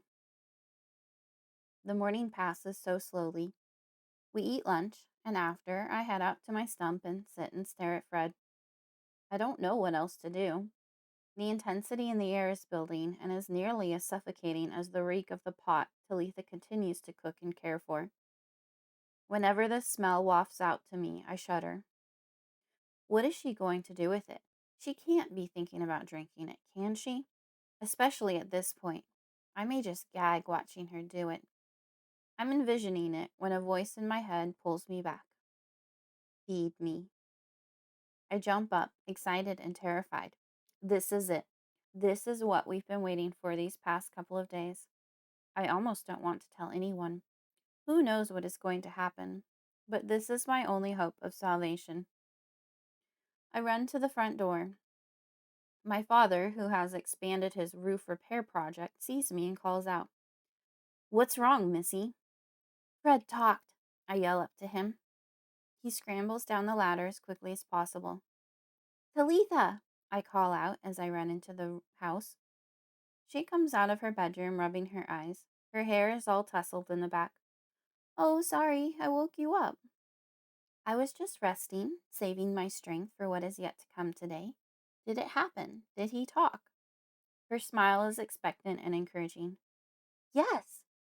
"Wonderful." She walks across the room and retrieves a wooden cup. "I can get started with the potion, but we'll save the main event for when Tomas gets here. He may be important." I watch her as she ladles out some of the horrible liquid until the cup is mostly full. "What are you going to do with that?" I finally ask. "Drink it," she responds. "What's in it?" "Mushrooms, and the items you and your father bought the other day, and some other things, but the mushrooms are the important thing." "How are mushrooms going to help us? I'm used to eating them in my eggs for breakfast, but they never did anything that would prepare me for dealing with Fred." "What do they do?" "What don't they do?" she says. They enhance our senses, open up our world. I need to expand my world to allow Fred to come to me, to talk to me. Tell me what we can do that will satisfy his deepest need, the one that has been neglected. She's been blowing on the hot liquid and takes a sip now. Yeah, that's potent, she says. Daniel, do you mind fetching the mouse and the spider for me? We need to make sure that everything is ready when Tomas gets here. My father gets the little cardboard boxes that the two creatures came in from the pet store and sets them on the table. The mouse is afraid, Talitha says, cocking her head toward its box. It can smell the spider. Poor thing. I can't feel too badly for the mouse as my own spider danger looms near. We sit in silence for hours. Talitha gets up and refills her cup now and then. Sometimes she sits and sways, humming to herself. Every now and then she laughs or giggles aloud. Suddenly she stands up and says, Tomas is almost here. Let us ready the rest of the potion. The rest of it? I wonder aloud. Yes, we need to add the special ingredients now. She opens the box with the tarantula and lifts it out. I have a moment of nostalgia seeing the little tarantula. Why couldn't Fred have just stayed my cute little friend sitting on my shoulder, sleeping on my pillow next to me? Talitha uses a pair of tweezers and plucks a few hairs from the tarantula. It struggles after the first one, but she gently holds it in her hand without allowing it to escape. Is it going to bite you? I ask worriedly. Nope, she says, putting a third hair into her cup. She then places the spider back into its box. Next, she picks out the little mouse. This isn't going to be as easy for you, little friend. She holds the mouse up to her face as if looking it in the eye. We appreciate your sacrifice for us. She kisses its little head before holding it over her cup and slitting its throat. I cry out, surprised and disgusted. I look to my dad. His eyes are wide. When he sees my horror, he squeezes my shoulders. We have to believe that Talitha has this under control. Once the blood coming from the mouse slows, Talitha puts it back in its box. She picks up her cup and holds it out to me. I'm afraid that she is going to tell me to drink it, and I know I can't. My stomach turns at the thought and smell and lurches towards my throat. I swallow against the threatening vomit. There is no way. Spit, she says, though. I look at her, confused. Into the cup. Spit into the cup, missy. My mouth suddenly feels dry. I spit, but hardly anything comes out. Again, Talitha says. I work up a little more saliva and spit into the cup again. Good, she says, and takes it over to the fireplace to fill with more of the dark, smelly liquid. She fills the cup and sits down to drink it. She is about halfway through when Tomas pulls into the driveway. I'm relieved to see him, feeling safety in numbers. He walks in and sees us all sitting around the table. His eyes get wide. Is it time? Yes, Talitha says with a slow nod of her head. Fred is closer to our world now, close enough to be heard by Missy. This is our time to talk to him. I'll need your help. Take a sip. She holds out her cup and Tomas takes a drink. I'm relieved that I haven't been asked to have any of it. The smell of the pot on the fire and the thought of the mouse blood in the cup continues to make me ill. My stomach swirls within me and adds an occasional flip-flop for good measure. My mouth is dry. I want to get some water, but I'm afraid of interrupting whatever is coming next. Talitha jumps up from her chair. We need to light some candles and cover the windows. No outside light. The spirits don't like the sun. My father moves to close the curtains as Tomas lights candles. The shutters, Talitha says, on the outside of the house. Close them. They're made to cut out all the sunlight. Her swaying motions have become much larger, and I worry that she may fall over. My father heads outside to close the shutters. Tomas has the house lit up with candles and begins to light incense there. The air is thick and smoky and makes me cough a little. I want to go outside. I want to be in the sunlight. I don't want to confront Fred in this dimly lit, claustrophobic atmosphere. But if I go outside, Fred goes outside. The walls of the cottage feel close in on me, and Fred is taking up the most room of anyone here. In the tight quarters, he stands closer to me here than seems normal. His 8 legs are spread out in different directions. The top of him comes almost to my waist. His fangs are inches from my thigh. I tense, expecting a bite at any time. It has been at least an hour since he first spoke to me, telling me to feed him. He isn't patient.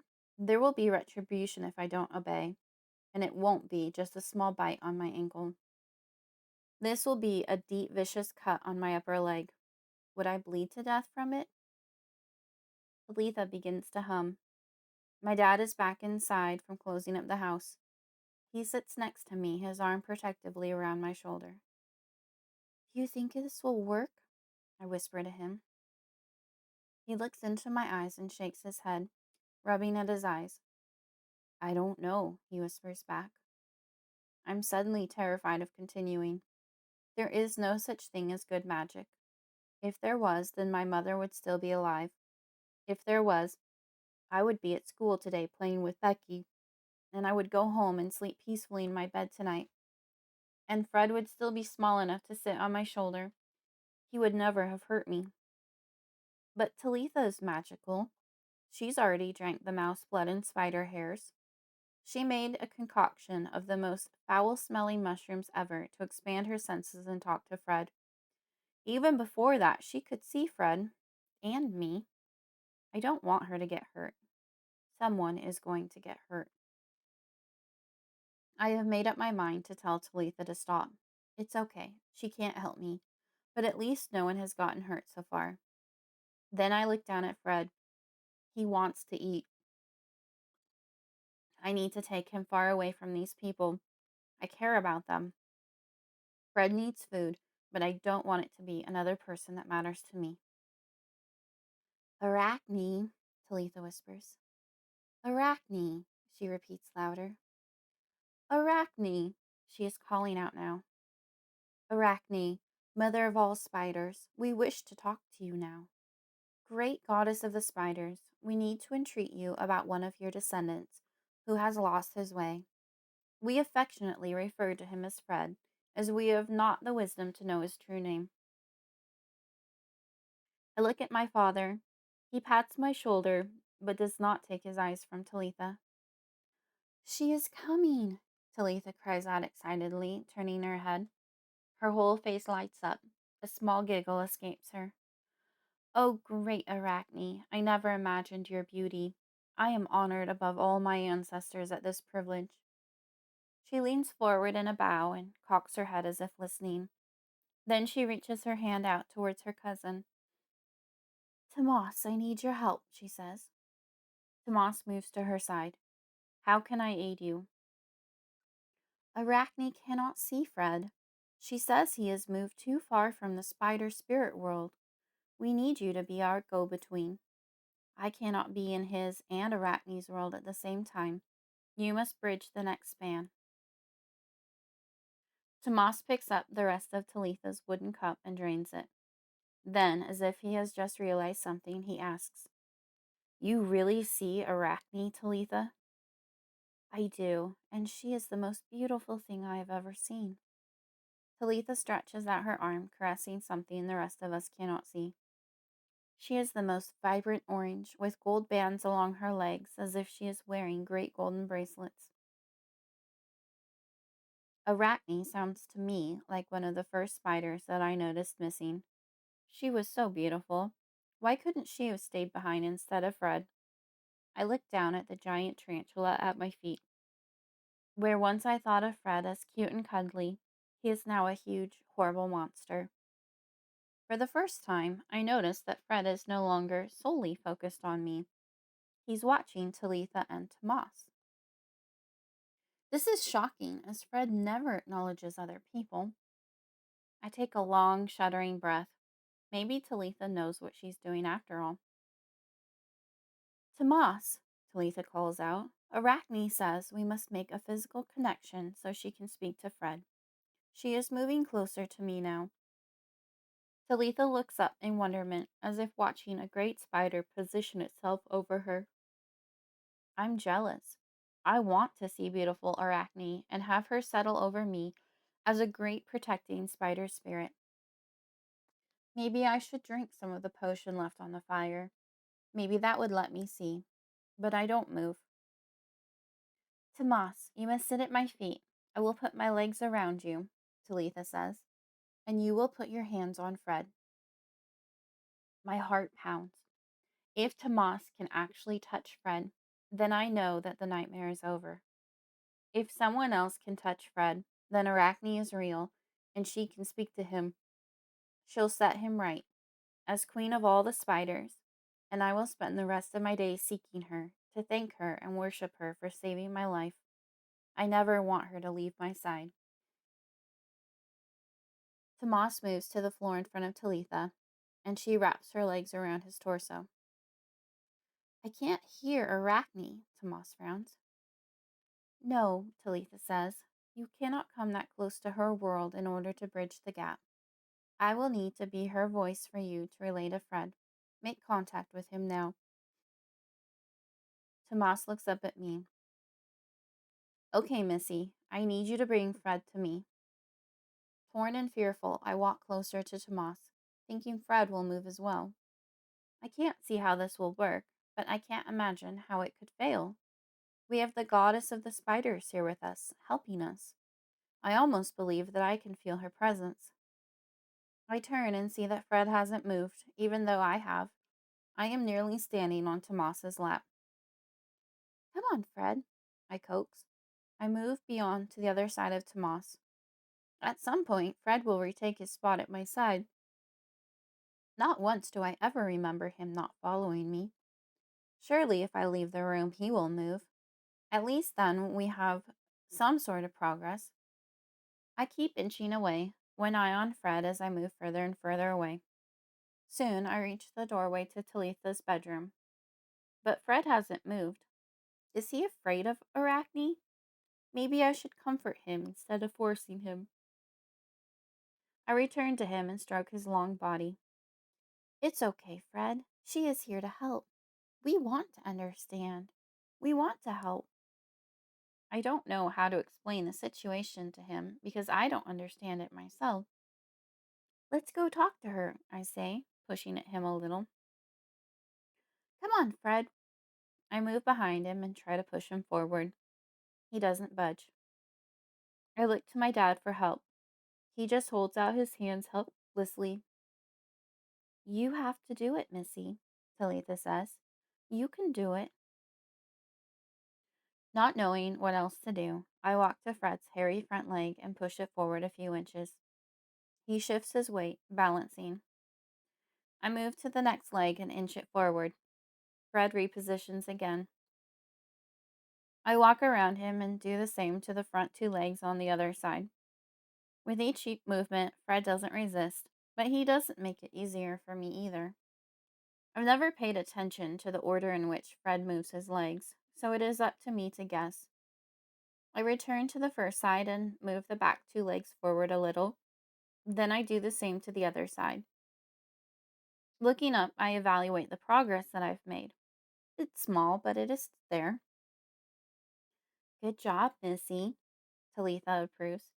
Keep moving him closer to Tomas. Following the same pattern of two front legs, the other two front legs, two back legs, the other two back legs, I continue to inch Fred forward. The heat from the fire in the closed up cottage is stifling. I'm sweating and struggling for breath. Fred's once soft body hair is coarse and sharp against my body. Where my skin is bare, it scratches me, leaving long red marks. But I keep at it, inch by inch, because what else is there to do but trust the adults? Suddenly, Fred takes a step on his own. I cheer out, Yes, Fred, that's it.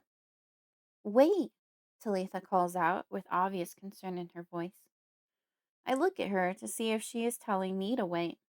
She's the one who told me to move Fred in the first place. but Talitha is looking up above her. Wait, Arachne, Talitha pleads, her hands folding in front of her. I beseech you, great goddess, do not leave us. Fred takes another step forward. Talitha reaches out her hands to a retreating spirit. Please, she yells, you must have more patience with us. We are but mere mortals. Fred takes another step forward. He is at Tomas's feet now. Wait, I say, putting my hand on his front leg, expecting him to listen. Talitha told us to wait. With 2 more steps, Fred is covering Tomas's legs, which extend before him as he sits on the floor with Talitha's leg wrapped around him. Wait, Fred, I call out, more urgent this time. Wait, Talitha screams. The sound of her voice in such urgency scares me, and I scream too. I don't even notice when a third scream enters our chorus until I stop, but the third scream continues. I look down and see Fred with his fangs sunk deep into Tomas's thighs. No, Talitha calls out. She is on her feet now, trying to drag Tomas away from Fred. I let out another shriek. This can't be happening. Blood is pouring down Tomas's legs from either side of Fred's fangs, which remain in his flesh. Tomas is flaying his arms while his cousin has grabbed him by his shoulders, and she tugs on him futilely. I begin beating on Fred's head, but he isn't fazed. There is a horrible sucking sound coming from him. Talitha's hands drop to Moss, and she begins batting at herself. No, she calls out. No, you don't need to do this. I'm just trying to help you. Her hands go to her throat. I scream again, realizing that Fred is consuming her, too, using the little spiders. My father snatches me up and runs from the house. He carries me to the car, buckles me in, and we drive away. For a long time, I cry hysterically. Everywhere I go, we cause death. I might as well have told Fred to eat them. Either way, they are dead. I cry myself to sleep, leaning against my car door.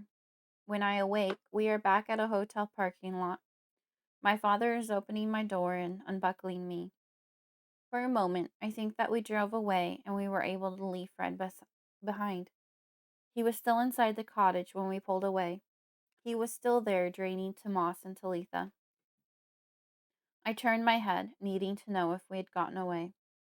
But Fred is in the back seat with me, bigger than ever, staring at me with his 8 eyes and a little dried blood on his fangs. Unable to help myself, I scream at the horrific sight. Chapter 32. The Restaurant. I sleep, and when I wake, I cry until I fall asleep again. I don't know how long this goes on, but when I feel Daddy stroking my hair, I sit up. Fred's still there. He means nothing more than death to me now. He is grown again. I instinctively move closer to Daddy's side. How is this to end? Or will it? Are you hungry? Dad asks. I shrug my shoulders, but my stomach growls. I nod my head. What do you want? Order in or go out? The room is too small for the 3 of us. I need some air and some distance from Fred, however selfish that is. He has recently fed, so it should be relatively safe. Let's go out, I say. We go to a local diner, and I get a bowl of clam chowder with saltines. The soup sounds soothing to my upset stomach and calming as it reminds me of my mother. She used to make it all the time, but the restaurant version is disappointing. It is nothing like the way my mom used to make. Father is in no better state than I am. He just sits there picking at his food, his shoulders slumped, his eyes dark and tired. He is supposed to have the answers, but he doesn't. I imagine he feels as helpless as I do now. No more of his ideas. I'm going to have to figure this out by myself. There is a definite dent in the little spiders I have left. I wonder where they go after Fred uses them to eat, because they don't come back. And if they don't come back, then I will run out. And if I run out, how will Fred eat? Fred didn't need them in order for him to kill Tomas, or did he? I don't know for sure either way, but it is worth exploring, and I can't do it alone. What do you think will happen when I run out of spiders? I asked my father. He's staring out the window with a faraway look on his face. I don't think he heard me. Dad, I say, raising my voice a little louder. Dad! He doesn't move. I stand up on my side of the booth and tap his hand. Huh? He turns to me, his eyes slow to recognize me. What do you need, Missy? What do you think happens when I run out of spiders? I ask as I sit back down. When you run out, he mumbles. What do you mean, run out? Each time Fred eats, I have fewer spiders after. What do you think will happen when they are all gone? My father's eyes widen and look less dark and tired. That's it. You have to run out of spiders. Why didn't you tell me about this before? Because I didn't think it was important. Of course it's important, he says, looking into my eyes. It's all important, every detail, okay? I nod my head in agreement. Can you make Fred use these spiders? I think so. I don't think I like where this conversation is headed. How do you make that happen, Missy? My father is leaning across the table expectantly, his eyes intently on my face. I just have to tell them they can. I hang my head and my cheeks burn. I'm embarrassed at saying that aloud. It makes me feel responsible for all the deaths, except for Tomas and Talitha. I didn't see anything then. Then tell them to eat, Missy. I must have misheard him. My father would never tell me to kill anyone. Tell them to eat, and we'll be done with them. You'll be free of Fred because he won't need you anymore, and we can go home. My body starts trembling at the idea. Can my father be serious? I look up into his eyes and see that he is. Who am I supposed to tell him to eat? My father leans forward even more and whispers across the table. We are in a restaurant full of strangers. Tell them to eat anyone here. Everyone here. A tear rolls down my cheek. My father has gone crazy. I can't do that, I say too loudly. My father shushes me. It's okay. Yes, you can. It's the only way, Missy. Don't you get it? You just have to satisfy all of the little spiders, and then Fred will move on because you can't help him anymore. I'm all over what he's saying in my mind. It makes sense. If the spiders are gone, Fred will leave too. I know that. Something deep inside tells me that is true. But that isn't the right way to make them leave. I can't hurt all the innocent people here. Daddy grabs my hand, pulling my attention back to him. I can't stop the tears from rolling down my cheeks at what he is asking me to do. Missy, it's the only way, he says again. I look around the room. Across from us is a family that looked like the one I had. Mommy and Daddy are sitting there, smiling at each other. There is a dark-haired girl at the table who is my age or a little younger, and in a high chair at the end of the table is a baby boy. My mommy and daddy had started thinking about giving me a sibling. I had heard them talk about it late at night when I would sneak out to listen to them. Mommy didn't want to tell me about it until it was for sure. A few tables down is an elderly couple with nearly matching short gray hair. They are somebody's grandparents. I still have mine, but I would be taking them away from someone else. Someone will miss them. At another table is a girl wearing a little dress that reminds me of one that Becky wore to school. This girl's dress isn't dirty and torn the way that Becky's was, but I barely notice these details through my tears. I look back to Daddy and shake my head. I can't. We can think of something else. It's the only way, Missy, he says soothingly. I have two voices fighting over me right now. One is my conscience telling me this isn't right. I can't do this. But the other voice is one I've always trusted above all others. It has never led me astray before. It will make Fred go away, my father says. To add to my distress, Fred begins to pulse next to me, as he does when he wants me to feed him. When he pulses, I must feed him, or he starts to hurt me. My heart picks up speed within my chest. I remember how deeply his fangs pierced Tomas's legs. It would take a lot more than a few bandages to clean me up if he decided to bite me now. I wipe my hand across my brow, not realizing that I'm sweating until it comes away covered in perspiration. Daddy keeps whispering to me that it's okay. This is how we make it end. Suddenly, he sits up and is quiet. I turn and find our server standing by our table. Is everything all right? She asks. We're good. Everything is fine, Daddy responds. But the server doesn't move. She is looking to me for an answer. I gaze up at her, my mouth agape, my eyes confused. Something on my face scares the lady, and she takes a step back. But she doesn't want to fully abandon me yet. Little girl, are you all right? Do you need some help? She's fine, my father snaps at her.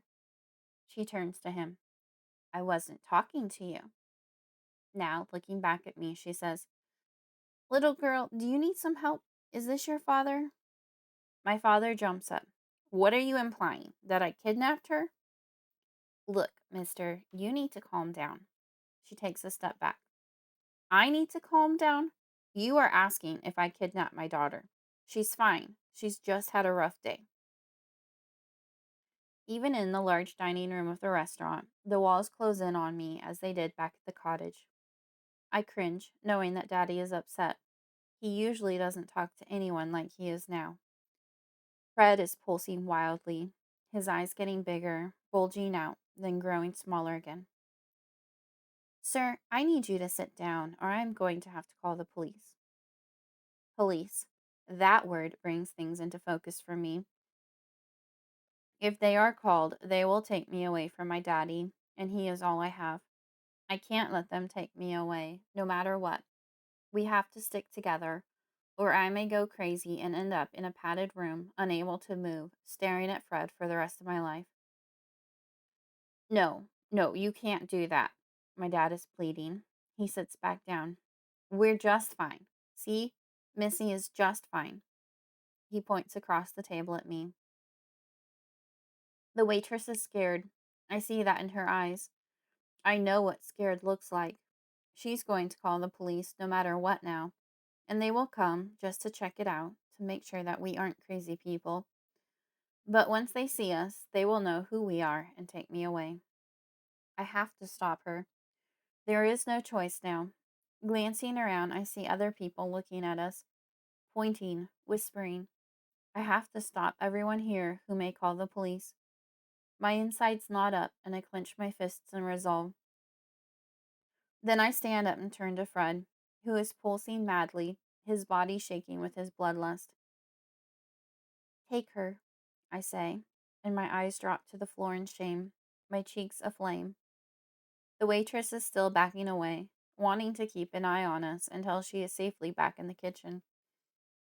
She only takes a step or two before she starts swatting at her body, trying to stop something unseen from crawling on her. But I can see them. Two of the spiders are under her clothes, two above them. She screams, but the sound slowly dies as she begins to lose the ability to take in any more air. Everyone in the restaurant looks up for what they are doing. There are a few on our side of the restaurant that can see us. They see me and the server falling to the floor in front of me. Someone reaches into their purse for their cell phone. Get them, I say to Fred sickly. I walk up to the hostess stand where the manager has picked up the phone. Get him, I say, and want to puke. I continue walking through the restaurant, sending the spiders to kill anyone who has picked up a phone to call for help. With each command that comes from my mouth, allowing Fred to feed, I'm more horrified. But I resign myself to finish what we've started. If this can end it, then let's end it. Finally, I can't move anymore. I can't send another spider because everywhere I turn, someone is dead or dying. Bodies line the walkways between the tables. It's too much, and I break down. Good job, Missy, my father whispers in my ear, lifting me into his arms and carrying me from the restaurant and out to our car. He buckles me in and we drive away. I stare blindly out the window, the tears in my eyes making the street lights long smears of color in the night. Sirens pass us going the other way, heading towards the restaurant. That was it, I think. That's what I had to do to get rid of Fred. I don't want to turn my head to see if Fred is in the car with me. I can't have killed all those people for nothing. There were so many in the restaurant, so many innocent people I just killed. But my window isn't covered with spiders right now. There isn't a single one that I can see the direction I'm looking. Maybe they are all gone. Maybe I used them all up. We could be free. I'm beginning to convince myself, to work up the courage to turn and see an empty seat next to me where there is no Fred, when out of the corner of my eye, one of Fred's little spiders crawls onto my window. Chapter 33. Strange Lady. I wake up, unsure of where I am. The room has a great vaulted ceiling. There are drawings, paintings, and photographs on the wall. One of them is a simple self portrait I drew at least a year ago. Fred is on my shoulder in the drawing. I recognize other artwork from my cousins. We must be at my grandparents' cabin. I feel a cool breeze through the slightly open sliding door on the side of the room, which leads out onto a small balcony. From memory, I know that there is another double bed like this one on the other side of the room, on the other side of the stairway. There are stairs that go up one more flight to a much smaller room that has only two small twin beds and a few small drawers. Across the room, near the other bed, is a small bathroom. That door is partially open, and I hear the water running. Daddy must be taking a shower.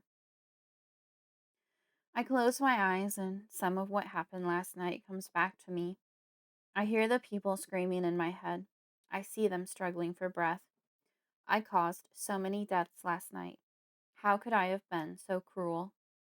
Then I remembered that I was trying to use up all the spiders. I was trying to end it all at once.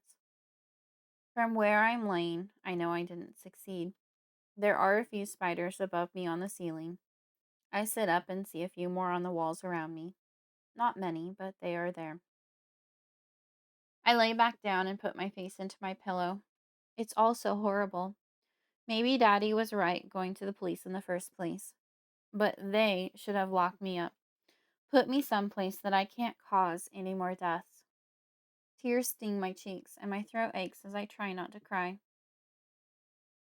I need to pee, so I sit up and go to swing my legs over the bed, but I stop in alarm and let out a shrill scream. I knew Fred was going to be bigger after consuming so many people at once, but I wasn't prepared for how big. He is taking up the entire space between the bed and the wall. He is almost the length of the bed and nearly the height of it. His eyes and legs are enormous. I jerk my feet back and sit huddled up at the top of the bed, staring at him.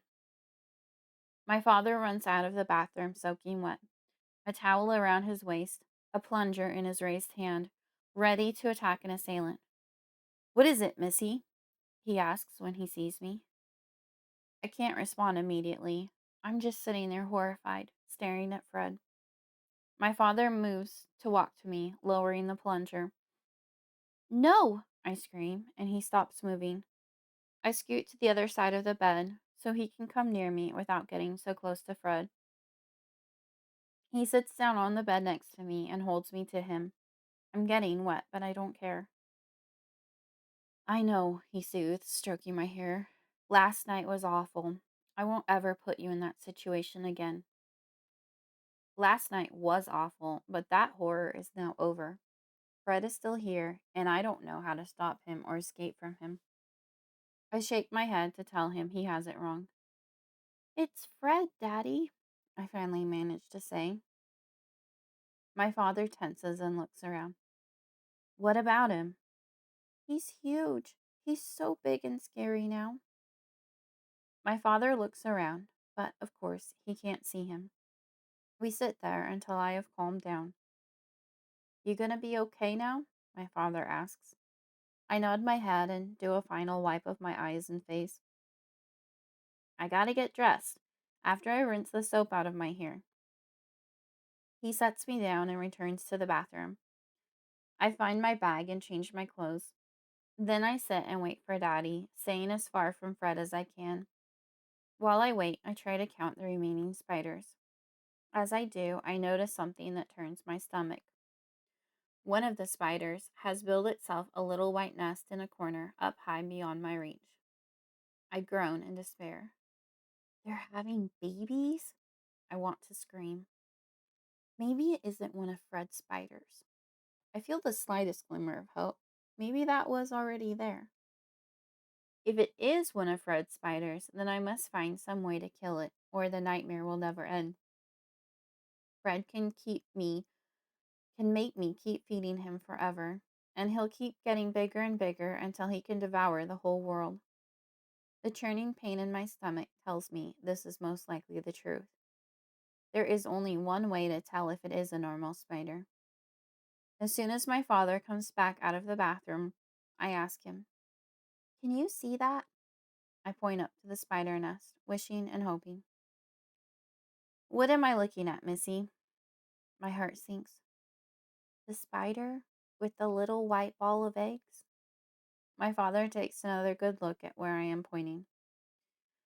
"No, I'm afraid that I don't see anything spider related on this wall. This can't be happening. I have to see if we can get rid of it. I can't reach it. I bet you could get it with the plunger. It's in the corner."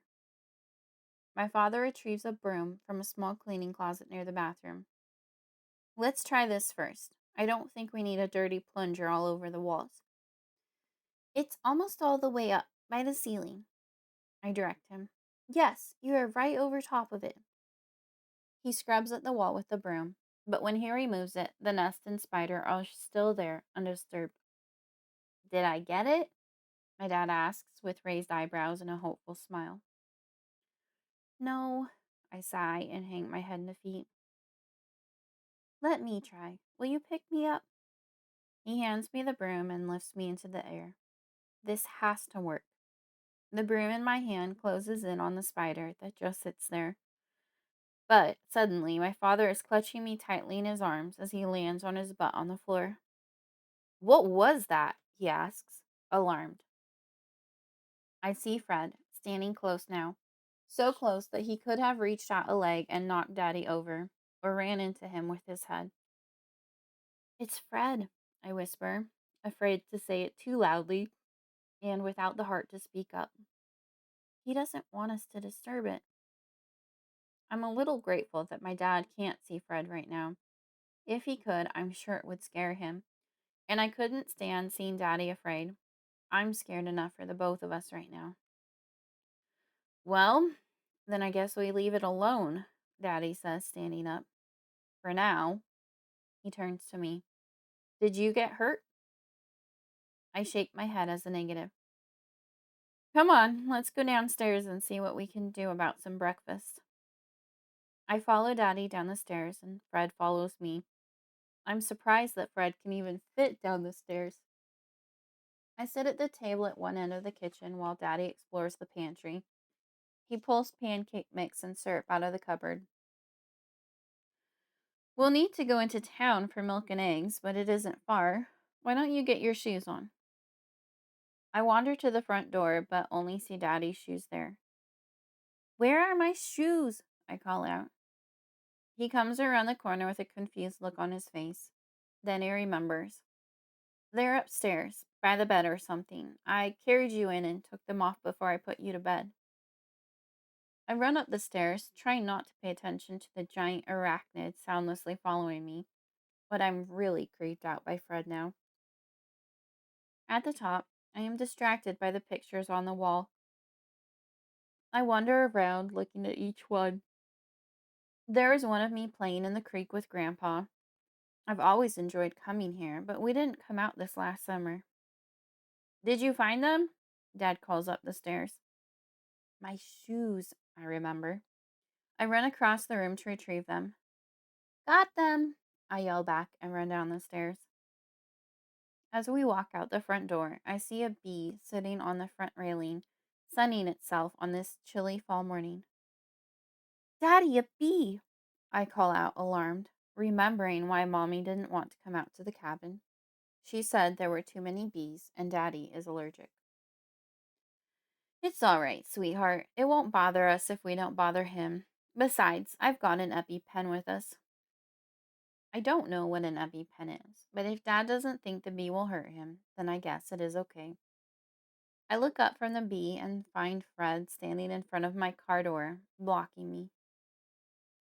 Um, I say, a little confused. He has never stopped me from getting in the car before. Daddy looks over the hood of the car at me. What is it, Missy? I can't get in. Why? Fred's blocking me. Come get in on this side. I run around the car, but Fred stays between me and the car. He is blocking the other back door by the time I get there. Daddy, he won't let me in. My father comes and picks me up, but when he goes to open the back door, it won't open. I can see Fred's leg in front of it, stopping it from opening. What the fuck? The swear word slips from his mouth, but I don't mind because I am confused and upset too. Why is Fred doing this? I grip Daddy's shoulder. He doesn't want you to go anywhere? My dad wonders. It's because he can't fit in the car, I realize aloud. My dad's eyes widen in alarm. How big is Fred right now? He's big, Dad. Too big for the back seat. My dad rubs his forehead. We stand there for a minute while he thinks. I guess we just walk then. Good thing it's only about 2 miles to town. I'm not upset about the idea of walking. I have a warm coat, and the sunshine is really warm too. Just a couple of minutes down the road, we pass a strange house. I know I've seen it before, but it is really interesting, so I take my time staring at it. The windows are boarded up. A car filled with stuff sits in the driveway with boards around it. There is even stuff on the car. There are lots of signs in the driveway and along the fronts in the front. What do the signs say, Daddy? I'm too worn out to try to figure them out for myself. Keep out? Why do they want people to keep out? They don't want you to touch their stuff. Then I noticed the woman standing in the driveway. She had been so still as we walked by that I almost didn't see her. Her clothes are big and dirty. Her hair is plain and straight and a dark sandy color. When I look into her eyes, she holds up her hands, each with only the index finger extended, and crosses one over the top of the other. Then I realized that she wasn't looking at me, she was looking slightly behind me, at Fred. Daddy! I call out, catching up with him. He had kept on walking while I was staring at the woman. Daddy, she could see Fred! Daddy glances back over his shoulder at her, but she isn't in her driveway anymore. She could see Fred, Daddy? I doubt it, sweetheart. She's just a weird old lady. We should probably leave her alone. We continue, but I can't stop thinking about her. Maybe she can help. Someone has to be able to help. Daddy, what does this mean? I hold up my hands the same way the weird lady did. It's the sign of the cross. It's to ward off evil. She made that sign at me. That wasn't very nice. Actually, she made the sign at Fred. Well, we know that Fred doesn't care for the crucifix, so he'll probably leave her alone. On the way back from the store, I'm hopeful for a glimpse of the strange person who can also see Fred. How am I going to be able to find a way to talk to her? I can't get any answers from Daddy. I'm beginning to think he doesn't have any. He won't tell me how long we are going to stay at the cabin or what we are going to do next. At least no one can get hurt with you here, he told me. I'm sitting outside on the deck by myself, my penguin icy in my hand, thinking about the flaw in Daddy's plan. There aren't many other people around for Fred to hurt, but Daddy is still here. Fred could hurt him, and I wouldn't be able to stop it. I couldn't stop him from hurting Mommy. I feel like I need to go talk to the strange woman down the street. She had to have seen Fred. She wasn't looking at me when she made the weird sign with her hands. I look in the closest window to see if Daddy is watching me. There is no sign of him. With Icy in my arms, I tiptoe off the deck and run around to the front. Still no sign of Daddy, so I make a dash for the street. I don't stop running until the cabin is out of view. I'm glad that Fred makes no noise as he runs, because just being able to see him with how big he has gotten is scary enough. He follows me down the road, never more than 10 feet behind me. It isn't far to the messy house with the strange lady. I'm hoping that she'll be outside when I get there, but no such luck. All the signs that say keep out are still there. I feel bad for walking down the driveway knowing what they say, but I have no choice. The front steps creak as I walk up them. The owner must know I am here if they are home. I bang on the front door, dancing from one foot to the other. When no one answers, I knock again. I turn and look to see if the car is in the driveway. It is, so I know she must be home unless she went for a walk.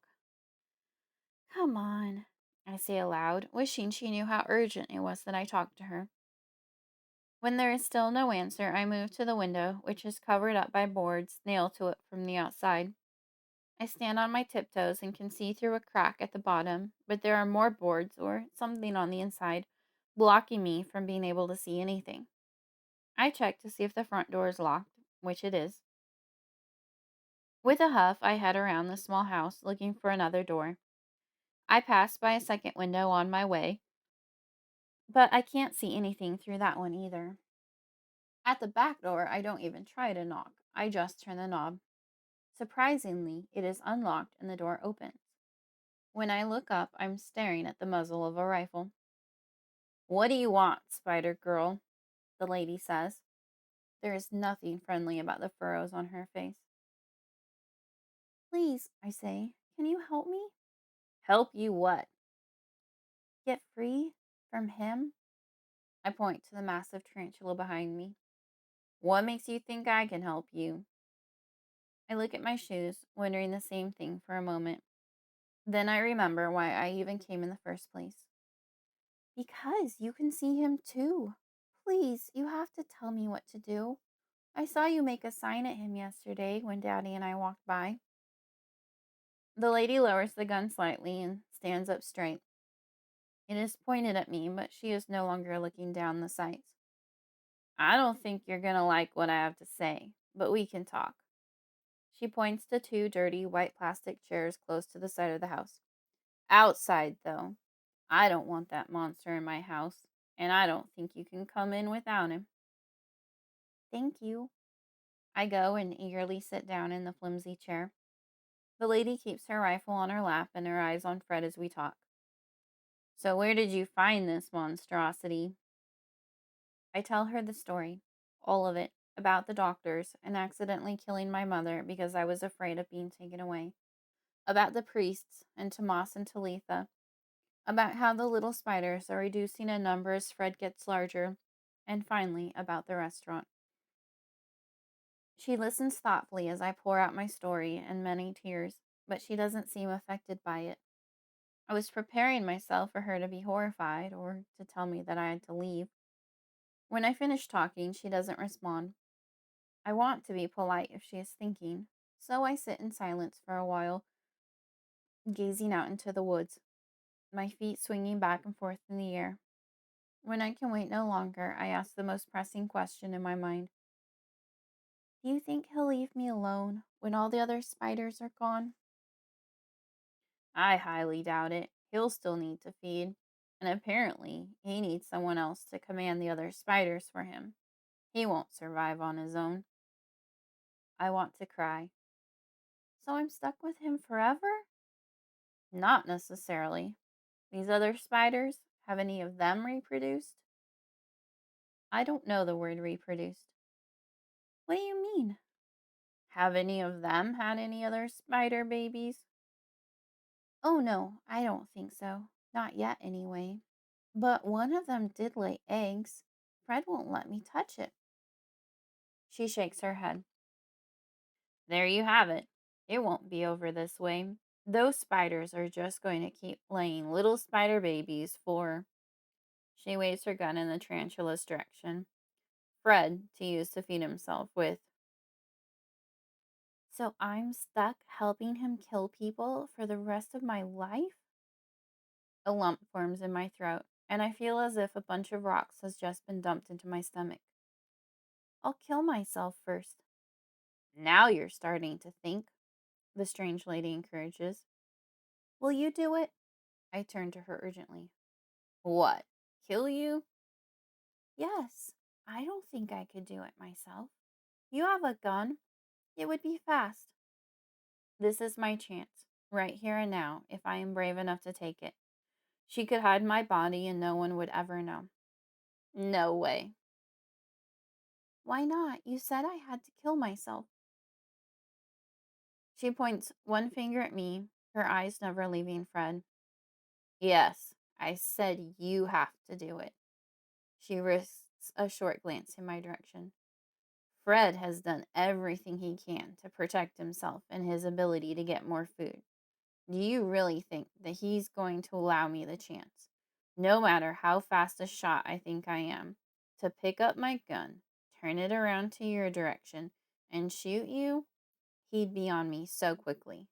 No, it won't be that easy for you. What do I have to do then? Use the spiders. She stands up. What? How? I jump up, not wanting to be done talking. I haven't found out what I am supposed to do. You're a smart girl. You'll figure it out. She is climbing her back steps. I stand at the bottom of them, watching my last hope right now leave me. Now don't come back, she says, slamming the door.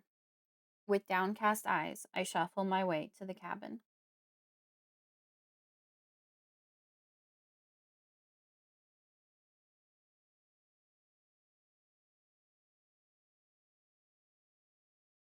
Chapter 34. Cousins. Defeated, I head back out to the deck where I was before I left. I don't think Daddy has missed me. I'm standing there staring out into the woods when I hear a car pulling in. I glance around the side of the cabin to see an SUV pulling to the front of it. I run back to the side door, which leads to the kitchen, and head in urgently. Daddy! I yell out, glancing around the kitchen, and then heading to the living room. Daddy! He is standing up from the couch as I come in. His eyes are worried from my alarm. What is it, Missy? He asks. Someone is here. Who's here? I don't know, but a cart just pulled in. I head to the stairway, ready to hide upstairs. Daddy looks out the window. It's my cousins. They can't be here, I say. We can't have anyone here with Fred. I'll go talk to them. He walks out onto the front porch. I stand behind the front door, holding it mostly closed, yet still peeking out and listening. Several car doors open and close. Heather! Mark! My father greets them warmly. Daniel, what are you doing here? A woman's voice answers. I assume that's Heather, who I met only briefly at my mother's funeral. Just having a little getaway. Kids, get back in the car for a minute, Heather says sternly. But, Mom, two voices respond nearly in unison. Do what I say. There was no back talking this time. Heather's voice is quieter and closer when she speaks again. I can't tell if she looks more angry or concerned. Daniel, you know the police are looking for you, right? They've contacted everyone in the family asking if we know where you are. What is going on with you and Missy? Well, my father begins slowly. He lifts his arms out and then they fall to his side. His head drops. I hold my breath, wondering what he is going to tell her. My eyes move from the back of his head to her face. It's complicated, Heather, Daddy sighs. Really complicated. Well, then start talking. When she puts a fist on her hip, I assume she's getting angry now. From what I can piece together, you or Missy is wanted for murder charges. Can you explain that? Yeah, we're innocent. Both of us. That is why we're here. I don't know where else to go. Go to the police, Daniel. I have a sinking feeling in my stomach. This isn't going to end well if Heather thinks we should go to the police. I can't, Heather. He shakes his head. They can't help us. We have to figure this out on our own. Figure what out? She rolls her eyes. Daddy lowers his voice. It's Missy, Heather. She's in trouble. Something awful, something evil is following her. It's killing people and making it look like it was her. She is in danger. I have to hide her.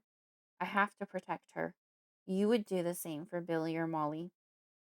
Daddy sounds desperate and scared now. I'm suddenly trembling in fear. Daniel, this is crazy. She turns to the vehicle and then back to him. Why shouldn't I call the police right now? Because they'll take my daughter away and she will die. This evil will kill her. Daniel, you're scaring me. Is Missy here? Can I see her? Yeah, of course she's here with me. Daddy opens the door. Come on out and help me talk to Heather. I step out onto the front porch reluctantly. Hi, Missy, Heather says in a soft voice. I can see both her kids in the car, and Mark is standing by the driver's side door.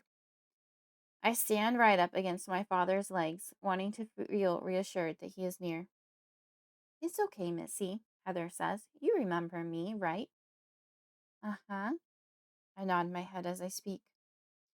Are you doing all right, sweetheart? Is everything okay? She kneels in front of me so that our eyes are at the same height. I have to fight my urge to scream at her and tell her no. Everything isn't all right. Nothing is okay. And it is so much worse now that she won't leave. You shouldn't be here, I say in as calm a voice as I can muster. It's not safe. I'm not safe.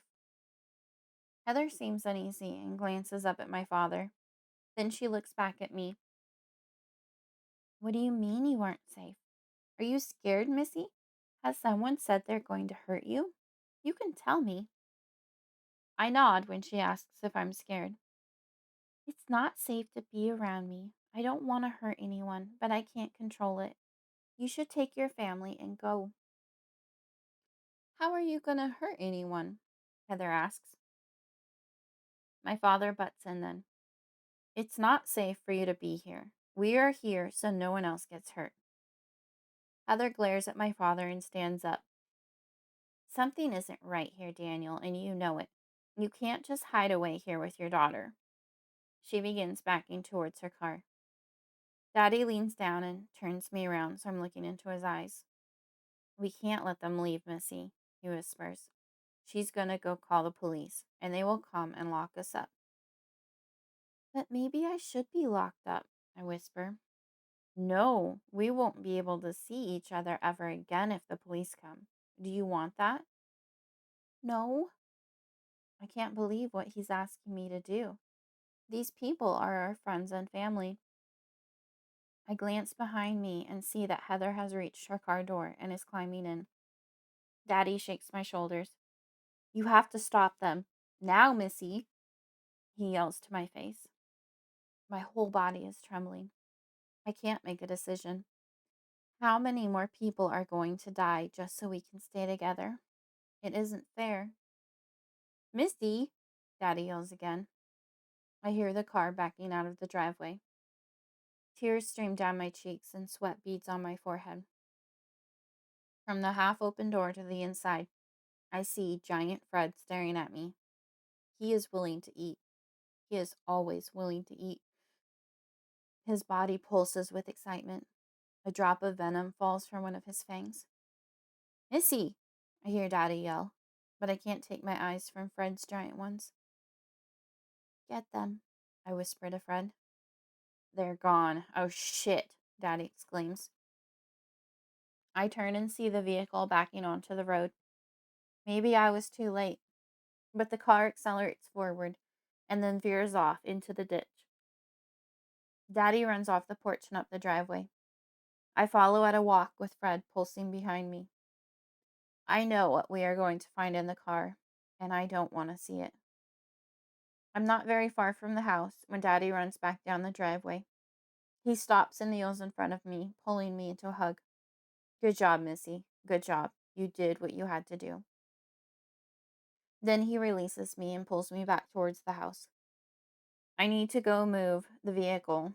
I'll drive it a ways away from here and make it look like they never made it here. Then I'll walk back. He is inside, looking through the coat closet now. I stand at the doorway, watching him. I feel numb. If this is the only way we can stay together, if I have to keep killing people, then it isn't worth it. I don't want this. I don't want anything to do with it. Daddy pulls out 2 gloves and puts them on. You need to stay here, Missy, he instructs. I won't be back for several hours. I need to drive them far enough away that it looks right. He kneels again to look me in the eye. We'll be all right, understand? I nod my head. My words have all disappeared. He kisses my forehead and hugs me tightly. Be safe, be smart, he says. And then he leaves me all alone with Fred. I watch through the trees from the front porch as he returns to the vehicle and drives away. I stand there long after he's gone, not knowing what to do with myself. But this has to end, and the only way to end it may be to end myself. How do you kill yourself? I wonder. I turn and look at Fred. His legs are almost as tall as I am. Our eyes are nearly level with each other. Too bad you weren't a horse, I say aloud to him. At least that would be a fun pet to have, not a giant spider that kills people. Will you kill me, Fred? Fred stares at me with his unblinking eyes, unmoving. Kill me, Fred, I say more forcefully. The giant arachnid doesn't move. Kill me, I shout. No response. Kill me, I scream at him. Kill me, kill me. Nothing. I sit down and sob into my hands.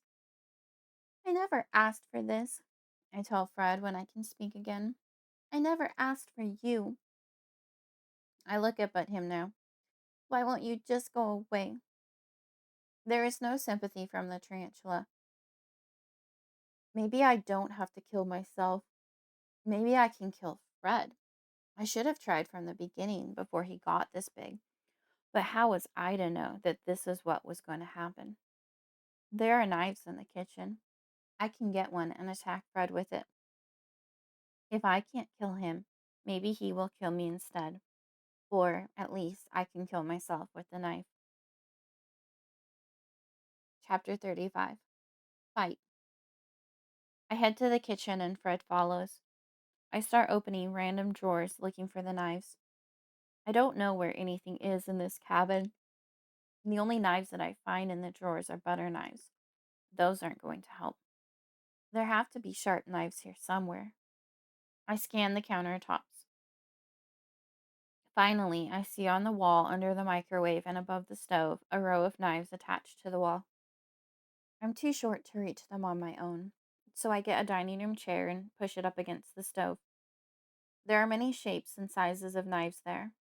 I don't know which one is best. I choose a long, skinny one, the second longest one there, thinking it will be the easiest and most effective for me to use. With the knife in hand, I turn and face Fred as he sits unsuspectingly in the middle of the kitchen. Or maybe I just think he's unsuspecting. I stand there for some time, wondering how to even begin to do this. What happened to the sweet little spider that would sit on my shoulder and sleep on my pillow with me? I want to cry thinking about it now. How did he morph into something so big and evil? Was he always just waiting for me to grow up enough that I could help him with his need to kill? I studied him, wondering where his weak spots are. Do I go for the eyes? There are 8 of them. It would take a while to stab each one so he couldn't see. I don't know what else to do, so I walk up to him and hesitantly reach out my hand with the knife. My heart pounds within my chest. He stares at me passively. He has to know that I mean to harm him. I get closer and closer. The hand holding the knife is wet with sweat. I worry I will drop it. Now I'm standing right in front of him, between his large front legs, mere inches from his fangs. I raise the knife in one hand, and my legs are knocked out from underneath me in one smooth sweep of his front leg. I'm on the floor, and the knife slides from my hand and across the floor to stop under a chair. Fred towers over me from this position. It's terrifying. I crawl away before I even stand up, hoping that he doesn't follow me. When I glance over my shoulder, he hasn't moved. I take a few deep breaths and look around for the knife a moment before finding it. Keeping my eyes on Fred, I make my way slowly to the chair above it. When I reach down to pick it up, Fred flattens me again. I'm knocked into the chair this time, and the knife slides up against the wall. I crawl to it now, under the table. Before I can reach it, the table is lifted and knocked aside. Fred reaches the knife first and kicks it away across the room. I'm under him now. I can feel the weight of his great body pressing down on me as he never lifts it very far from the floor. I roll over and see his great fangs just above my face. If he were to bite down now, it would probably be a swift death. Just kill me, I scream up at him. He doesn't move or respond. Kill me, eat me, I yell. No matter how much I beg or plead, Fred does nothing. Fine, I say. Don't then, but move off me. Fred doesn't budge. It's becoming difficult to breathe, and I begin panicking. I don't want to die slowly, suffocating to death. I try to push him away. He doesn't move. I'm able to wiggle myself around, so my upper body is no longer underneath him. There is enough room then for me to roll to my stomach and pull myself out. Fred turns so he can watch me now. If I can't kill him, maybe I can kill myself. My thoughts return to the idea of the knife. There are more on the stove. I return to the chair and carefully climb up, watching to see if Fred is going to knock me from it. He is still just watching. I get a slightly smaller knife this time and climb down from the chair with it. I stand there holding it in front of me, and I realize that I haven't the faintest idea what to do with it. Do I plunge it into my stomach? Should I try to stab my heart? How badly is it going to hurt, and how quickly will it kill me? All these questions flood my mind at once. My palms are dripping with sweat. Will the knife slip if I try anything now? I wipe my palms on my pants to dry them off a little. I can't try anything extreme until I know how bad it's going to hurt. I decide to test the knife out on my hand first. After wiping my palms again, I run the knife along the back of my left hand. The pain is sharp and biting. I yelp and drop the knife. My hand is bleeding. Droplets run down onto the floor. I grab the kitchen towel from the stove and wrap it around my wound and sit down on the chair, feeling defeated. I glance up to see Fred watching me, and I get the feeling that he is laughing at me. He didn't try to stop me because he knew I wasn't going to be able to go through with it. You jerk, I say to Fred. I blame him for all of this. He's the one who put me in this situation, and now I need to come up with another idea of how to stop him. I wander through the house thinking. Nothing in the kitchen is going to help me. In the living room is a fireplace. For a moment, I contemplate starting a fire and burning down the house. I could run upstairs, trapping Fred with me. But what if he realized what was happening and jumped out? There's no way I could make sure that he stayed there. And burning sounds like a horrible death. I head to the bathroom and look in the cabinets. There are medicines in there, but they all have lids that I can't open. I'm at a total loss. There's nothing to do but just sit and wait for Daddy to come home. Chapter 36. Caught. Daddy comes home late in the day. When he sees me, he stands for a moment with his mouth agape. I have a bandage wrapped around my cut hand. My cheek is bruised from one of the times that I fell. I'm sitting in the living room waiting for him. What happened to you, Missy? He kneels next to me and takes me in his arms. Then he looks up and sees the dining room table is upside down. I wasn't strong enough to put it back right. What the hell happened here while I was gone? He begins unwrapping my hand to inspect it. Fred, I say as an explanation. Fred cut your hand? Well, I cut my hand. What were you doing? Trying to kill Fred. Daddy hugs me close. I'm upset, but I have no tears left. I have failed at the one thing I needed to do. Did Fred attack you? He holds me by my shoulders so he can look me in the eyes, his face dark and wrinkled in worry. I shake my head. No, I attacked him. He only defended himself. Thank goodness. I didn't feel like we should be thanking anything. I would be thankful had I succeeded in killing myself or Fred, but apparently I can only kill other people. Daddy cleans and bandages my hand. After a quiet dinner, we both go to bed exhausted. I'm hoping that I'll figure something else out in the morning.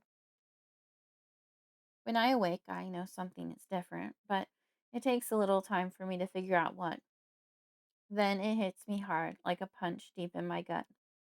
The walls and ceiling are covered with hundreds of baby spiders. The nest hatched, and now there are so many more to feed Fred. He will become even more enormous when all these spiders have done their job. It's all so overwhelming that I can't cry or scream. It is my worst possible nightmare. Even worse than losing Daddy, because I believe that Fred will make me kill him eventually. I have no more time to mourn my plight, because from outside comes a loud, booming voice. Daniel Carter, come out with your hands in the air. We have you surrounded. The police found us. They probably found Heather's car, too. Of course, we can't hide from them forever. Daddy comes running upstairs. Missy, he calls out quietly. I'm here, I respond from my spot still on the bed. Daddy, what do we do? Daddy grabs me and sits down on the floor, holding me in his arms. I don't know. His hand is frantically stroking my hair, and it kind of hurts. We just need to give ourselves up, I say. I want the relief of knowing this is over. I don't know, he repeats. I don't want to lose you. You are all I have. Yes, but what kind of life is this, hiding all the time? Feed me, Fred whispers. I can't believe he's hungry so soon. He just had 4 people yesterday. My stomach churns. His appetite has increased with his size. This is your last chance, the voice from outside says. Come out with your hands up. We have to go, Daddy, I whisper. He nods his head and stands up, holding me in his arms. He carries me down the stairs, followed by Fred. Fred is staring at me with adamant eyes. He is going to get vicious soon if he doesn't get what he wants. I can't give in to him now, though, or he'll attack Daddy. If I wait until we are outside, nothing is stopping him from killing everyone outside once I give the word. I'm sick to my stomach with dread and anticipation. At the front door, Daddy sets me down. Be brave, he says. I nod my head. He opens the door and steps out with his hands high in the air. I peek out from behind him and am shocked by how many cars and police are out there. I count 6 vehicles, but there could be more. There are policemen up by their vehicles using them as shields. Seeing no point in remaining hidden, I walk out onto the porch as well. Maybe they will shoot me and my nightmare will be over. But once they see me, I hear the word spreading. Don't shoot, there's a child. I hear voices on either side of us. Nice and easy, Mr. Carter. That's it. Walk down the steps, away from the child. Turning left and right, I see more police up against the sides of the house. Guns raised. They are only pointed at my daddy. Don't they know that I am the real danger? It's not his fault, I call out. Don't hurt him. I'm the one you want. I'm the one that killed all the people. I put my hands in the air to get their attention and walk down the steps as well. Fred follows. Feed me, he commands. I make up my mind that I won't. I'm not giving in. This can end right here. The police make their way towards us, one step at a time. I'm beginning to relax. This is what I want. Suddenly, a searing pain erupts in my shoulder as Fred sinks his fangs into me. I scream out in agony, gasping for air. Daddy turns. Missy, he cries, moving toward me. Shots ring out and Daddy falls to the ground. He stares at me, unmoving. I run to his side and pull at him desperately, screaming, Daddy! Over and over. How could they do this? Why did they shoot him and not me? I don't notice that the police have crept closer until they are pulling me from my father's body. I kick and scream, wanting to be left with him. They just took all I had left, and now they are taking me away. Feed me. I look up through my tears at Fred. Yes, I can feed him. There is no reason to ever stop feeding him now. I have nothing left to live for. I look around at all the infant spiders around us. Go, eat, I say to them. Kill all of them. The officer carrying me has enough time to get me to the police car, but not enough time to shut me inside before he is struggling to breathe. I look around. I watch them all, scratching at their skin and clothes, digging at their throats, falling over, gasping for air. It isn't gratifying, but it feels like justice. Free now, I run into the house. Fred follows, pulsing madly. He is close enough to get the fuel from the work of the little spiders. I cry and cry and cry. Maybe I sleep, but time passes. When I next looked up, Fred is bigger than I ever imagined he could get. He nearly fills the living room, being as tall as a pickup cab. It's a horrible sight, and I want to get away from him. I run outside and wonder for a moment if I have found my solution after all. Fred is stuck inside the house, unable to fit through the door frame. I watch him as he struggles, his giant front legs sliding across the wood of the porch as he tries to get leverage and push through, but he is much too big now. As I watch, all of the emotions build up to a burst of loud laughter at his futile attempts. He is stuck. I stick my tongue out at him. I shout, Neener, Neener, and I laugh until my sides ache. Fred persists. There is a great cracking noise, and my laughter dies. What is happening? After another loud, splintering sound, the whole door frame breaks apart, and Fred bursts from the house.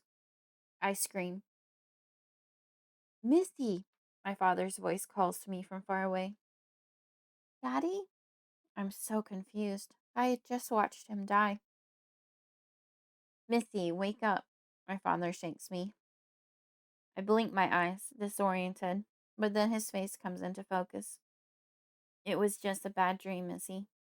He holds me tightly in his arms. My body shakes and I'm freezing in the night air. I'm so drenched with sweat that my nightgown sticks to my skin. But I need to see. I twist in his arms so I can look around at the walls and the ceiling. The spider nest hasn't hatched. Yet. It is a ticking time bomb on the wall. I turn and peer off the side of the bed where Fred sleeps. He is still massive, yet no taller than the bed. I've been given one more chance. I have to figure out how to end this now. Chapter 37. Solution. I can barely eat my breakfast as I'm racking my brain with what to do. Mommy often told me there's always a way out. I just have to find it now. After breakfast, I head out for a walk in the woods. I'm surprised that the giant tarantula behind me can be so quiet.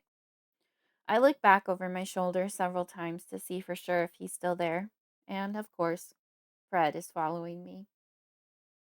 My dream from the night before unnerved me. It'll eventually happen.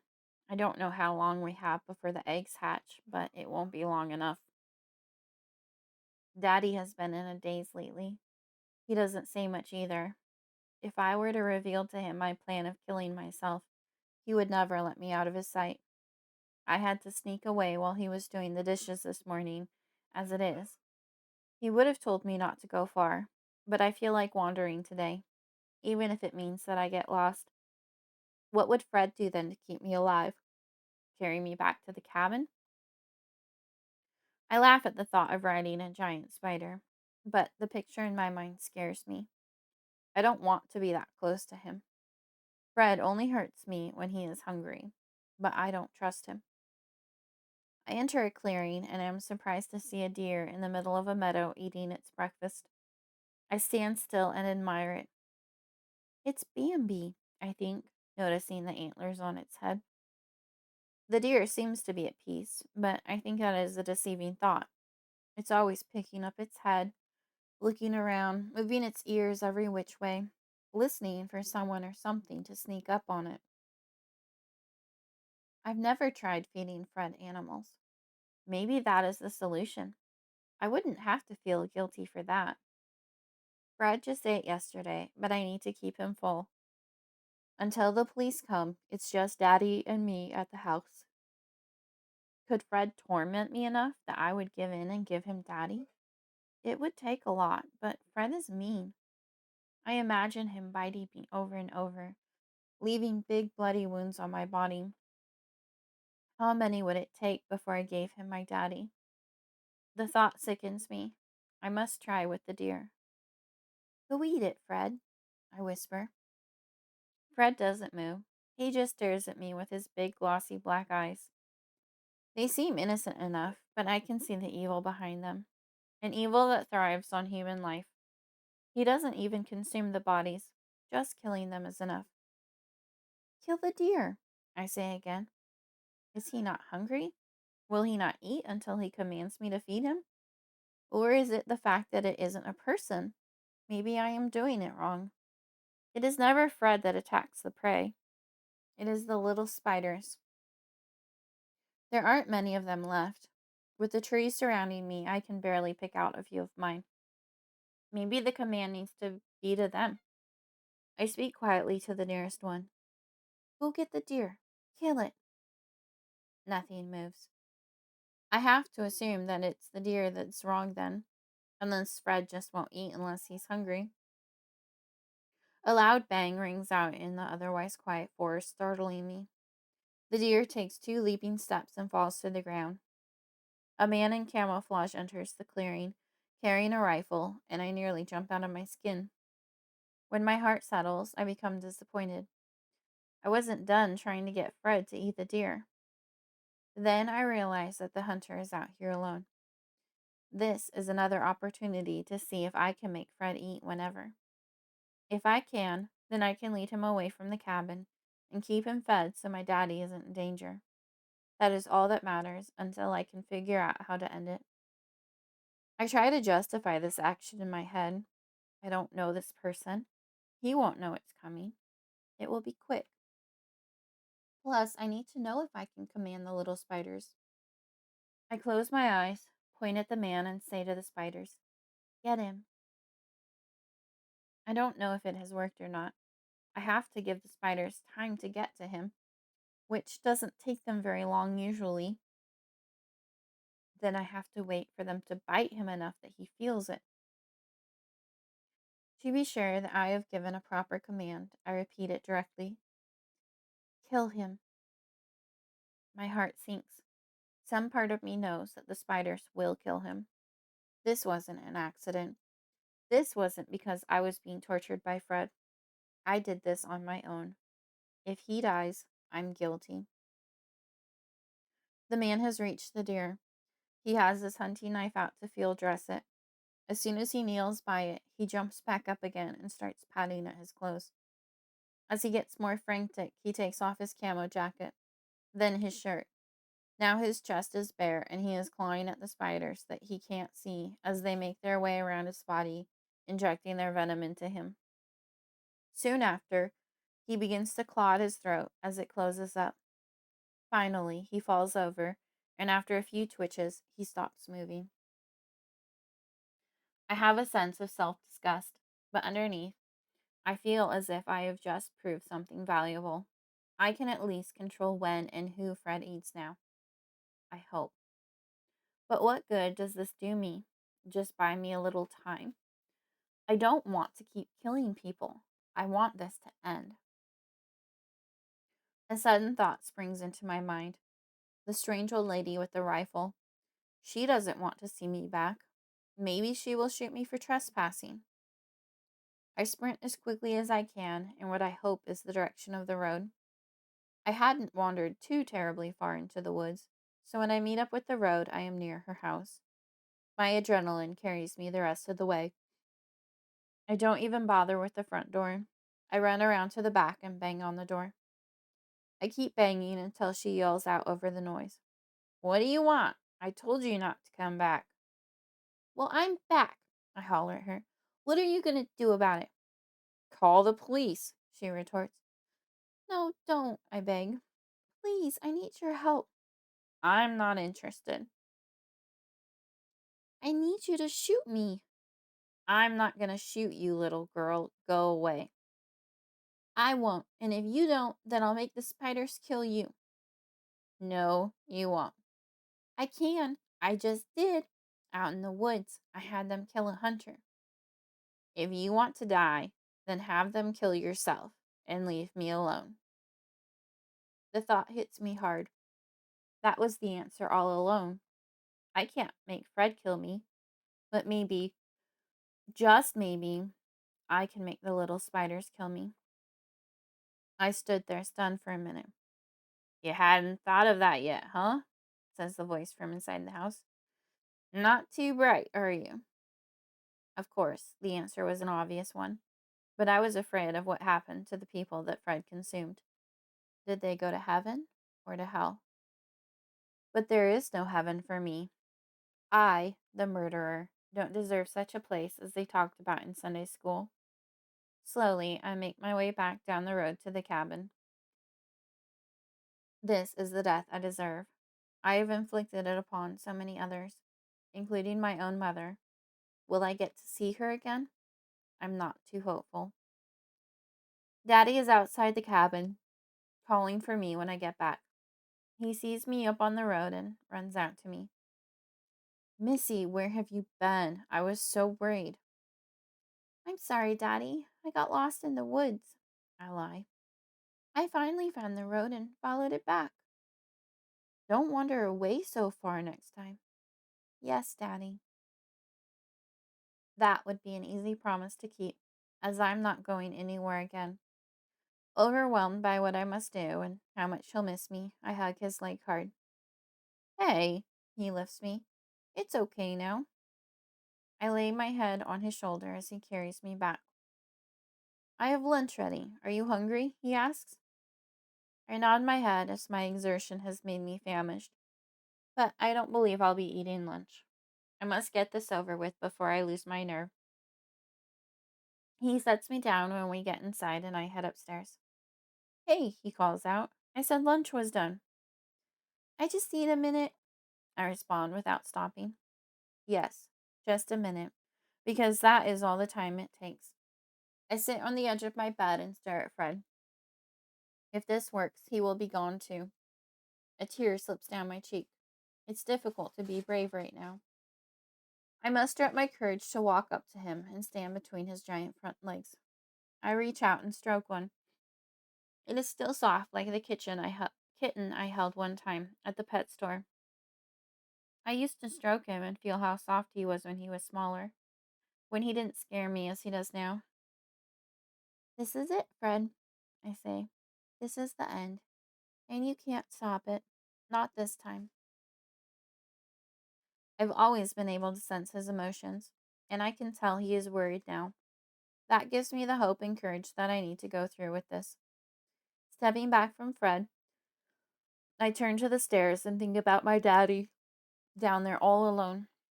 He's going to be all alone all the time now. Who will take care of him? More tears start to come. Not tears for myself, but for my father. He has been clinging desperately to me these past few days, but I must leave him, something that I never thought I would do. I must not think of him. If I do, if I consider what it will be like for him to come up the stairs and find me dead, I'll lose my nerve. This is to protect him. I turn and sit on the bed and look around me at the remaining spiders. There are only about 10 left, I think. Come to me, spiders. Kill me. I don't have to say the words aloud. It has worked before just speaking in my head, and I don't want to risk my father hearing and coming up. 5 of the spiders begin to move towards me. It's working, I think, elated. But I want them all. I look at the spiders who haven't moved. All of you, I barely whisper. Come, kill me. That does it. They are all moving in my direction. The first 5 have reached me and begun to crawl on me. Unlike the other people they have killed, I can see what is going to bite me. I look up at Fred and smile. He is pulsing, but it isn't with a feeding frenzy this time. He is pulsing with rage because he knows that this is going to work. The bites aren't that painful as the spiders make their way onto my hands and up my legs. Hardly more than a bee sting, which is more surprising than painful. But the venom hurts. I can feel that as it enters my veins and works its way quickly through my body. I don't even try to push the spiders off. I don't know if I can. I just sit there, staring triumphantly at Fred, knowing that I have won. As the venom continues to travel through me, I feel it closing off my airway. I start to gasp for air and see that Fred is beginning to shrink in size. This brings me great satisfaction. There's a noise on the stairway. What are you doing up here, Missy? My father is coming up. He is going to watch me die after all. He reaches the top of the stairs and turns and sees me clawing at my throat.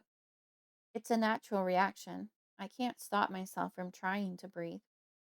No, he yells. Missy! He runs to my side and flattens me on the bed. He plugs my nose and breathes into my mouth. It does no good. I get no air from it. He turns me on my side and sweeps his fingers through my mouth. My throat is swollen and completely blocked. The room is going dark. I turn my head, needing to see Fred one more time. I have to know what he looks like now. I can barely see him from the angle on the bed, but he is no larger than a cat now. How quickly he has shrunk. I know that he'll continue to shrink as I die. I close my eyes, accepting my fate. Soon I am no longer struggling for air. Everything is dark and peaceful. My father's voice fades. Chapter 38. Scars. And suddenly I sit up, gasping for air. My throat and lungs are raw and sore. The very air they crave hurts so badly that I don't know if it is worth it to breathe, but my body won't stop. It demands air.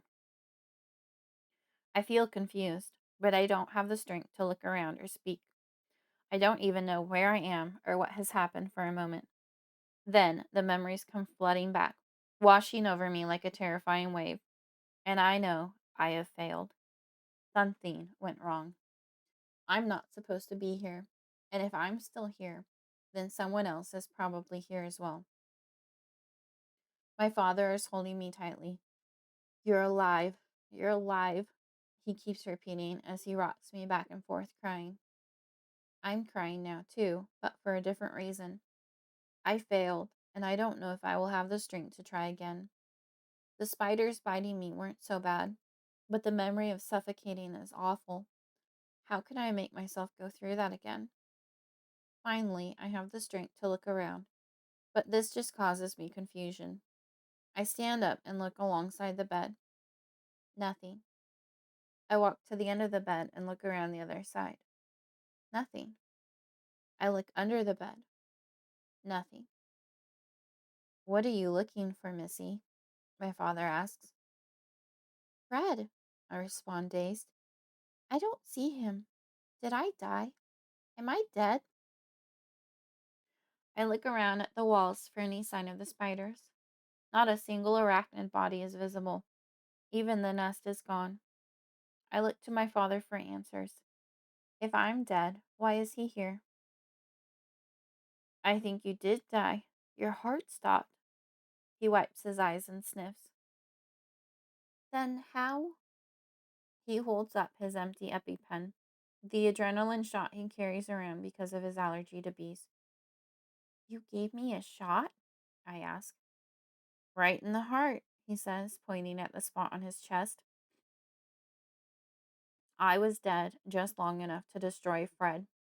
The relief is overwhelming, and I collapse into his welcoming arms. The police did come for us, but not as a SWAT team. Daddy was arrested for evading the police, but he didn't spend very long behind bars. I lived with my aunt for a couple of months until he was released and we could go back home. We stuck to the story that we made up after Fred was gone. There was some crazy person following me around, trying to kill me, which is why we ran. The murderers killed people around me with spiders, but they never succeeded in getting to me. While I don't think anyone believed our story, there wasn't enough evidence to accuse either of us of any of the murders. Just a few months later, we were living together in a new house in a completely different state. Neither of us wanted to be around anything that would remind us of what we went through. Most of the time, I can forget. The memories fade as I get older. Daddy eventually started dating someone and got remarried. I'm to have a brother soon. I'm at a new school and can make new friends without people thinking I'm the freaky spider girl. Nights are the worst. I often wake up clawing at my throat, feeling that drowning sensation again and again. I've gone from being a friend of spiders to being completely terrified of them. When I walk into a room, I can't help but look around to see if there are any present. I can't look at a picture of a spider in a book or see one on television without screaming and breaking down in tears. I never stop looking over my shoulder, expecting to find Fred, bigger than ever, following me around, wanting revenge. Chapter 39. Fred. The labor and delivery ward of the hospital is busy. My delicate sense of smell is overwhelmed with the odors of bleach, rubbing alcohol, urine, and blood. The scent of blood draws me in, but it is not my nourishment. I need someone particular to help me satiate my unquenchable hunger for life. The nurses, doctors, and patients all pass by without seeing me. No one sees me unless I want them to. No one except for those with the special gift. And she comes so rarely. They must be born during the correct moon, in the right year. Sometimes I spend hundreds of years waiting for her. My senses tell me I have a chance here. I show up whenever there is an inkling of hope. For the bond to happen, I must meet her within hours of her coming into this world. If I miss my window even by a minute, it can be too late. I need to be one of the first few faces she sees. The year is right, and the month is right. Were a mortal adult able to see what I can see, it would drive them insane. The walls and ceiling around me are covered with other spiders, all smaller than me. They too wait, but they do so with less hope than I have. For them, there is no relief in sight. Their one purpose is to fulfill my needs. Each child that I find adds to their numbers by giving me souls, and those souls become trapped in my world with no hope of release. I am the firstborn son of Arachne, who was cursed by Athena to forever walk on 8 legs. Arachne never forgave Athena, but powerless to take her revenge upon the immortal, she raised me with the need to consume and collect lives. And collect is what I have done. I scurry down the hallway, following my instinct. My potential goal beckons to me like a beacon, like a light in the darkness. People pass by me, unaware of the devil in their midst and the host of 8 legged followers I bring with me.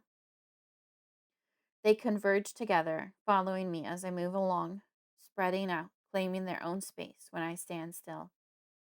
The sound of a woman screaming in childbirth carries down the hallway. Yes, I think. Keep screaming. Push that child out into the world to become my next companion. Hope swells within me. The power I was gifted from Missy was intoxicating. I had never reached such a size before. Her love for her father led her to give in to me so easily.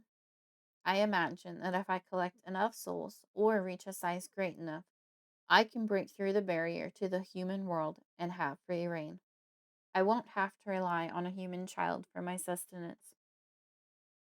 The thought makes me salivate. Venom drips from my fangs. I am so hungry. I haven't had a proper meal in years, and it will be years longer until I do. Please, Mother Arachne, let this be the child I am waiting for. The door to the delivery room is shut, but walls are nothing to me. I slip under the cracks, followed by my horde of spider drones. From there, I find a vantage point, a counter to climb, so I can watch my gift come into this world. A man is by the woman, encouraging her to push. Yes, my dear, push. I can hardly stand the anticipation. You're crowning, the female doctor between the woman's legs announces. I stretch to the height that my legs will allow. This is the one. I can't let her out of my sight. You're almost there, the doctor says. Just give me one more big push. The mother groans, then screams, and the baby slides out into the doctor's arms. You have a beautiful baby girl, the doctor says, laying the mess of the thing in her mother's arms. Everyone coos and ahs over the baby. I've seen it 100 times, and it bores me. I yawn inwardly. I wait impatiently until her parents are done holding her, and she is cleaned up and swaddled all snug and warm in her little plastic bed in the nursery. She never leaves my sight during this hour. Hurry up, mortals. I need to be near her by myself. Finally, the nurse lays her down in a room with a few other babies and turns off the light. I climb down from my counter viewpoint and climb up into the baby tub. There she is, sleeping so soundly, unaware of my presence. I settle in near her head. This is right. I can feel it. Weeks go by. I stay with her constantly, as close as I can. I sleep by her head every night, waiting. Then, one day, she wakes up from her nap and turns and looks at me. I make some movements. I wave my front legs up in the air to amuse her. She coos and smiles at me. Oh, look, her mother says, calling to the father. She's smiling her first smile. And now I know that she is mine. Note from the author. Thank you for reading my debut novel. I hope you enjoyed reading it as much as I enjoyed writing it. I was probably about 12.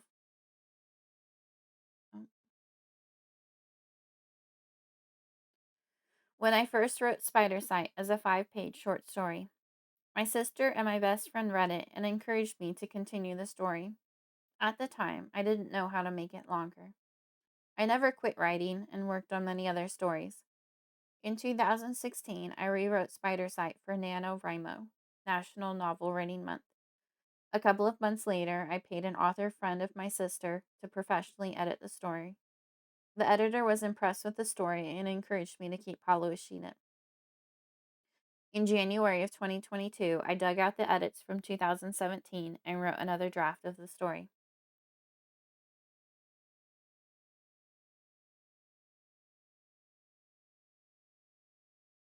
About the author. Tirzah M.M. Hawkins, that's me, is an author of all things dark, including horror, fantasy, and snippets of sci-fi. She began writing stories when she was 10 years old. Some of her favorite reads at that age were The Hobbit and The Chronicles of Narnia.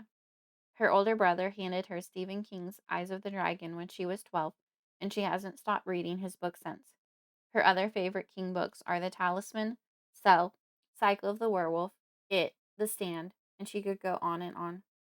After watching too many horror movies at a young age, she has only recently been able to start sleeping with her feet uncovered at night.